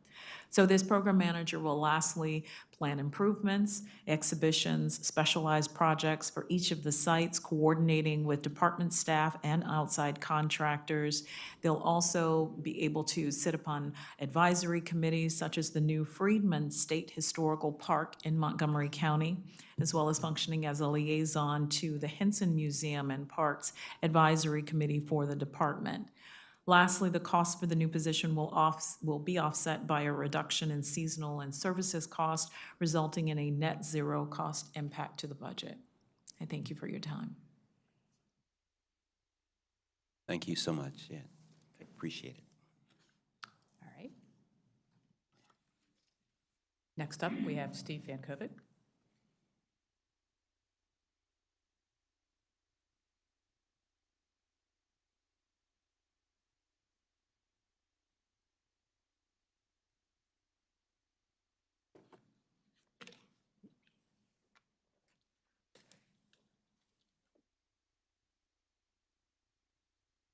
Good afternoon. My name is Stephen Fankovic. I am the system administrator for the active Montgomery system here in Montgomery County. It's the system that supports the registration and reservations for all our different centers throughout the county.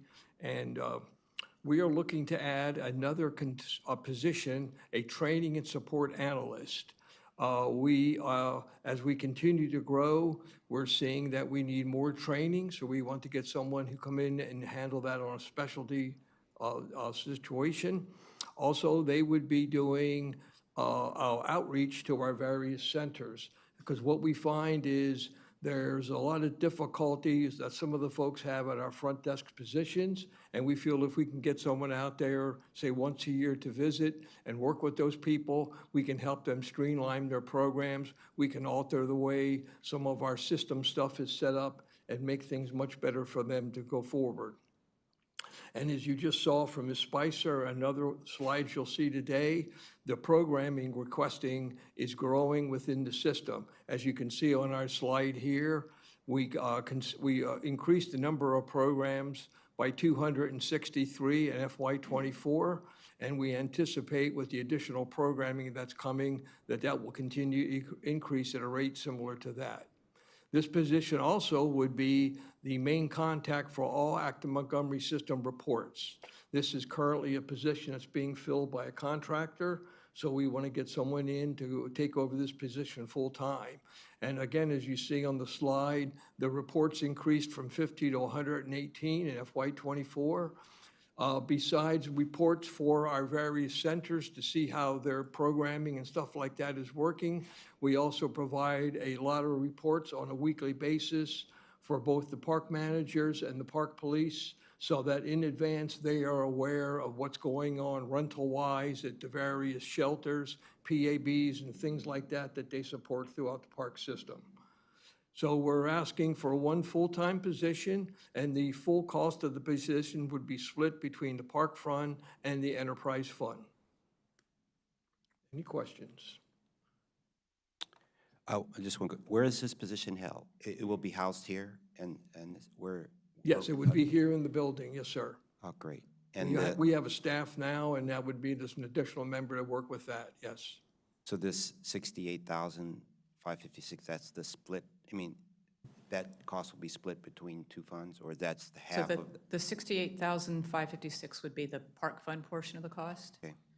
So the position, it's a 60-40 split between the park fund and the enterprise fund. Okay, great, thank you. I just thought that you said there is a contractor position there. So the funding for the contractor position is done. It wasn't ongoing. So it's finished.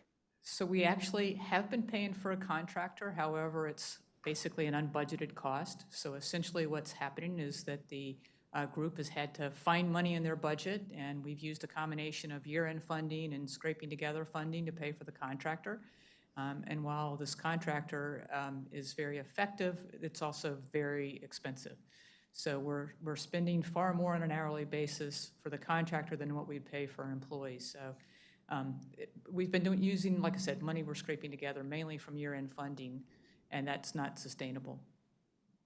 Got it. Got it. I know you do that. Thank you. Got it. Thank you for your time. Next up, we have Hassan Sims.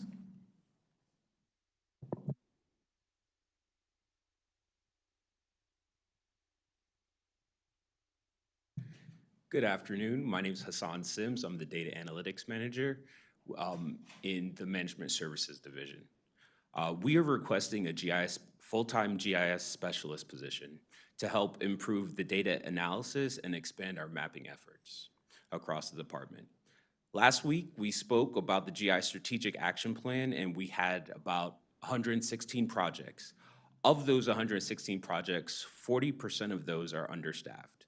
Some of those projects are planned, and some of them are like parking lot inventory to improve the current inventory for the parking across the parkland, assist with planning large-scale park events like Greenfest, Scotland Juneteenth, Sligo Fest, and better visualization to figure out where to put more handicap parking spaces within our park system, and also to assist with maintenance of the parking lots itself. Another project is Parks and Trails Atlas.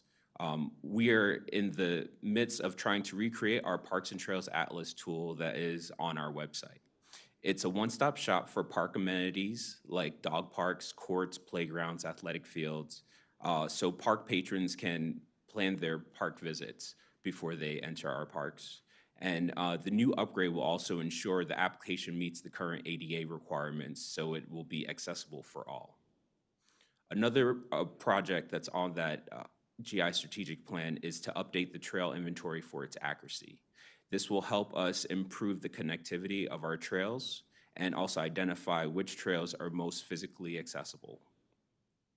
Another component is web accessibility. We have several map applications other than the Park and Trails Atlas that we want to ensure is compliant with the new law and ensure all people can use our maps on our website. We have also increased our GIS users by 500% because of the enterprise license agreement and the GIS outreach we're doing within the department. That means we have a lot more people to help with their GIS questions. In conclusion, I hope you consider this program enhancement so our department can truly utilize GIS to its full potential and in return create an even better park system for all. Thank you, Mr. Sims. Thank you. I have no questions or comments. Any other board members? Just thought I would make a comment that the map that is on this PowerPoint slide is one that our GIS group put together per requested. And the one that we had done with the parks on the OBI slide, so those are the type of things that, you know, we need maps to be able to show where our facilities are, parks are, certain amenities. This is the kind of data they can produce, which is really useful to be able to show it in a graphical way and or the picture application, so. We're a mighty team of two. Yeah, and I can attest that. I can attest to that. You know, Hassan knows that Parks and Trail Atlas has been my pet project. As a user, not as someone that is employed, as a user, the trail is one of the most important aspects. How we go to the trail, where the trailheads are, what is the accessibility, how difficult it is there a loop? All of those are very important. And it could be very helpful for people that for the first time they want to use the trail to get on the website and do it. You know, there are a lot of other All Trail app available, but I'm hoping that at one point we have Parks Department, Montgomery Parks Department app that we could put on our phone, that it could have similar functionality as All Trails. At the same time, it could also have provide us based on their geographical location, what park amenities are closer to us, or we could say that what park amenity we want, and it gives us a list of that. I know that we were working on creating something similar to that. I do not know how far we've gone, but I'm still waiting, Hassan, to get that app going. I hope we can get that. It's definitely coming, for sure. Especially with this new position. Yeah, no, I mean, we've come a long way, but now that there's a new law, we have to make sure that everything is accessible, which is rightfully so.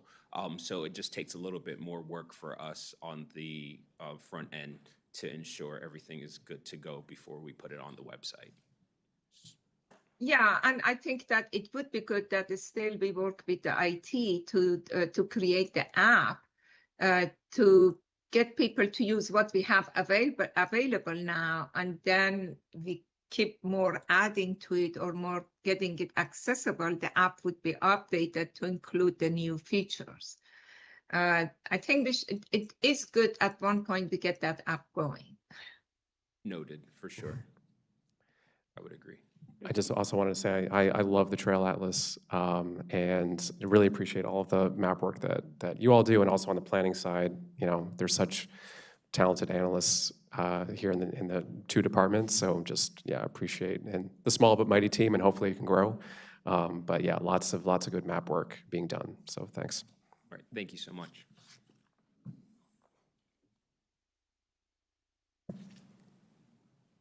Next up is Holly Thomas.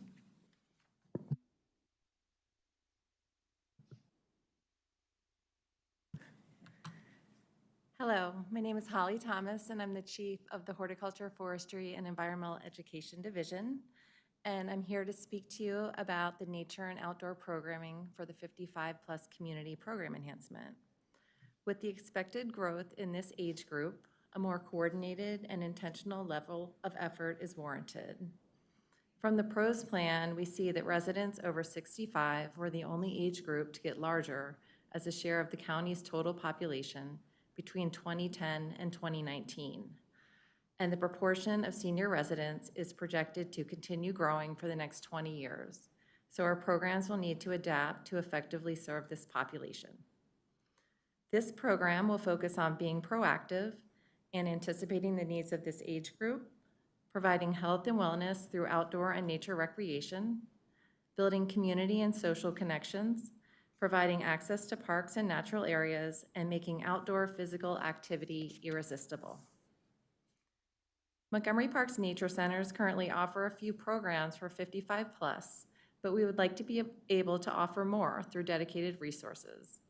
Some examples of our current classes are beginning recreational kayaking for older adults. We also do a 55 plus lake tour by kayak, and a program called Hike to Parks Unknown, where we bring our Nature on Wheels RV out and seniors can take a hike, and then there's a place for them to sit and use the restroom. So it's a really good match with this program. I wanted to also let you know that as we engage seniors, we anticipate a second bonus, and that is that the number of volunteers at our nature centers in this age group will grow. Nature center volunteers have been a great park advocacy group, and pictured on the left on the slide is Eddie Rivas. He's a Montgomery Parks volunteer in the 55 plus community, and he works at several nature centers, including doing turtle talks in Spanish at Brookside Nature Center.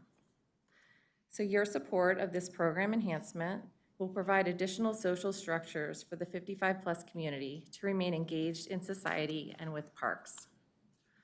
Through this enhancement, we are requesting one park naturalist position to serve as a program coordinator.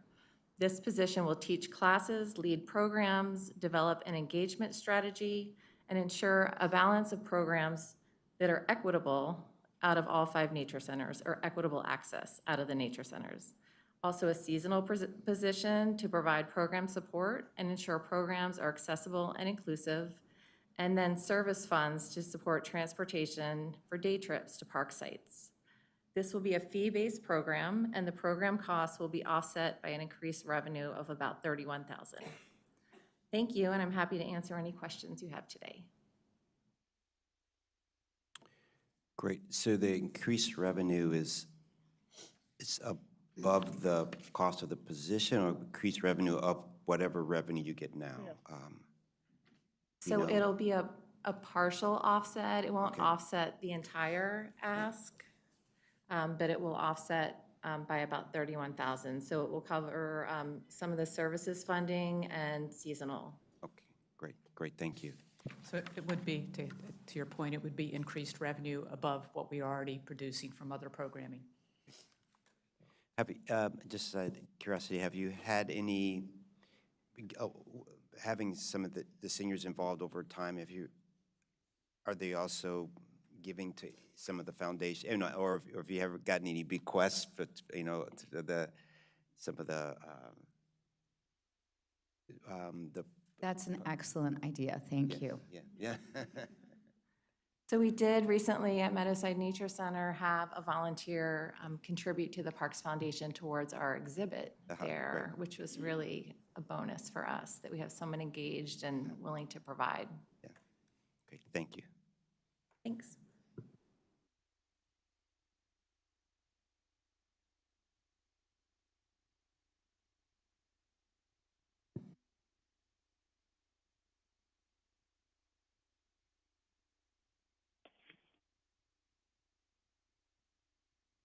Hi, my name is Melissa Chotner. I'm the Public Relations and Community Engagement Manager.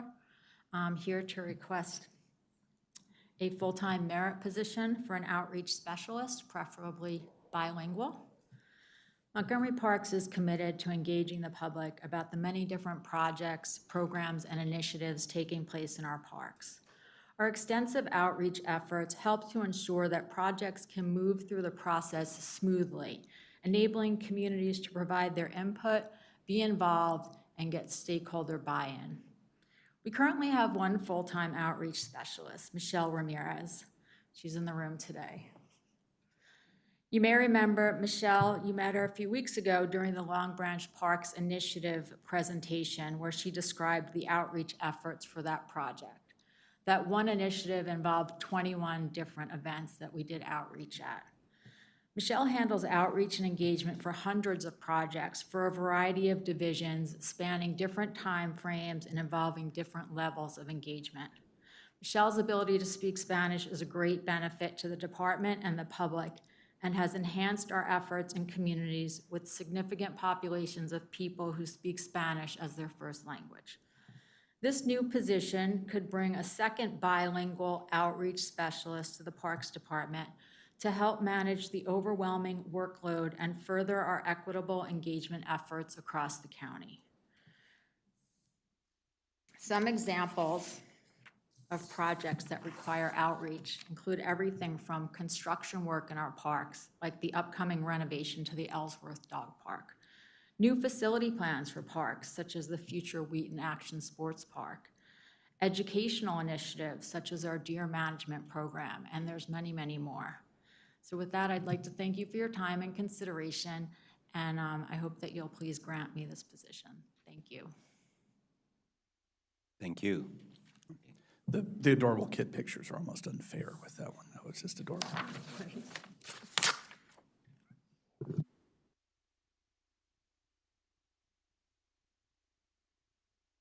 Next up, we have Christy Chibati.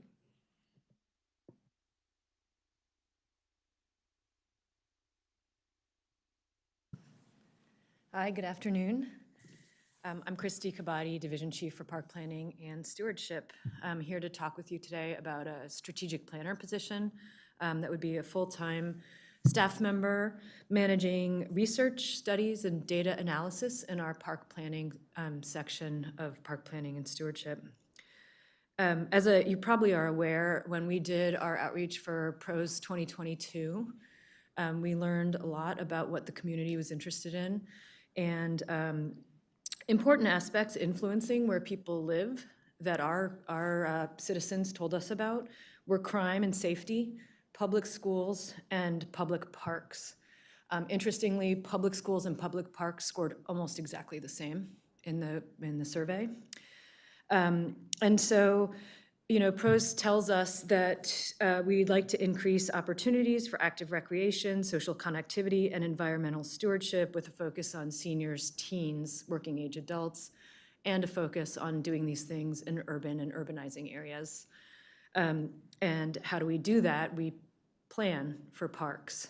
We plan long range, we do site planning, but this position would be primarily a long range planning position, looking at asking questions, seeking answers through public input, compiling best practice research, and doing data collection and analysis as part of that. This position would identify and support research, studies required for high quality and innovative park planning in coordination with each facet of the department. This person would also refine strategies and prioritization for creating excellent public spaces, including urban parks, as recommended by our PROS plan. They would actually help develop a direction for our next PROS plan, which is coming up very soon. Can't wait to continue to talk to you about that. But this person would help us with studies and research to guide our next PROS. In addition, this person would conduct community outreach in support of all of these studies. I think it'd be a really interesting position. I'm sure we'll get lots of good candidates. And to give you some examples, right now, one of the studies we're working on that's staffed by one staff member as a big study was the number one thing we heard, one of the number one things we heard when we were asking about what people were looking for in parks, and it was bathrooms. This is a topic I'm really interested in, and we are currently undertaking a study to look holistically at our bathrooms across our entire park system and look at how we can provide better bathrooms in parks.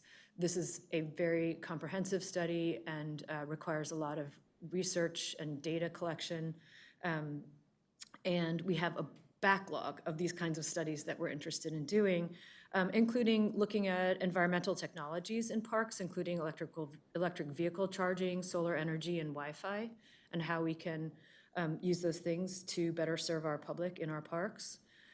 We also have been hearing a lot today about climate change and looking at how we can keep our park users comfortable in a hotter world. How do we do that, and what kinds of things do we provide in our parks. And then another sort of related topic is as we potentially transition away from vehicle use, and hopefully through all of our good county planning, we'll be having more transit and other ways of getting around. What happens with parking in parks, and how do we potentially reduce impervious surfaces? So these are some of just a sampling of the things that we have on our list. I have a list as long as my arm of studies we'd like to do, and this person would help us move forward with those a little bit more quickly. So I appreciate your time. Thanks so much, and looking forward to next steps. Thanks for reminding us just how soon PROS 2027 is coming up, because that had been completely off my radar until just now. 2027 had been off my radar until just now, actually.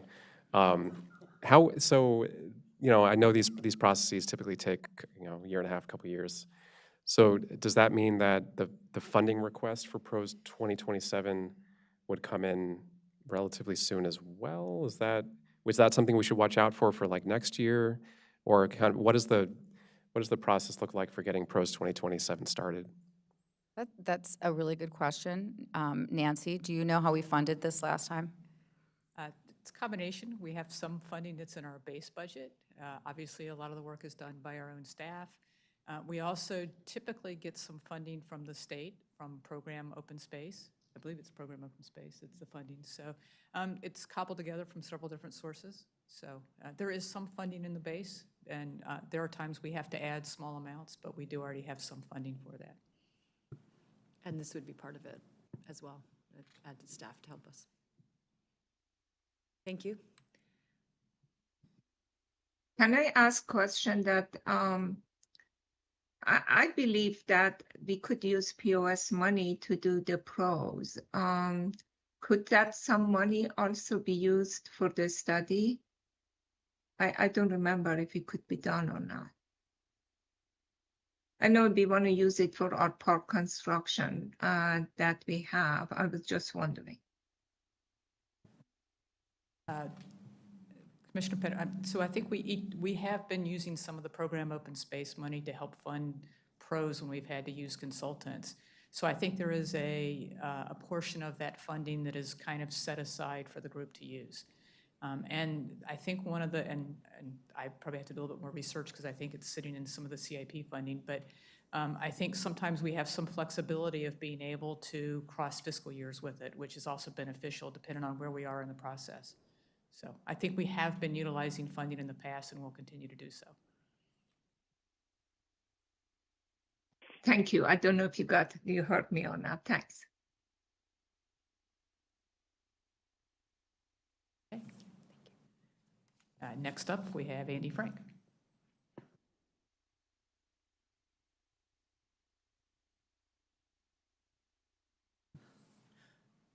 Good afternoon.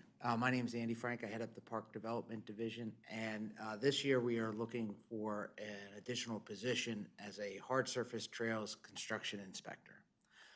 As you're aware, we have been pursuing a whole number of grant programs in order to renovate our fairly extensive hard surface trail system over 70 miles. We have a number of projects that are coming into view, and we will need, in order to make sure that money is spent correctly and we keep contractors in line, we are going to need additional on-site resources in the form of an inspector who can really focus on this issue, apply expertise across projects, and be able to get these implemented as efficiently as we can. We are looking to fund this 70% out of the CIP, so the cost out of the park fund is only about 30%, which is about $35,000. This is primarily because these are infrastructure work, and we'd be able to charge that person, as chargebacks to the CIP. Some of the programs, in addition to our robust level of effort program for hard surface trail renovation, some of the other projects that you've heard about in the past that are coming into view are the Powerline Trail, which we are very happy to say our very first little bit of that project is going to be advertised for bid next week. There'll be many, many more projects coming out of that. We are also working diligently with SHA to hopefully soon release the long-awaited $4 million TAP grant for the North Branch Trail. So we hope that that'll be getting into construction in 2025. And we're also have a $7 million RAISE grant that'll fund significant improvements to both Sligo Creek and Northwest Branch trails. So obviously, we're trying to implement these projects as quickly as we can, but we do need boots on the ground to make sure that they're done efficiently and appropriately. Hi, Andy. Can I ask you a question? I'm yes. wondering that if 70% comes through CIP, I think your chances are better to go through OBI under the major commitment. What are the reasons that you put it on the new enhancement that could be put on the chopping block? Well, I think because this is more of the work at the front end of having inspections done and some of the different things like that, there's components that are really part of the CIP program. And the OBI is certainly geared towards the finishing process of turning it over to the operational staff. So we think it's more appropriate to have this as a CIP cost. And one of the things we talked a little bit about, should it be 100%? But then we also feel like there's some components of the role that we want this position to play that may not be applicable for being a charge to a CIP. So we felt like this was a better split in terms of the representation. But I don't think it's really, OBI is more so of the back end after we have finished the project, and it's the ongoing operational cost. Okay. This is more of the process of actually building it, inspecting it, and doing those different components of it. Okay, thank you. Thank you so much. Thank you. All right. Next up, we have Mike Little and Trish Swan.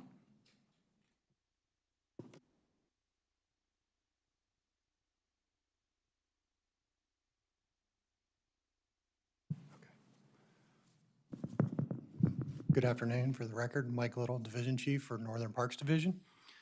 Today, our program enhancement, Northern and Southern Parks, comes to you for a $300,000 ask so we can expand our electric equipment fleet, continue to reduce our gas mowers.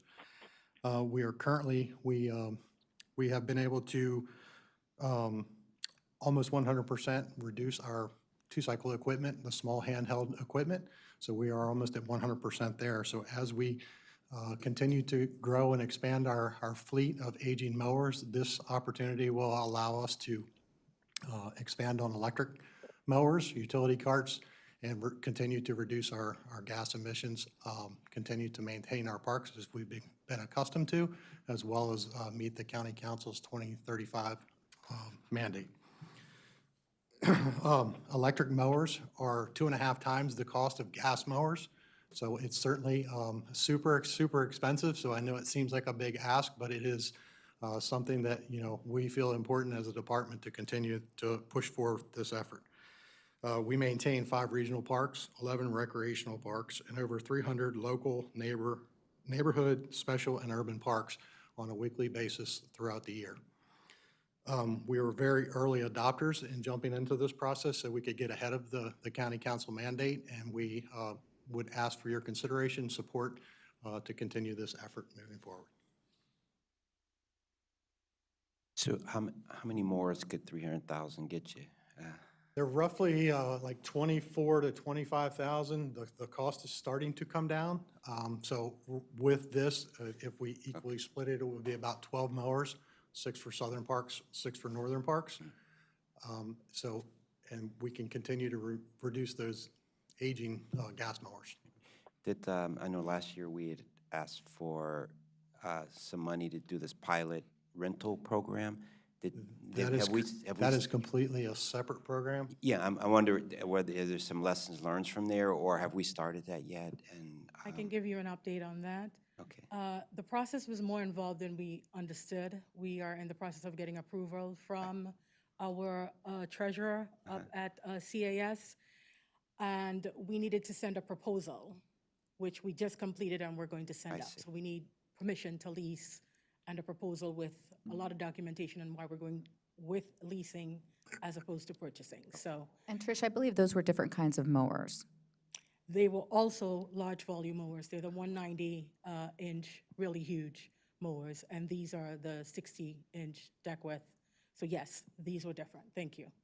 Yeah, great, great. And to clarify, the large mowers, they're not available as electric yet. So while we're obviously moving as much as we can towards the electric, not all equipment is available yet as electric. There are a lot of things that are coming down the pike, but they're not here yet. So great. the large mowers and a lot of the large equipment.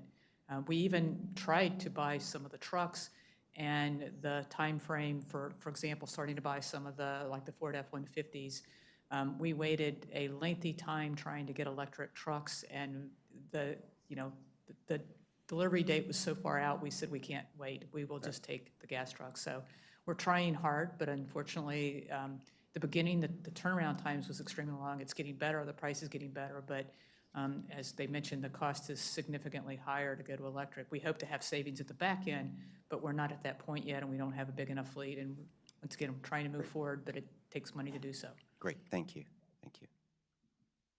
Any other questions? We're all good? Okay. Okay. And I didn't introduce myself, Trish Swan, Southern Parks Division Chief. Going to be talking to you first about our parks facelift request. We're requesting $200K to fund the parks facelift program. The facelift program was developed to bridge the gap between the large CIP projects and regular maintenance that we do according to our maintenance standards. The program's goal is to identify and make improvements to a wide range of visible park assets by painting building exteriors, updating signs, replacing benches, updating light fixtures, repairing visible wear and tear, and adding decorative elements through landscaping. These are the elements that maintenance staff encounter every day while they're out in the field maintaining parks, but they're not able to get to because we do not have the funding. We piloted this program using end-of-year funds, and it has been largely successful. We're requesting funding to continue as these enhancements cost less. They're quick and easy to implement. A bench is easy to purchase and install, and provide constituents with the satisfaction of knowing that our parks are cared for. The request, the dollar amount that we're asking for is $200,000. If there are any questions, I hope I can answer. So this would be one time or ongoing to, or what? This would be an increase to our base budget. Okay, great. And it would be spread across the maintenance divisions, Northern Parks, Southern Parks, Huffy. No, it's great to do this facelifts, especially if you can sort of have a separate group and do them faster, and yeah, great job. Yeah. Any other questions? Thank you. I have a question about the lawn.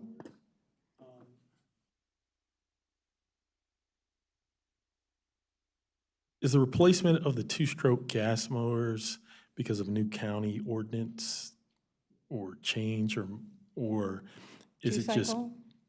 No, I'm talking to the gentleman who's talking about the lawnmowers. Sorry about that. Mike, yeah. Is the change from gas-powered two-stroke motors because of county ordinance and code? Yes, so it has to do with the county council's mandate. So, you know, I guess it's a two-part system. So they kind of focused on the two-cycle equipment, so the blowers, weed eaters, string trimmers, things of that nature. The two-cycle equipment pollutes the air because it has a mix of oil and gas. Our mowers are actually four-cycle, so they're gas and oil, so they don't, I guess, emit as much pollution. So we've focused on the smaller equipment first. Now we're expanding this to the larger gas equipment. Is there any? Commissioner Bartley, if I may, we've been moving toward electric equipment well in advance of kind of understanding where this was headed with the county. We've been making this move over some time. Okay. And then finally, with the replacement of the old equipment, is there any rebate exchange program, anything like that, where you deal with the manufacturer, and if you're like upgrading from a gas-powered John Deere to an electric John Deere, I don't know what brand of equipment you use, where they give you a rebate back or purchase the equipment back to reduce the cost? So we do have some vendors where we can do a trade-in and it'll reduce the cost. We've actually run into issues with that as well because the state of Maryland is considering the same legislation.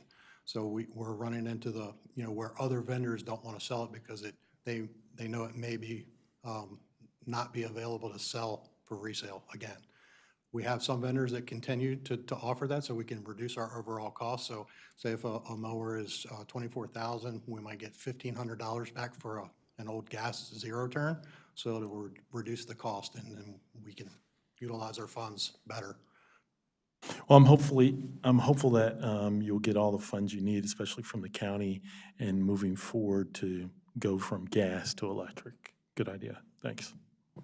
I'll just add just a comment to we do a combination. In some cases, we trade in. We typically in the past have not traded in vehicles, but in the last couple of years in particular, for example, parked police vehicles, we've been getting more money as a trade-in as used vehicles have had more value. So we always ask that question of, if we were to do a trade-in, what would we get? And then we look at what we think we might be able to get by auctioning off. So we do a combination. We do some trade-ins. We also auction.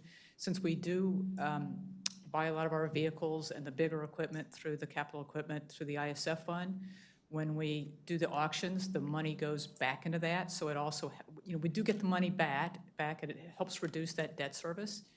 To give you an example, in a typical year, we'll get about $100,000 from selling equipment. We've actually switched to doing some of the online. We've been using GovDeals. So for example, this past fiscal year, we actually got about $300,000 just from auctioning off equipment. A lot of these the different mowers and things like that, people are willing to buy them, either for the mower itself or even for the parts. So we're doing a combination. We look at both options and try to decide which gives us the better value. And we are getting more than we used to for both trade-ins and selling because new stuff costs more, so it also increases the value of the used items. I have to add, I'm sorry, because manufacturers, especially Toro, they have been really helpful. They would come down, the last time Toro came down, they took all of our battery-powered handheld. And then when we purchase mowers from them, they include a certain number of handheld battery-powered pieces of equipment just as a bonus or an offset. So the manufacturers have been really working with us, and we've been able to get really good benefits just from trading stuff in and building on those relationships.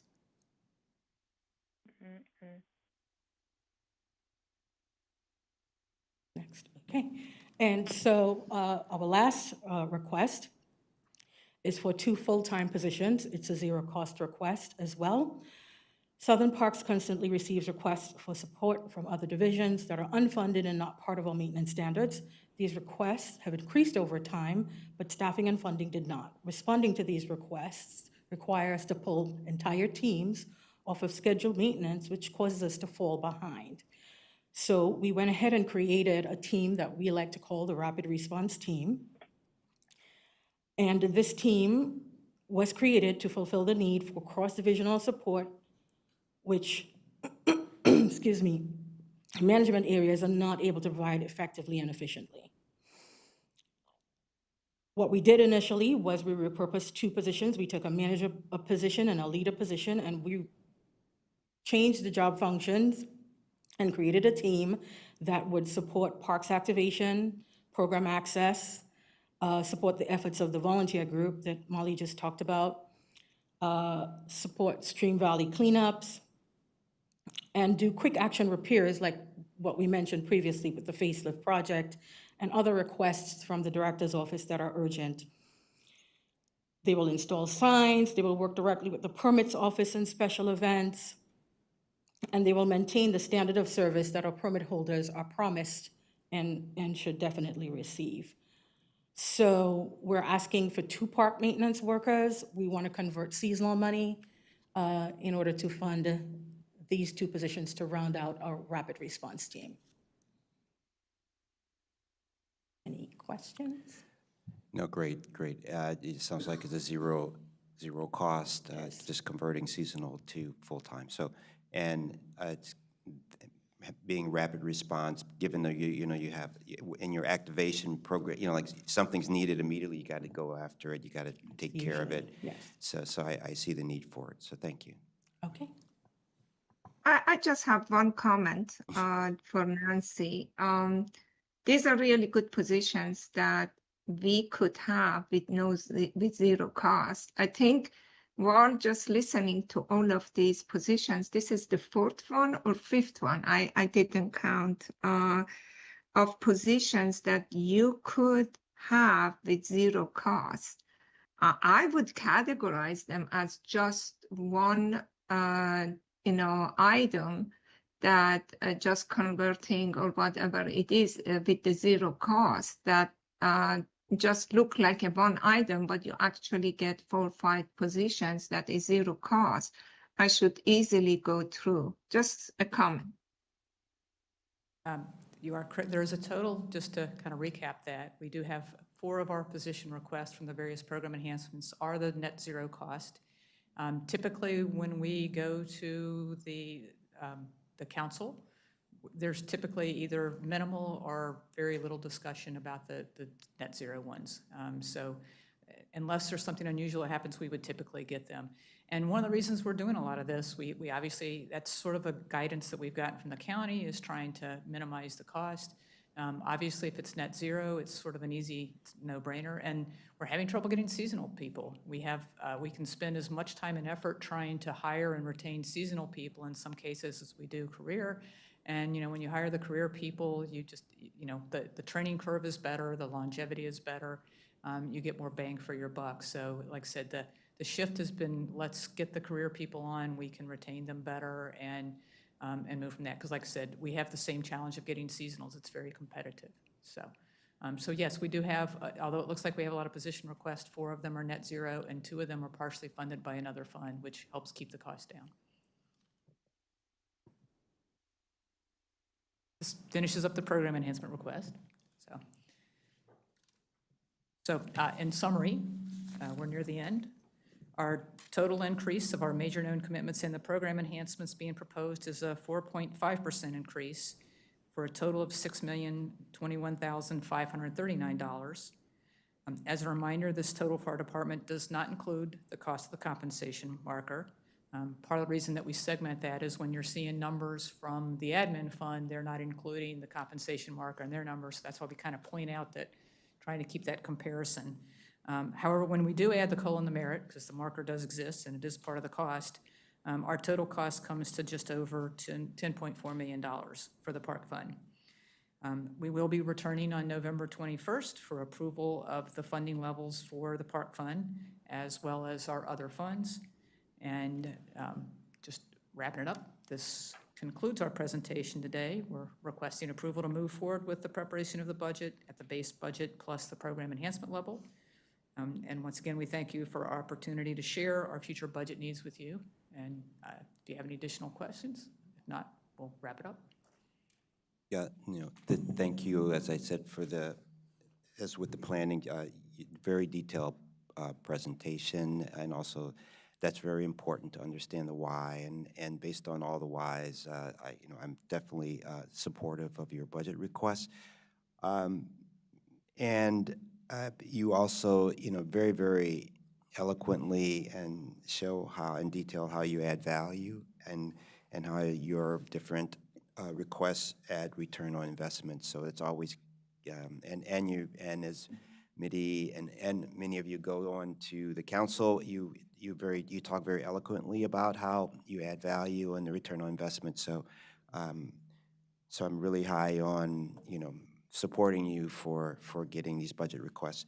And I thank you for presenting, as you talked about each new position, bringing on the chiefs or the managers or the senior personnel so we can get the face of the people that are running these divisions. So I think that's very, very, very helpful to do. So thanks for the presentation. And then my board members, fellow board members, not my board members.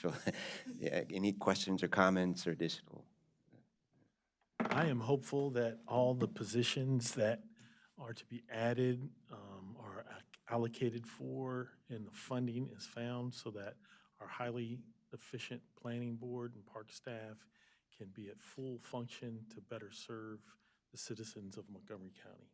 And I support you all. Thanks. Yeah, and last but not least, thank you, Commissioner Pedawam, for your comments. Absolutely. Yeah, thank you. So thank you again, and this, unless there are any other, oh, do we have to, okay, we should, yeah, we're going to vote to, do I have a motion to approve of the Parks Department moving forward with their, finalizing their budget for the November timeframe? Yeah, I will move that we allow the Parks Department to move forward with their budget. Do you I second. And all in favor? Aye. Aye. Aye. The ayes have it 4-0. So, yeah, thank you so much, and this ends our planning board meeting for today. Have a good day. Thank you.